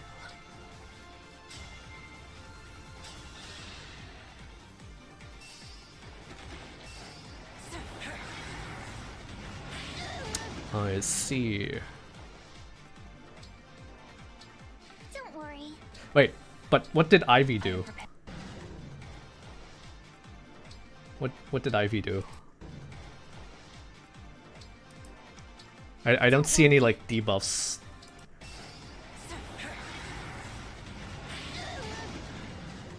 Could have set the RNG. Don't worry. Oh, is that why they had to? Is that why they had to cut it so many times?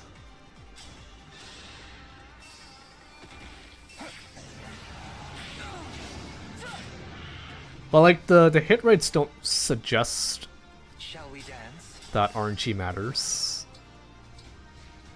Is it going to hurt? She's just there to have a good time. I'll never yield. Yeah. Getting chomped by a Fell Dragon. Very, very good time. I think what's OP about Holdout here is that like even if you die, what am I trying to say? Like if you have a crystal, right? If you had the revival crystal, as soon as you lose all your HP, you don't even get to follow up attack. But with Holdout here, you actually do. She wants to say I was part of the fight. Yes. Good job, Ivy. Good job.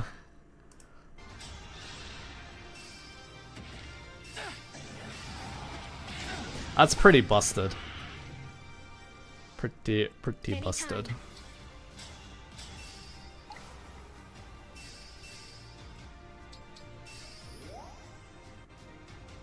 I think this strat is like a bit. I mean, it was harder to follow, but now that I see what they're doing, it's pretty neat. Like the quality time, the dance and the quality time on Alir here was like so good. Maximizes his reprisal damage and he gets his holdup back.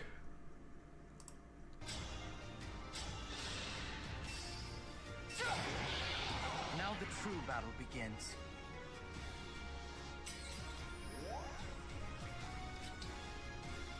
Good job, Micaiah. Okay.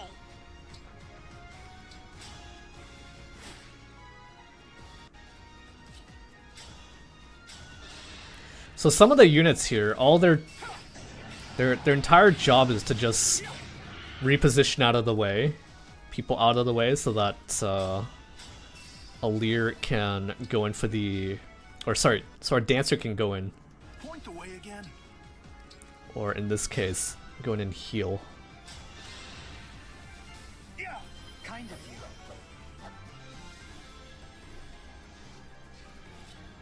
Ivy attacks because Soren's Anima Focus inflicts -3 defense debuff when using a Fire Tome. I see. I see, I see.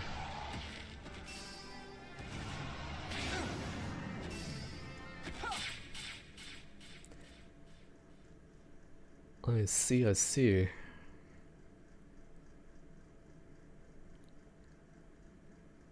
I am defeated. This cannot be. Father. Father. Father! Alright. Ooh, I think you guys might have heard that. Adobe Creative Cloud.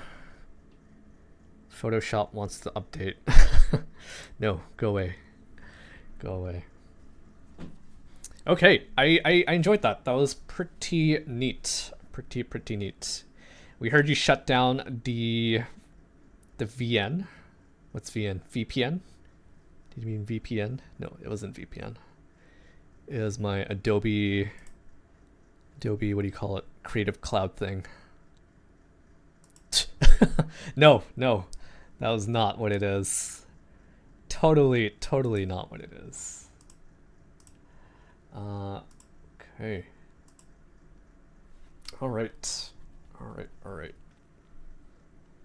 Okay, let me pull back up the game on the background, in the background here. And let's do one last thing here, which is my tier list of the. Can you stretch the screen? Okay, good. Alright, so I wanted to do a tier list of the emblems here. I just pulled up this tier list maker of the Engage emblems. I think this has all of them. I believe this has all of them. And I just wanted to like quickly rank them. Can you share in chat? What do you mean? What do you mean? You mean the tier list? There you go. There you go. If any of you guys want to like follow along and make a tier list yourself, that you want to share later, because you guys probably have like a different opinion on some of these emblems than I do. Also, I don't know why the very edge of Chrome.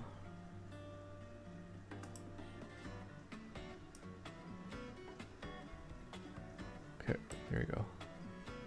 I don't know why like the left side wasn't quite stretching to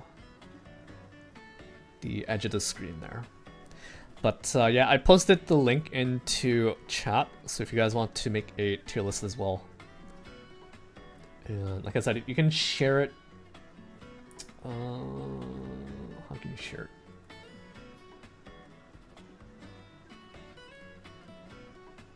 it? I think you might have to like save it and then maybe upload it somewhere, but yeah, feel free to share it afterwards. But yeah, let's take a look at the emblems. I didn't create these names, but I think I can change them, right? Let me see. Let's do like the usual, right? Let's have an S tier. Let's have an A tier. Let's have a B tier. C tier. And don't know, don't care. let's keep that very last one. I'll keep that very last one because I think there's I wouldn't say there's any of them that I don't know, don't care about, but they might be not as good. I think wait. Is this? I don't think this list is complete, right? Because I don't see Veronica here. Oh, this one's not actually complete.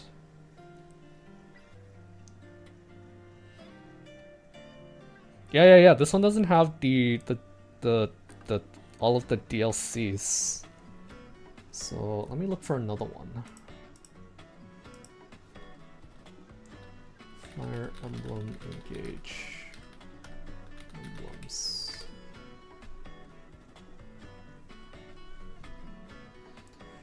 No DLCs.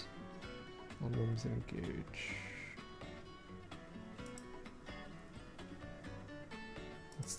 That's the same one.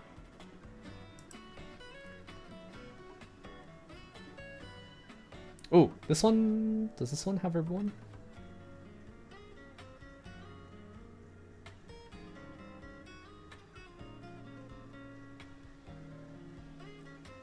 I don't see Veronica. Veronica. I see Hector, I don't see Veronica. This is just the first DLC emblems, looks like, before Wave 2.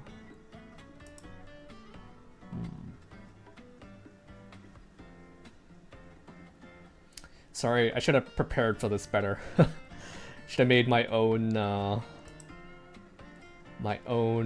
tier list.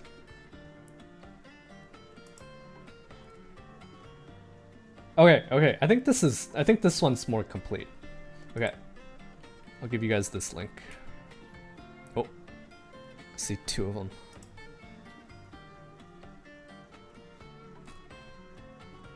That one has the characters, which I didn't want to do. Tews. I think Tews has them all. I think this one I have here is complete, right? So let's do this one. Let's do this one.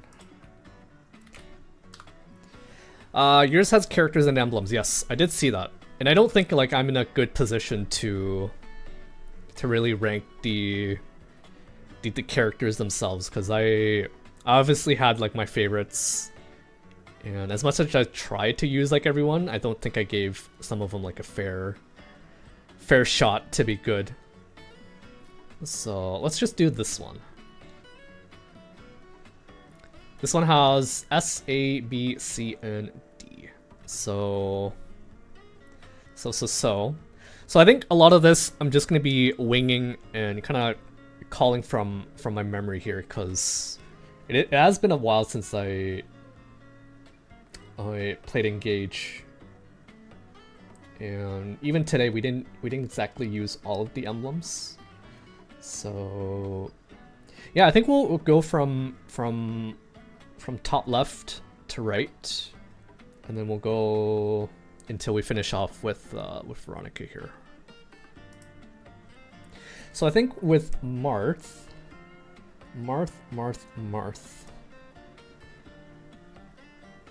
definitely not S. If I remember correctly, Marth, what does he do?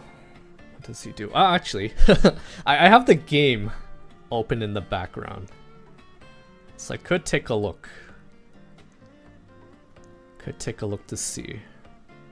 Okay, let's actually just do it off memory here. So Marth, I think he wasn't that great of an emblem. If you don't remember, he's not good. Yeah, that's true. That is true. Definitely true. So his engage attack was like, was his the one where it's like RNG? Like everyone had like no. That was sorry. That was actually Lucina that I was thinking of. So Marth, I don't think he was that good, right? He had a couple of like the dragon effect as weapons when you engage with him, and he did a lot of extra damage to corrupteds. The only thing that I remember about Marth that was kind of good was that he had like the extra follow-up attack, I think, if you were faster. So like in Heroes, we're not actually talking about Heroes, but like in Heroes you get like the extra follow-up attack, and I don't think it was that great in general.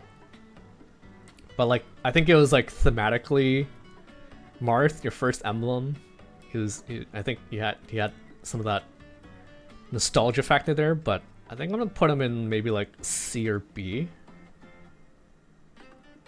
Like he was not the first emblem I usually want to use. So I think I'll stick him in B for now. For now. That might change as we go through it.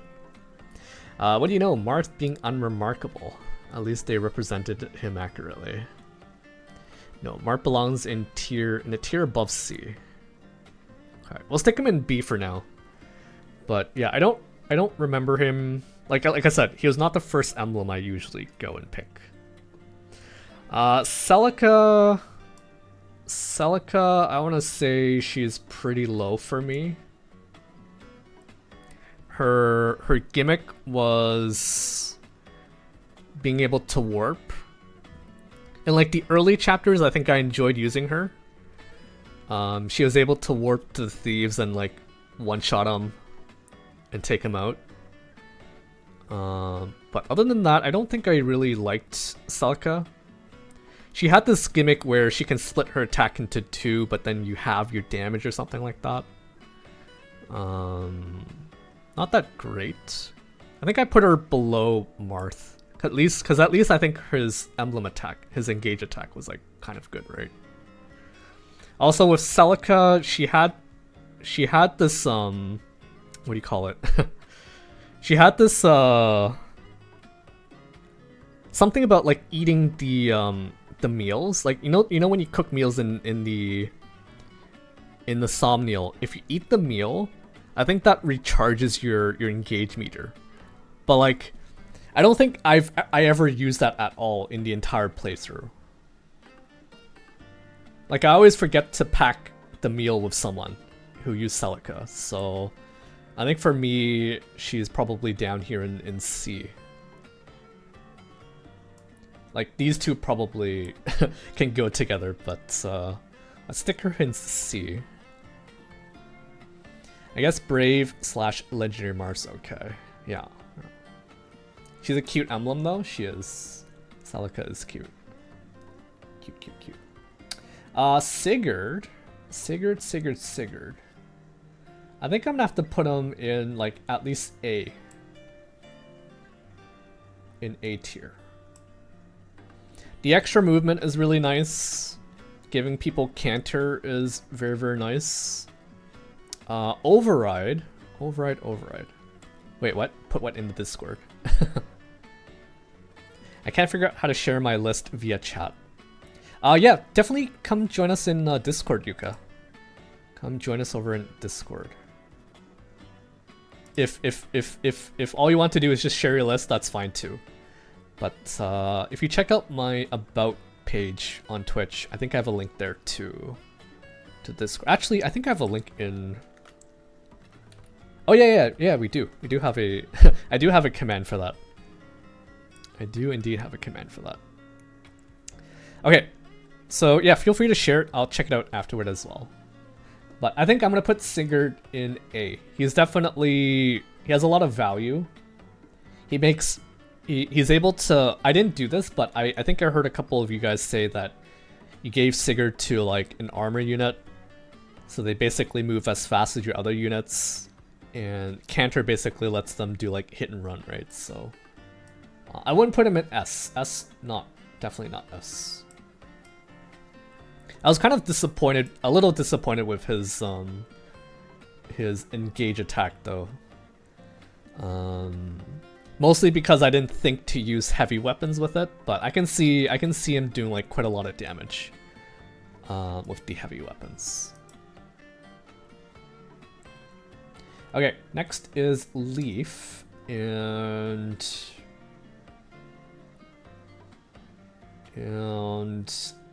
kind of deciding between like A and B. I don't know what it was, but like a lot of times I gave Leaf to someone and his engage attack did like no damage. But I did like his adaptability, right? If you give it to someone who can use, say, only range weapons, he can help you cover your melee weakness, or the other way around. Leaf has Vantage and nothing else other than weapon proficiencies in the build. Yeah, I kind of want to put him in like A tier at the very least. So I guess I'm not like only ranking like their individual performance, but like I guess what else they can provide to your units. And I did give build to quite a lot of people. So I think I'll stick him in A at the very least. I didn't abuse any of the Vantage strats that are probably out there, but I did enjoy, or sorry, I did like using him for the build. That was probably the one thing I probably used him the most for. So I think I'll stick him in A. You enjoyed Leaf, did you? Yes, I did. I did indeed. Roy, I think he's like very close to S tier. Like I saw what some people were able to do with Roy. Especially if you're able to get him up to like hold up +++. He basically makes anyone like unkillable. What else did Roy have? His engage attack was kind of disappointing. His blazing lion. He sets the ground on fire. But it didn't do quite a lot of damage. So I'm kind of inclined to like drop him down to like maybe A. I think this is like a good place for him.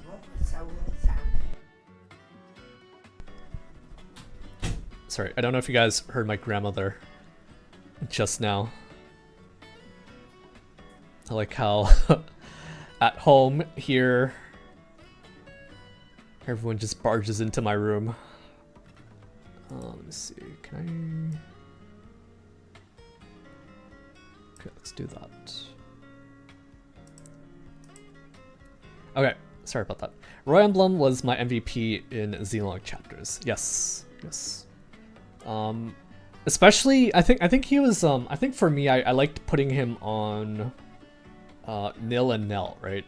Because they were more than likely gonna die to something. But having Roy makes sure that they don't just die because they're so slow. Was that your grandma? I thought you had a radio on. That had some dude dropping a sick beat. No, that was my grandmother. She just woke up from a nap because, like I said, she took some Tylenol and then she went to get some rest. Actually, can you guys give me a very quick minute? I'm gonna go grab her laundry because that's what she was asking me for. I'm gonna go grab her laundry because it's in the basement. And it'll be really quick. So give me a couple minutes. I will be right back.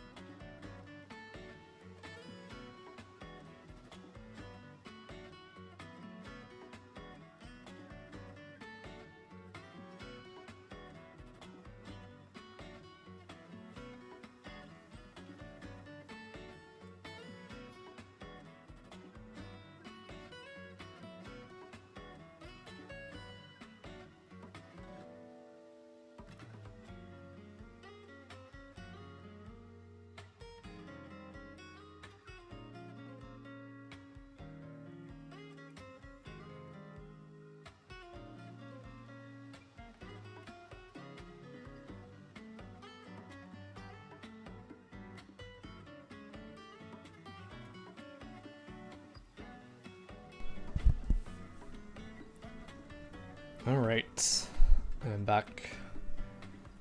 Sorry about that. Silly streamer, just tell us you'll BRB.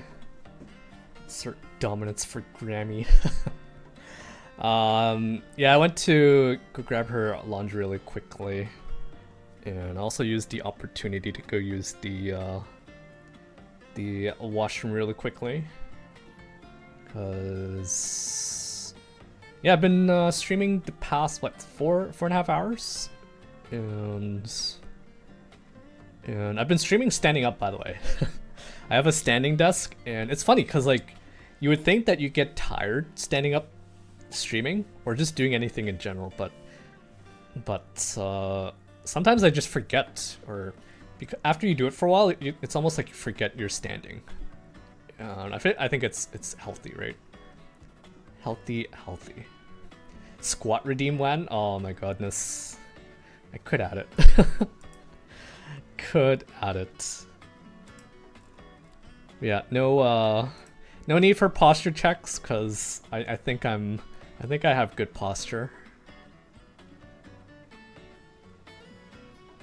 Could definitely add like a squat redeem. But anyways, let me actually make this a little bit bigger for you guys, so you guys can see it. Okay, so we just slotted in Roy. I don't know if I should order these. Maybe I should. I think Roy and Sigurd, they're like pretty good, close to the top of A tier here. We just slotted in Roy, yes. Roy, our boy Roy. Our boy Roy. Okay, next one we'll look at is Erica. I don't know why these two are separated. I guess like the only difference between these two is like the lunar and solar brace, right? But otherwise, it's really just Erica. And personally, I didn't really use Erica all that much, so I'm inclined to rank her a bit lower. And maybe you guys disagree with me. But the way I used her was mostly for her gentility. To teach it to my armors. And a lot of times I'd use her engage attack maybe like once per chapter, because my armors were like pretty crappy. They weren't able to charge her back up fairly quickly, and it was kind of like a one and done for me with Erica. And if you guys disagree, feel free to let me know. You guys are probably like, what are you talking about? She's like so good. She has like a crazy good weapons, blah blah blah. But for me, I think I mostly used her for gentility. Taught it to Jade. Taught it to... who else did I teach it to? I don't think I taught it to anyone else. Disagree? A tier? Can you feel free to elaborate, or do elaborate? But like I know her engage attack is like pretty good. Hits very freaking hard. But I think the reason I put her in B is because maybe I just used her bad. I didn't use her properly. Like I put her out, I gave her to my armor units, and like I said, I wasn't able to charge her back up again. And so oftentimes I popped the engage once, and I think that was like it. Most enemies are corrupted, and she hits effective. Sieglin is one shot against most enemies. Ah, I see. Yeah, like if you give it to like the wrong unit, you definitely would get the wrong impression, right, of the units. But I think that's okay. That's okay. From my experience, I do know that she hits hard, and she's like, her engage attack saved me quite a couple times when I was fighting, especially like the worm enemies, those big four-legged Stegosaurus enemies. Like I think I remember her one-shotting those pretty reliably. But other than that, in gentility, I don't think I probably didn't use her quite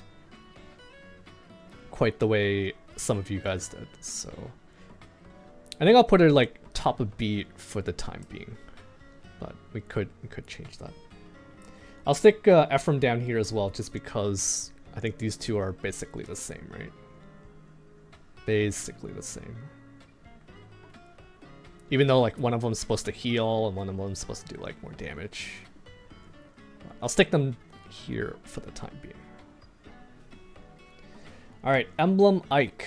Emblem Ike. Where are we gonna stick you? Emblem Ike. I want to say either top of A or maybe even an S. I kind of want to stick him maybe in S. Like his ability to tank hits and then potentially kill them all back was pretty clutch. Do you guys agree, disagree? And the thing with Ike is that even after you use his Great Aether, he's still like whoever has Emblem Ike equipped is still quite tanky. So even after proccing Great Aether, they can still stay in there and do stuff. So I think I'll stick him in S. I want to stick him in S. We like Ike. Hector's existence invalidates Ike, does it? Oh. Yeah, so I think with Hector, we'll get to Hector, but I think with Hector, his problem is that he can only use his ability once, right? I think it was called Storm's Eye or whatever, where he gets Omni Breaker against everyone. So instead of tanking hits and then killing them back with Great Aether, he just gets Omni Breaker against everyone. So he gets a guaranteed follow-up attack, and then the foe doesn't get one. So there's like a better chance for you to kill enemies in that way, I think, right? Yeah, Hector gets you QR. So, yeah. And here I was about to say in before, no S tier at all. No, there are definitely some S tiers. Definitely some S tiers. We just haven't gotten to them yet. But I think I'm gonna put Ike in S, because I think he provides the ability to tank and kill stuff with Great Aether. And even after you've used his engage attack, your unit's still like a tank and can stick around and help clean up the remaining enemies. So I think I'll stick him in S.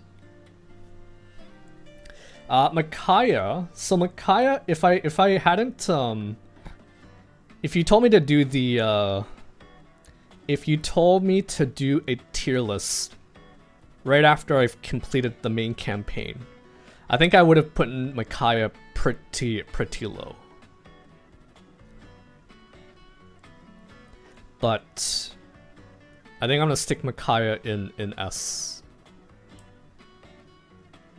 And I think I think my opinion of her greatly changed in the very last chapter of the Fell Xenologue. So basically FX6.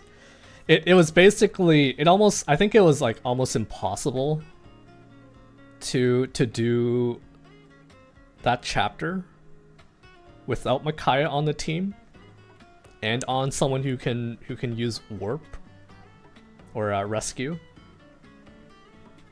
So for that, I think she just gets slotted into S, just because of that.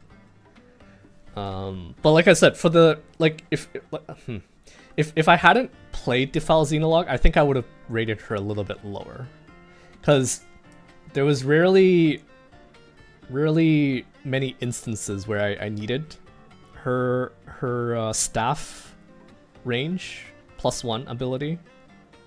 But Fell Xenologue sort of like opened my eyes and be like, where I was like, oh yeah, that's totally S tier. I don't think I would have been able to clear FX6 without Micaiah. So I'll put her in S. I don't know if before Ike or I think I'll put her above Ike for the time being. No objection, she's busted, yeah. I guess like so like I said, like I never really used her before FX6, so the staff plus the staff range +1 never really came into play, but FX6 really, it was really necessary to abuse that. So I'll stick her in S for sure. Lucina, who's our next unit to rank here. I want to say she's A or S. I think I want to put her in S. So with Lucina, with Lucina. I think I liked Lucina because I was able to teach everyone Dual Assist, which was basically a chance to get like a backup attack at the unit's attack range. So that was very nice.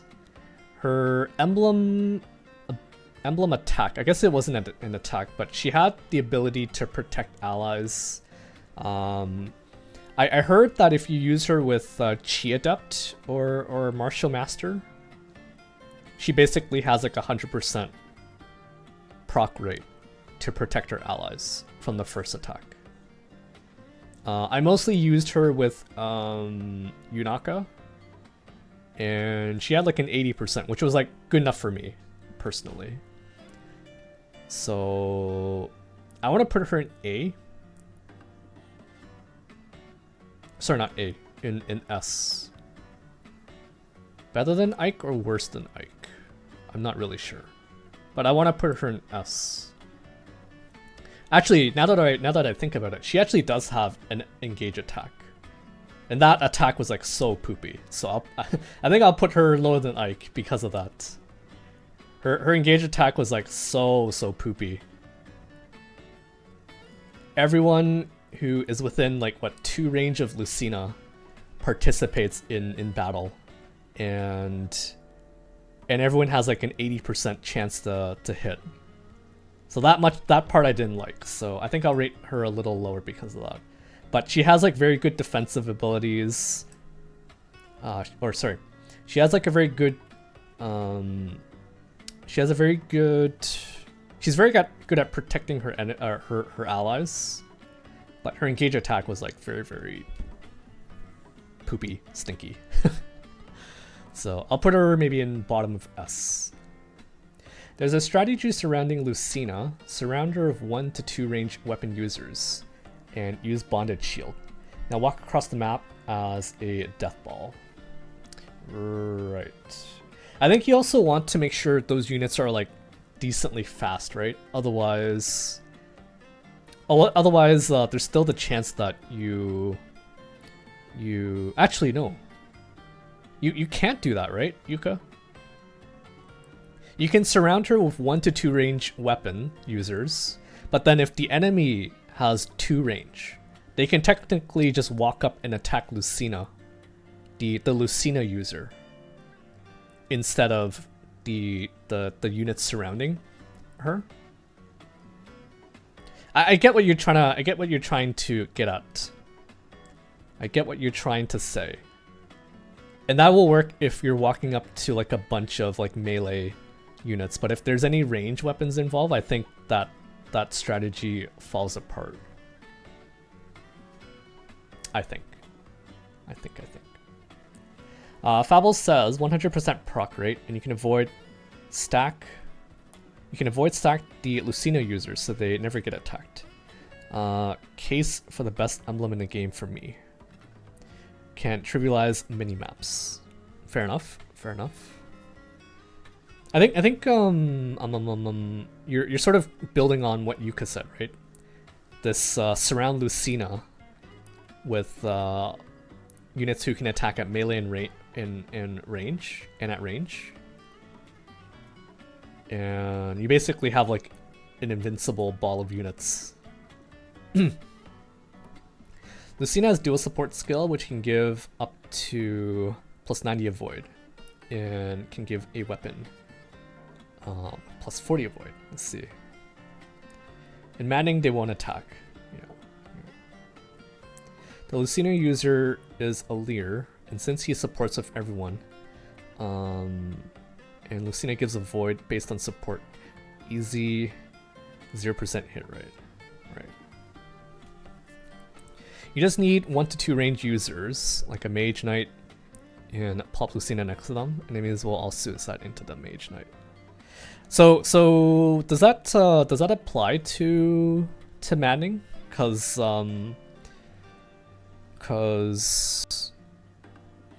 I think in Maddening they're smart enough to not attack into you if you have if they have 0 hit rate. Yes? Okay.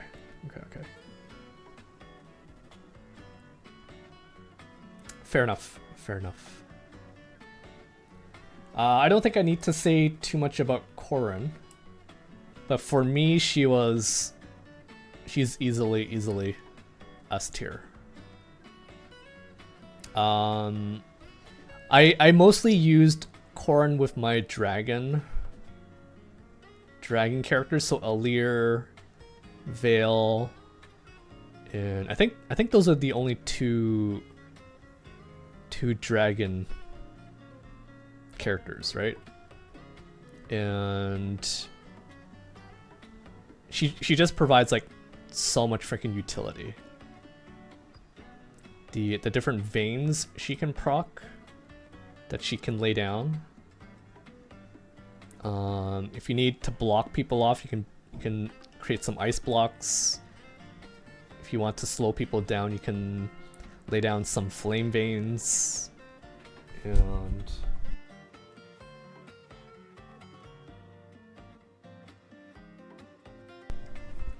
sorry, that was my dad barging in my room this time. You can see why streaming at home with a big family is can be rough. S tier when used by dragons, B by everyone else but thieves. Yeah. So I didn't know that. I do know that with thieves, especially with Yunaka, she lays down fog veins for massive dodge. The only thing is that you have to be careful of the mages, because they don't care about your terrain bonus. So as long as you stay away from mages, Yunaka with Corn is pretty OP. Pretty OP. Just buying your own house, TBH. Hey, I would love to, but here where I live, houses cost a fortune. They cost a freaking fortune. I honestly probably wouldn't even think about buying a house until I have a partner to split the cost with. But yeah, houses here are ridiculous. Ridiculous. Byleth, easily A.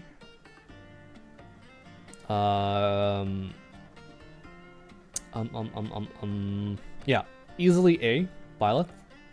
AoE dance, crazy good. I don't think I used the instruct ability all that much, but what it does was it gives everyone within like 2 spaces or something a bonus to a particular stat, depending on who uses Byleth.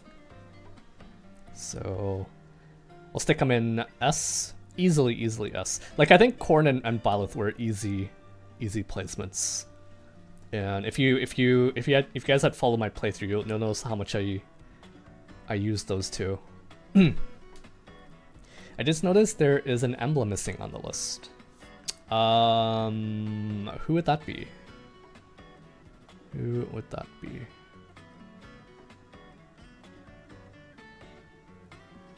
Robin.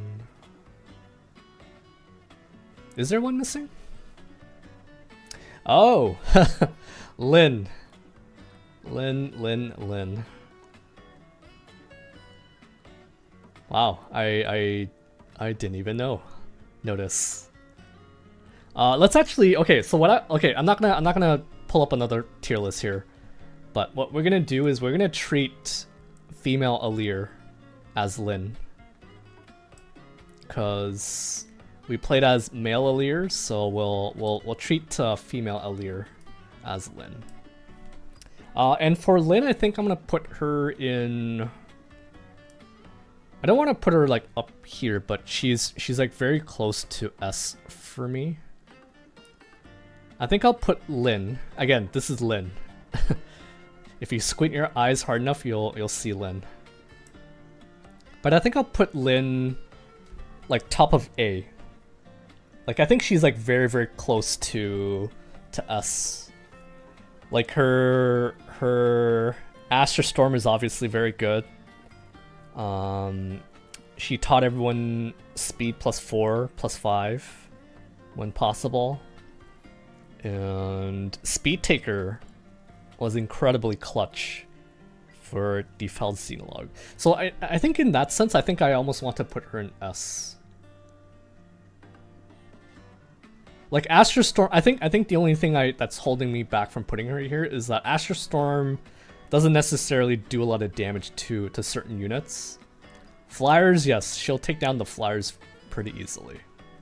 But like against any other units, she'll do like 1 × 5 or something to them. So I'm kind of torn, like either bottom of S or top of A. I think I'll stick her here for now. S tier, your Lin user is guaranteed to become one of your best units. Yeah, yeah. Let's put her here. Let's put her here then.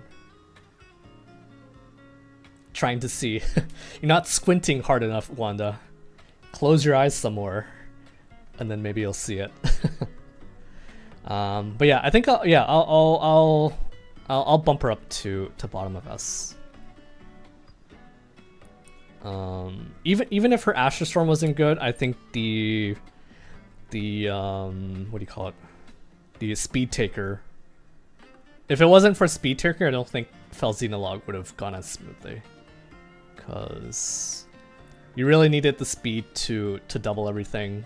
Like your units don't start off doubling stuff, but as you progress with Lin, it makes all the difference, I think.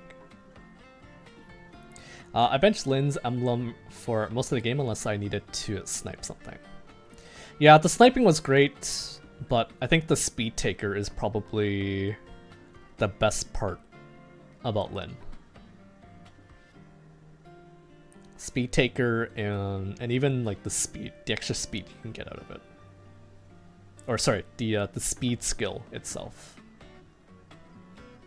So for me, if a unit didn't need the build, I would give them speed. Otherwise, I'll give them build from Leaf. Okay, Alear. So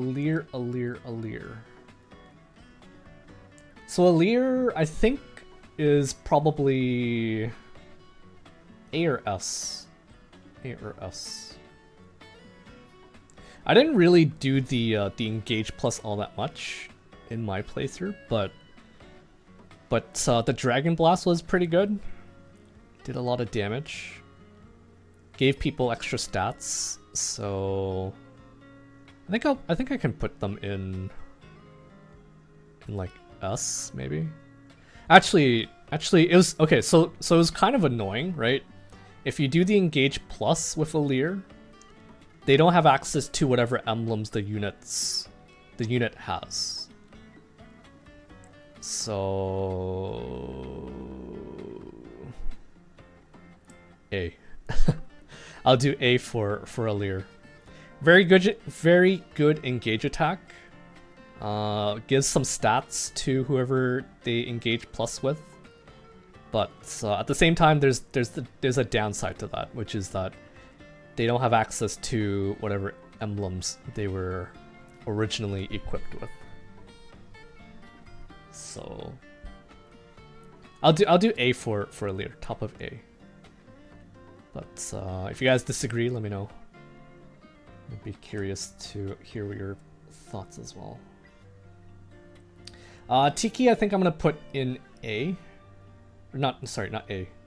In S. Very stinking OP. Very OP.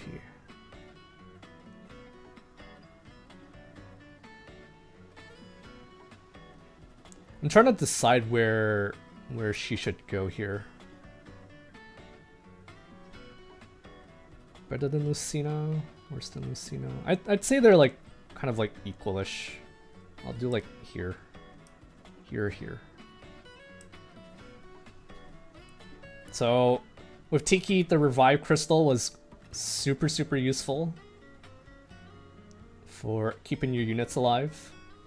And whenever you are engaged, you also get some extra stats. It wasn't like Roy's ability where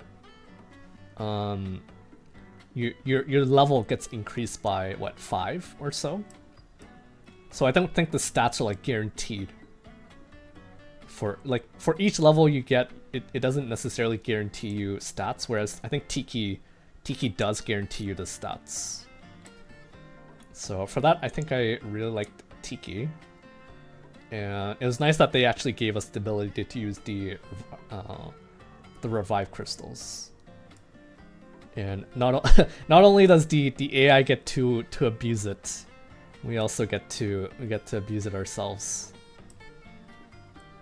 Kind of wish they gave us siege tomes, but actually we did get siege tomes with Soren. So I'll stick Tiki up here in S. Okay, I think this one, I think Yuka's probably gonna disagree with me, but that's okay. I think I'm gonna put Hector in B. Or sorry, not B. In A tier. E, A, B. I think Hector has like a great ability. The Omni Breaker, the quick riposting was like really good, but you can only do that for 1 turn. I would put him in B. Really? I thought based on what you were saying earlier, I thought you would have put him like S tier. But you might be right. B might be like a good place to put him. Like he has like with him, he has like that one really great turn, and then after that, I don't think he provides too much value for you. So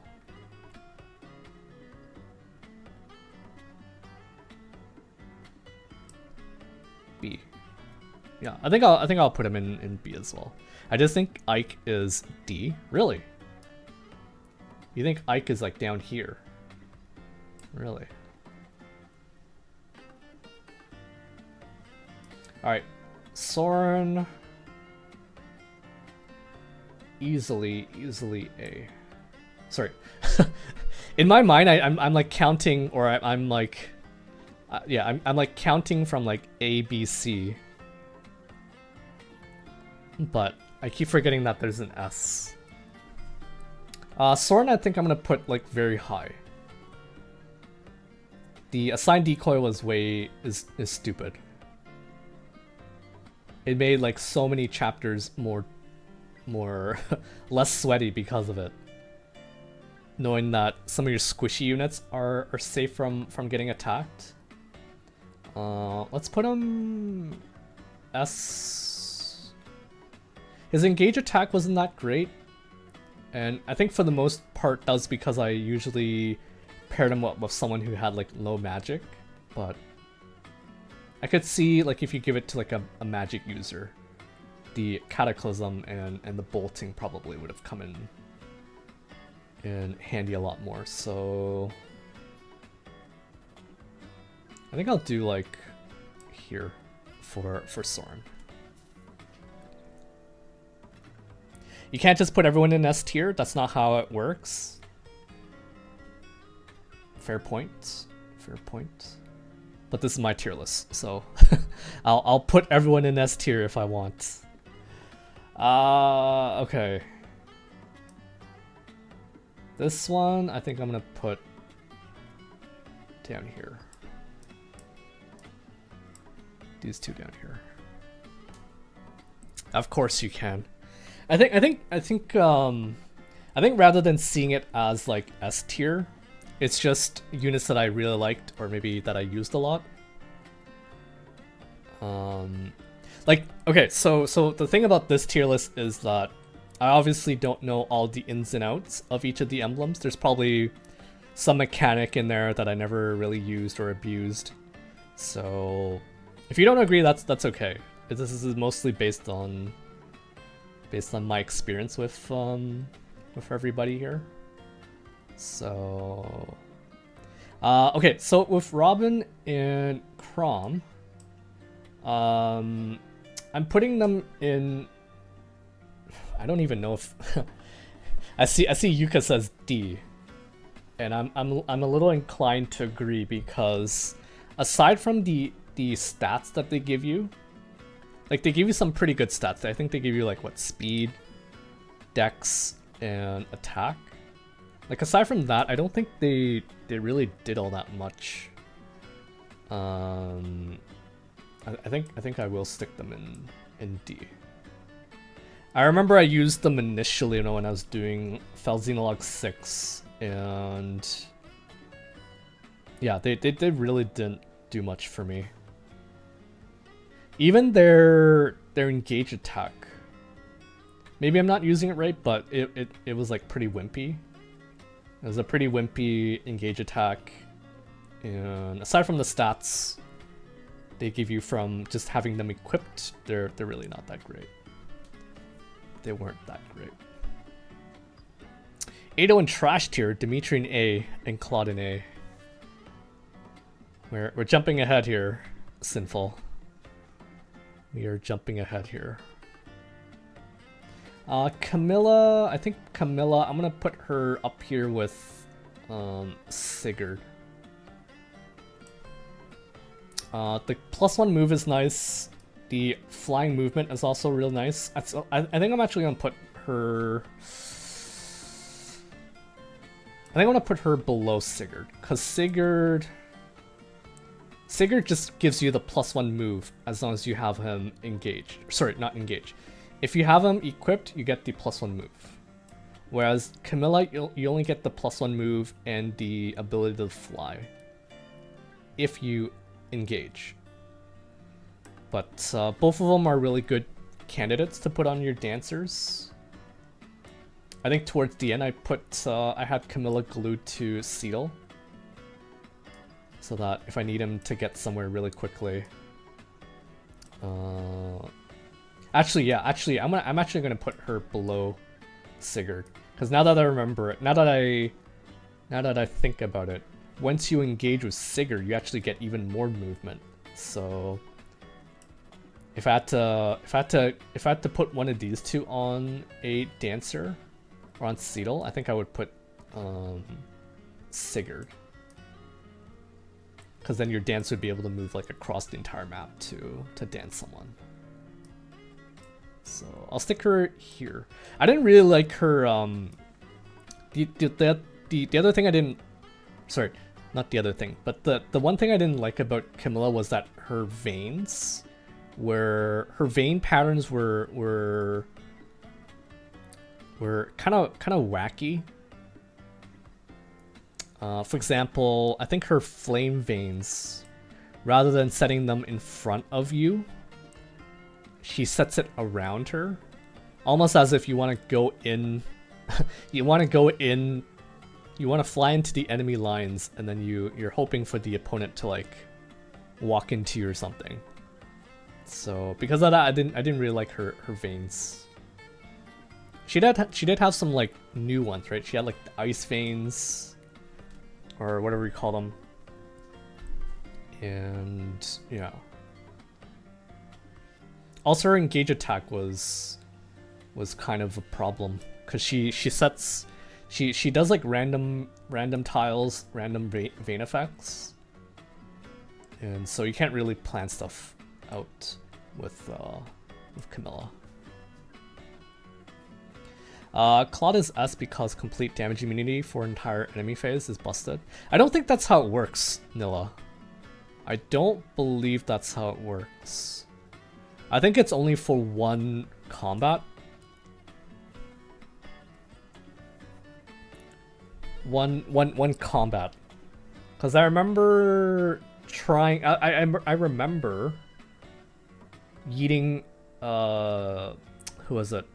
I think it was Alcris. I yeeted Alcris in with Shield Gambit, or was it Claude's what was his something star? Fallen Star or something. He was not immune for the entire enemy phase. I think he took damage after the first enemy engaged on him. But. I use Cedal with Claude's Fallen Star to make sure he doesn't die when he's not dancing. I see. But when would he never dance? He always dances. He always dances. Does different house leader give different abilities? Yes. Yes, they do. They do indeed.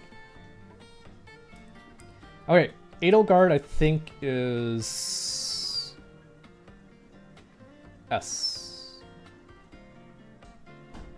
Edelgard, I'm gonna put in S. You can do so much shenanigans with Edelgard. I'm sorry. I'm sorry, Sinful.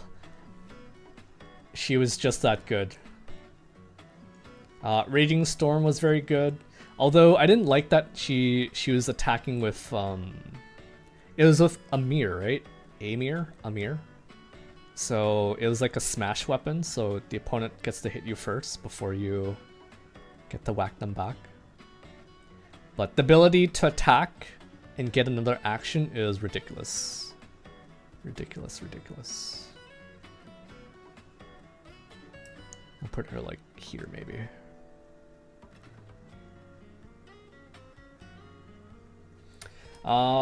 Dimitri.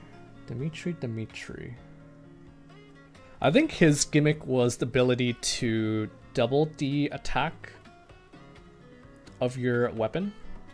Double the might of your weapon. So I guess that was pretty good, but I wouldn't say it's like us.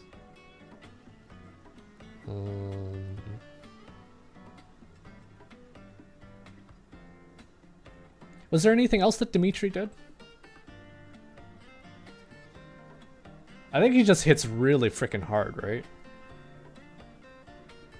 And he doesn't exactly cost you like engage meter to do it. Maybe it did like 1. I remember Edelgard I think eats up like 3. So I'm leaning on A for Dimitri.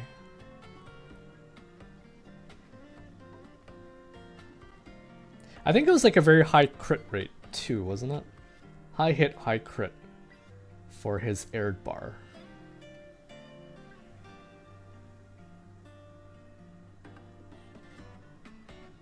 I think I'm gonna put him in like, I don't know. I actually rarely used the Dimitri once, so I'm kind of inclined to put him even lower. I think I'll put him in, I don't know,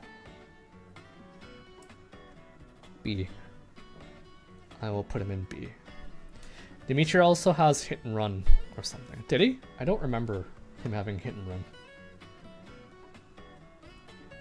So I'll put him in B tier. Mostly because I didn't really... If it was a choice between the other two leaders, I think I often went with either Claude or Edelgard. And because of that, I think I'm going to put Claude in A.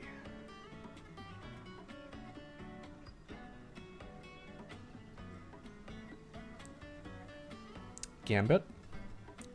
Oh, right. He had Shield Gambit, right? Sorry. He had Shield Gambit. Dimitri was Atrocity and gained double might. Right. Use when sync with Dimitri to negate damage. Oh, what happened? Oh, something happened.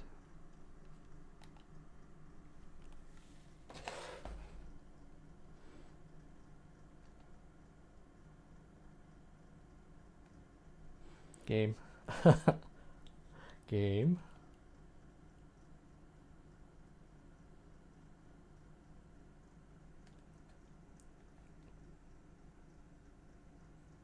I think my Switch turned itself off, which is why the music is gone.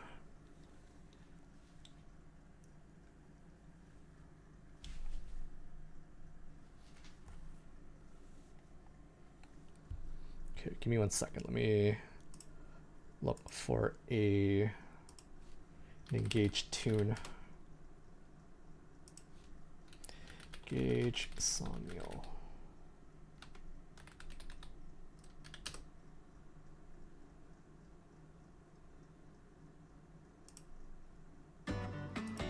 Okay, there we go. Okay, in case you're curious, my Switch turned itself off because I mostly just had it in the background playing this song. But I just went onto YouTube to look for it, so we can still have some music in the background.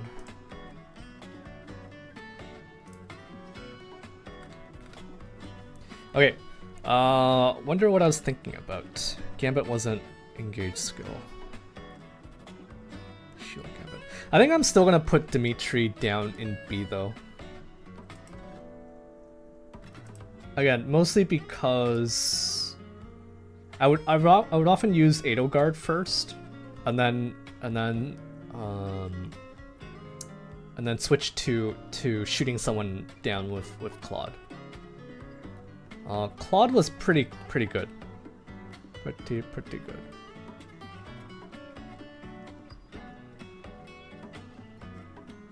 His fail not, I think, was actually 2 to 3 range, if I remember correctly. And his ability, Fallen Star, basically negated the first combat after that. Negated the damage from the first combat after that, so I think I'll put him, I don't know, somewhere in A. Where do I want to put him in A? Stick him like here. So I think this is good because, like I said, I valued Edelgard's ability the most. Then I would often transition to sniping someone with Claude. So Edelgard, Claude, and Dimitri would be how I would place them. I think within the overall tier list, this makes sense. But yeah. Effects use to make attack against adjacent foe. They move one space away from that foe after combat. User's skill, Dimitri's S rank bond. Oh, sorry. Yeah, you're talking about the bond ring. We're talking about the bracelet, right? I do remember that each of the house leaders had like a special ability. Their rings, their bond rings had a special ability, but this is strictly about the emblem. The emblem bracelets. Yeah. Parasailing? Is that how you say that word? Parasailing? The hit and run ability, right? Yeah. Alright, and Veronica D. Veronica actually, okay. I think there's probably a case to be made to put her a little bit higher. I think she's definitely better than Chrom and Robin. I think she's better than Chrom and Robin because of her contract ability, which is, if I remember correctly, it basically lets you dance someone and then they immediately have to take their action right away.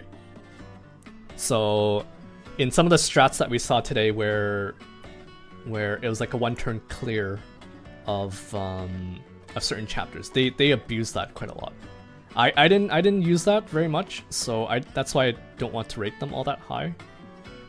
The reason I initially put them here was because their summon ability was absolutely trash. RNG to spawn a unit to use, and that unit disappears as soon as you disengage with Veronica. So that part I hated. I absolutely hated that. I forget, I think it was in chapters 2 or Fell Xenologue 2 where I actually managed to summon a Sigurd with Veronica. And I was like super hyped about it because that was my first 5-star unit that I summoned. And then he freaking disappeared. after she disengaged. So that left like a really bad taste. Is that the right way to put it? Left a very, very bad impression of Veronica. But I think because of the contract ability, I'll put her maybe in C. Maybe even B. But the dance is great, but it's a bit restrictive.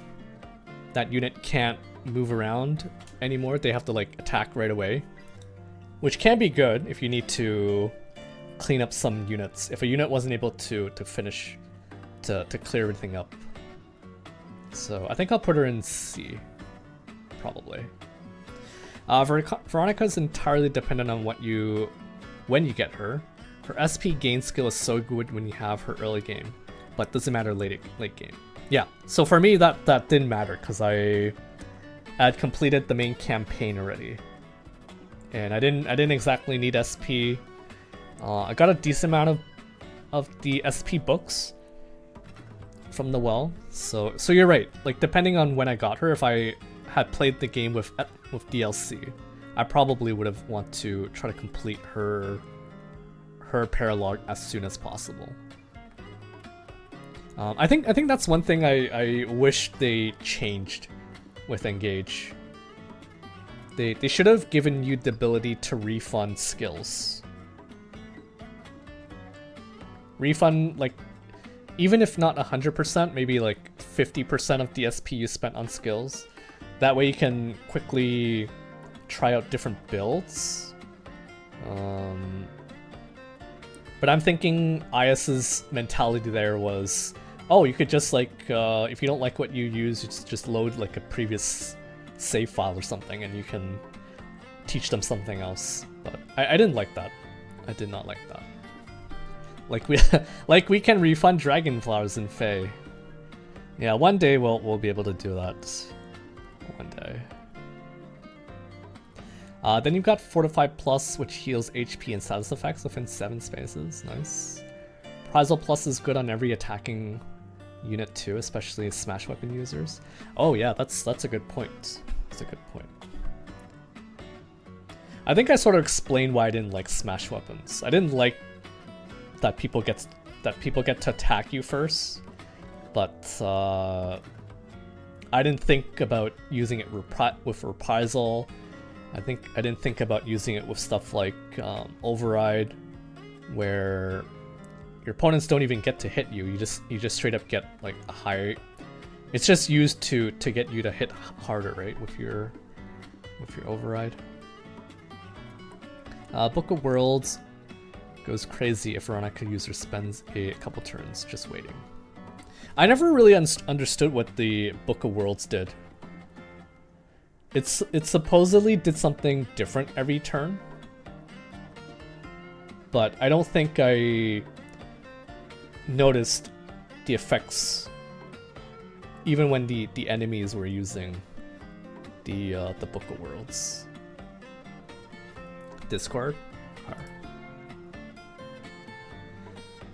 Okay, so according to Nilla here, Book of Worlds advances 1 stage to max of 5 for each consecutive round that the user uses wait. Reverts to base stage if unit triggers the effect. So the first one is called Seal. If you initiates combat, freezes foe after combat. I think I might have remembered that. Book 2, if unit initiates combat, freezes foe and sets foe space on fire after combat. Wait, is this trying to... Oh my goodness, this is actually... Yeah, okay. I'm actually, like, I'm reading the name of each of the books. They're actually referencing heroes. Right? Book 1 was Fjorms. Book 1 was about Fjorm, right? So the freezing makes sense. Book 2 was like was Moosepell. Not Moosepell. Giant flaming axe dude. So okay, that's pretty neat. That is pretty neat. That is pretty neat. Yes, Surtur. Thank you. So book 3 was Hell in air. If you initiates combat, deals 10 damage, freezes foe, and sets foe space on fire after combat. Book 4 Dream. If you initiates combat, restores HP equal to damage dealt during combat. Then deals 10 damage, freezes foe, and sets foe space on fire after combat. Book 5 Science. If you initiates combat, restores HP to self and adjacent allies equal to damage dealt during combat. Okay. I don't think you would ever wait that many turns, right? Just to just to build up the books. I think the freezing alone was like is already pretty good, so if like realistically you never wait like 5 turns with her. You don't wait intentionally, yeah. So like realistically you're never gonna hit book 5. Not that the book 5 effect is any good. I mean it does the most, but like you wouldn't waste 5 turns just to get that. So I don't think that would change my opinion of Veronica though. She's still kind of poopy. IMO. I also forget if she can only contract when she's engaged, so if she can only contract when she's engaged, that also further lowers my opinion of her. So I think I'll leave her in C. Let's leave her in C. Okay, and I think that's gonna be my tier list done. Let me actually grab a screenshot of this. Screenshot. Let's... 1 second.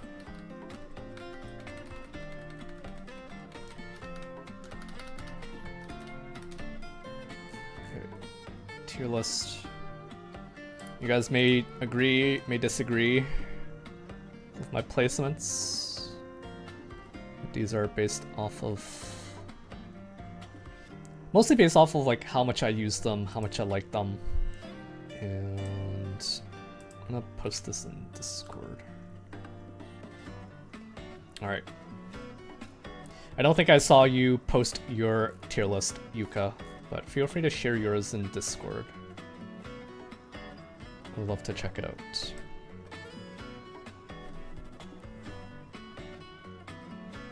Okay, I think the game...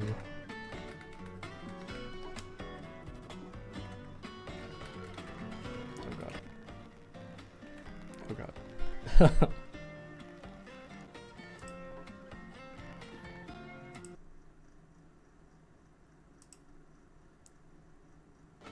Here we go. Okay, so yeah, this is my tier list. Then it says bro made an inverted tier list. I mean, like these units are good. I wouldn't put them there if they weren't if I didn't like using them or if I didn't think very highly of them. So it might be an inverted triangle, but hey, I personally think they deserve to be there. But yeah, I think that's gonna be it then. That is gonna be it. I don't think I have anything else for you guys. Sorry. Holy crap. my sister was like standing next to me with a cup of smoothie. She made me a smoothie. And because I had my noise cancelling headphones on, I didn't even hear it come in. But yeah, I think that's gonna be it. That is gonna be it. Let me switch back to Engage.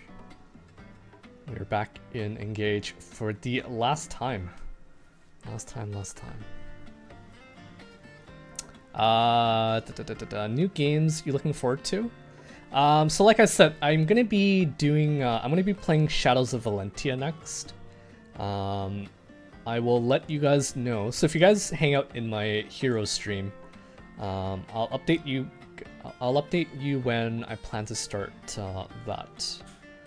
But for next weekend, I think I might start. I might do like a professional run of RE4. I have played it already, the remake. I just haven't done the DLC yet. So I think I'll do like a professional run just to get myself like refreshed with the game. And then we'll jump into the DLC for RE4. So that's probably the plan for next weekend. I'm gonna take a break from streaming at this time tomorrow. So I'll be streaming some Fire Emblem Heroes, but yeah, no stream at the 3 p.m. Time slot, if that makes any sense. But anyways, I hope you guys enjoyed the Engage playthrough. I had a lot of fun. This I wouldn't say this was like my favorite FE game. I think FE5 is still my all-time #1 Fire Emblem game, but this one I'd say is up there. If anything, if only for the gameplay, I think what's the right way to say it? The gameplay kind of redeemed itself, even if the story was like kind of bad. But at least the gameplay was good, and the Fell Xenologue story was like decent too. So, if I had to rank it, I'd say it's up there for me. Maybe top 5, somewhere in the top 5 for me personally. And yeah, thank you guys for tuning in. I know there wasn't a lot of gameplay involved, especially towards the end of the stream, but yeah, hope you guys enjoyed it. And next time I see you guys, it will be RE4, and then whenever I beat RE4, I think is when I'll jump into Shadows of Valentia. But thank you guys for watching, and yes, I'm also a Thracia enjoyer. I very, very much enjoyed it. I often compare it to like the Dark Souls of Fire Emblem, and the fact that I was able to beat it, like you get that same sort of satisfaction of like, it's almost like you beat like a really hard boss in like Dark Souls. So anyways, yeah, let's actually go raid Tanuki. Let's go raid Tanuki. Let me just double check that he is streaming first. Give me 1 second. Okay, yes, he is. Oh, sorry. He is streaming some Fire Emblem Heroes, so we would still be streaming a fellow What the fey? fellow Fire Emblem enjoyer. So if you guys don't mind sticking around for just a bit, let's go raid Tanuki. And yeah, I'll see you guys tomorrow for some more Fire Emblem Heroes. But again, thank you guys for watching. And yeah, this is it. This is the last Engage. Anyways, have a good rest of your evening, rest of your afternoon, your day. And see you guys next time. All right, bye-bye.